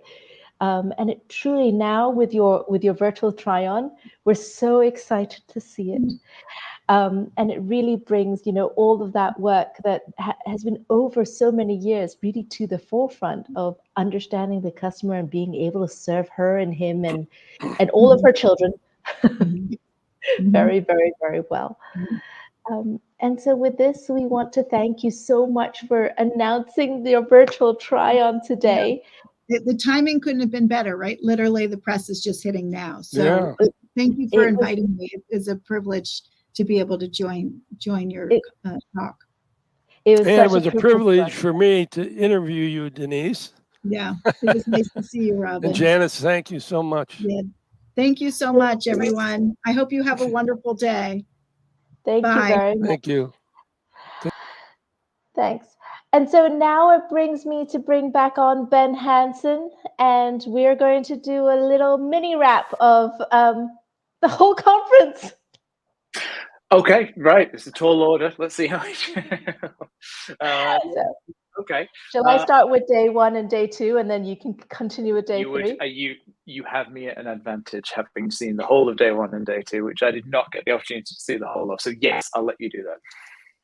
Well, in day 1, we started with my brother Jason, and I'm really glad that we've got the ending of with Denise and Robin and Walmart, because actually everything that Jason has been talking about in terms of being able to feel the back end using data of all of these kind of virtual try-ons, these feedback loops are very, very important.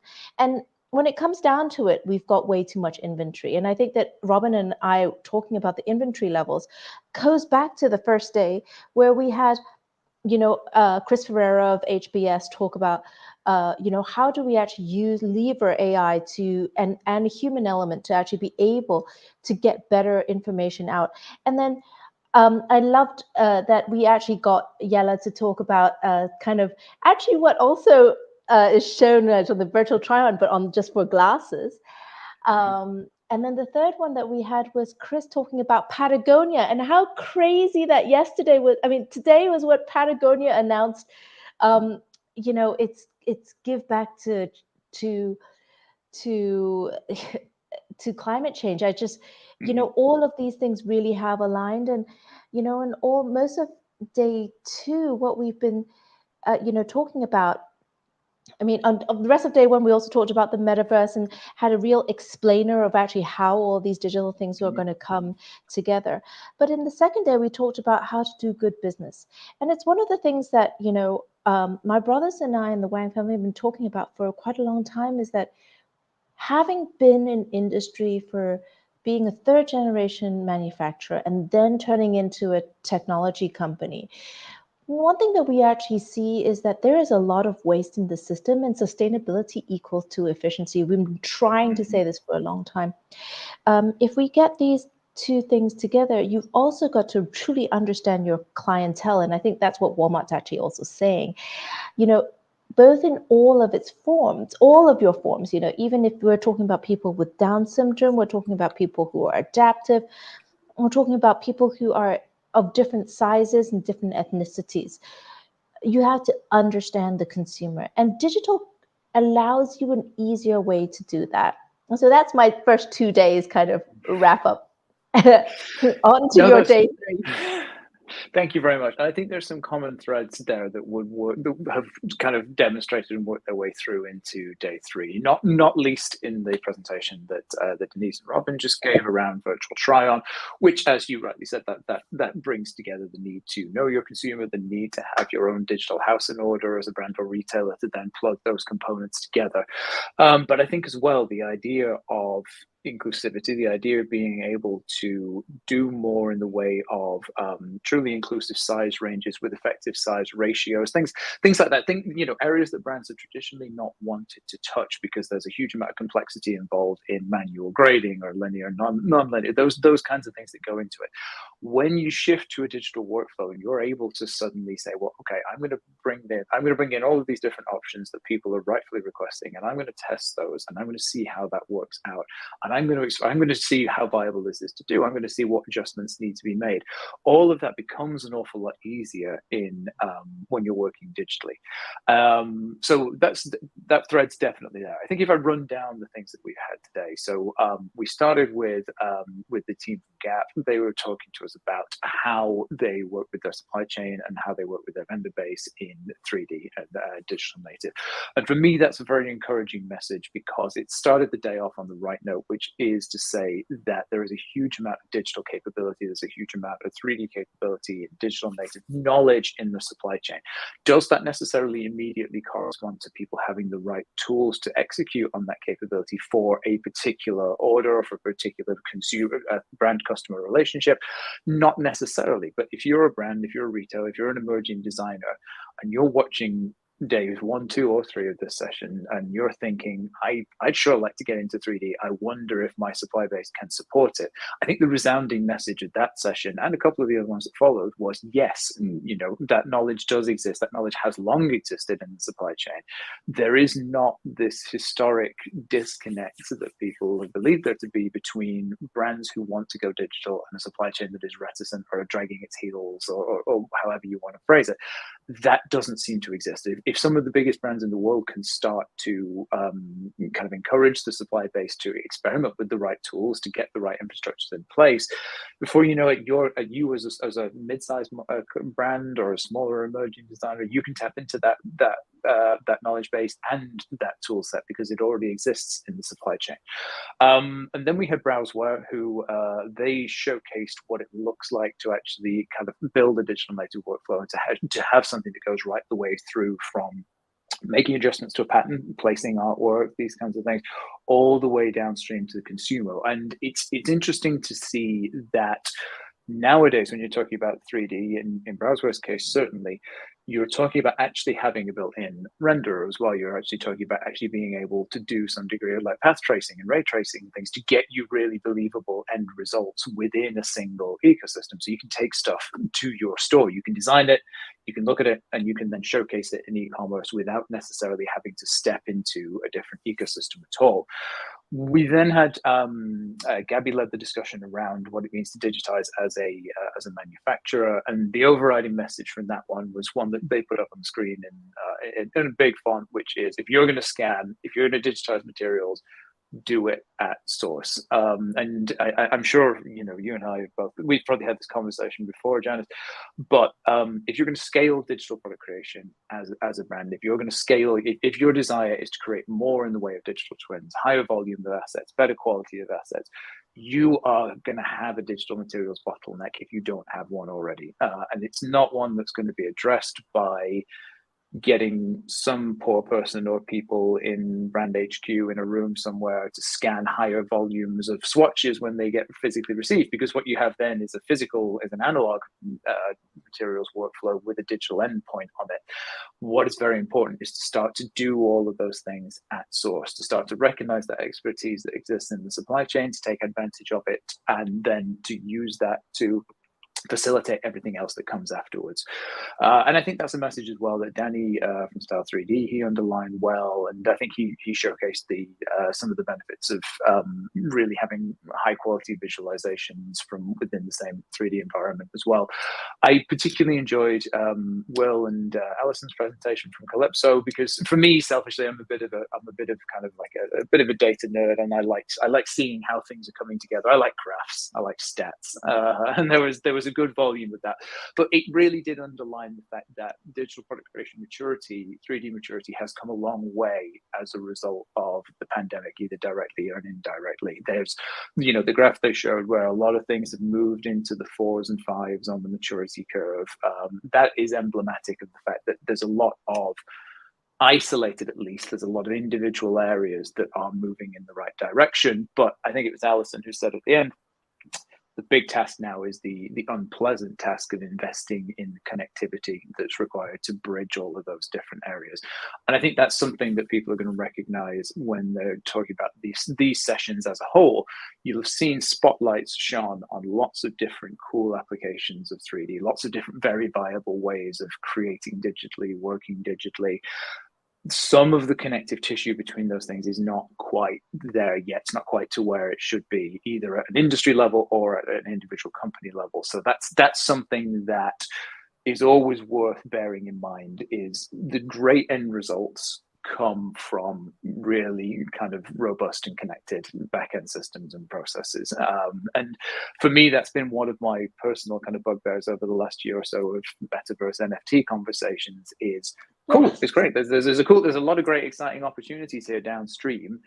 And no one's going to be able to capitalize on them if they're not creating digital assets in the right volume and the right quality and things to begin with. There's a whole process that leads over to this. Gabriella talked about the IP implications of digital creativity and digital working in general, but also the NFT metaverse side of stuff we just talked about. And I think, the presentation we just had finally from Robin and Denise was fascinating to me because of scale. Like it's, there is no equivalent really to Walmart outside the US. So here in the UK, there's nothing to compare it to. And I think for audiences who may be from Europe or from the UK or Nordics or wherever, it's hard to impress just how big Walmart is. But for me, it underlined that when she said something in the volume of 270,000 styles, that's the start, is 270,000 styles. And then the scale to be done on top of that afterwards. And for me, that's a vote of confidence in the importance of consumers wanting to engage digitally. They want to try things on virtually. They want to see digital assets. It's evidence of that at high volume, but it's also evidence of one of the largest retailers in the world really kind of staking a claim and putting their house on the fact that they want to create digitally, and they're going to have to create digitally in even higher volume than anybody could have imagined. So yeah, that's kind of my rundown of today. If I missed anything, let me know. And you know what? The thing is that they were actually really on the path. I mean, I have never seen such a we have the privilege of working with these teams and understanding kind of the mindset that's behind everything, and what Denise is talking about in terms of the inclusive mindset of both them with their teams, them to executive, leadership. And I've never. It's really very, very impressive to see when it comes down to the really granular things of actually, she talks about foundational work, the foundational work that Walmart actually has done over these many years, even before they actually even bought Zkit, that they understood that these are the things, if we're going to power it, there's a plan in place. And that plan in place, I always often wish that, some of our clients would also see that, there has to be a vision, and you have to actually allow for all of the teams to be empowered to actually execute on those visions. And so, I think one of the things that we take away from these 3 days is that the one things I would love executives to take away is that the thing is that the empowerment really has to, at the user level, you've got some really amazing technical people. And one of the things is to be able to allow their ability to shine in the right kind of structure and framework that allows for all of these assets to get out there. And that's a mindset change, right? It's a very different thing from actually what was a linear kind of supply chain situation to what is actually going to be a circular one, and a one that is, has a feedback loop in it. And so we are now in a very different method of working, and we have to embrace this.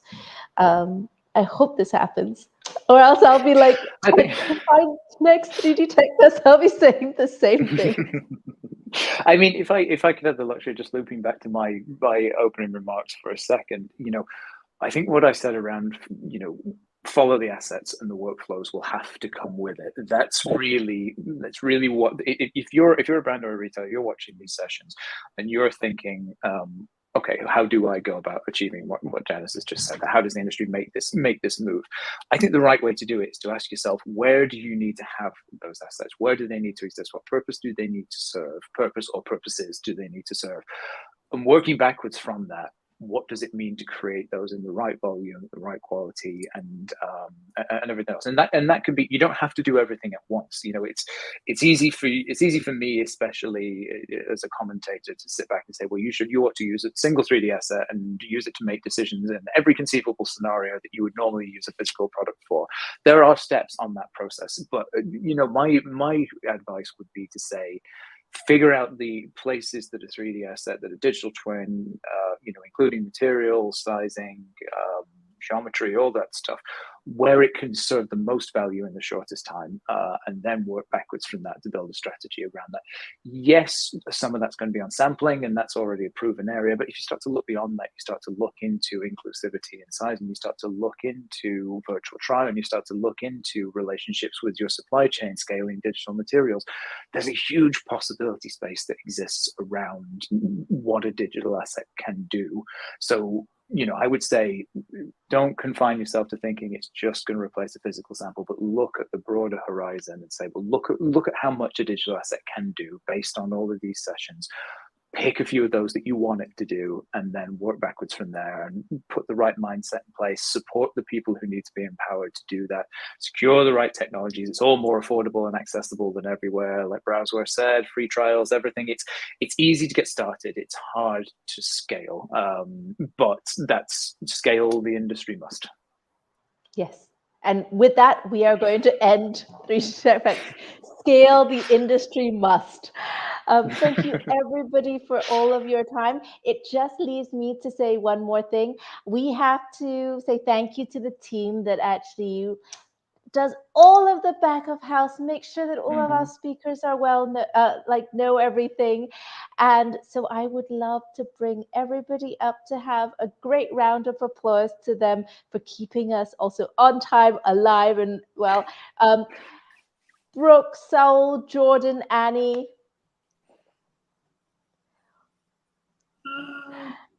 And this is the 3D Tech Fest team, and I thank you all for, putting up with also, my last minute all the time.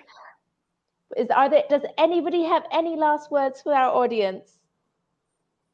No, thank you so much for joining us. It's been great putting it, Yeah. If anything that you heard this week sparked your imagination or you thought was interesting, please tag us on social media to continue the conversation. We would love to hear from you. Additionally, all of our sessions will be available ASAP, probably tomorrow, to go back and watch afterward if you weren't able to see everything you wanted to see. Thanks for joining us. Sounds good. And with this, we end the broadcast. We're over. Yay! Bye, everyone. Thank you very much, everybody. Bye. See you next year. Thanks for having me. Thank you, Ben.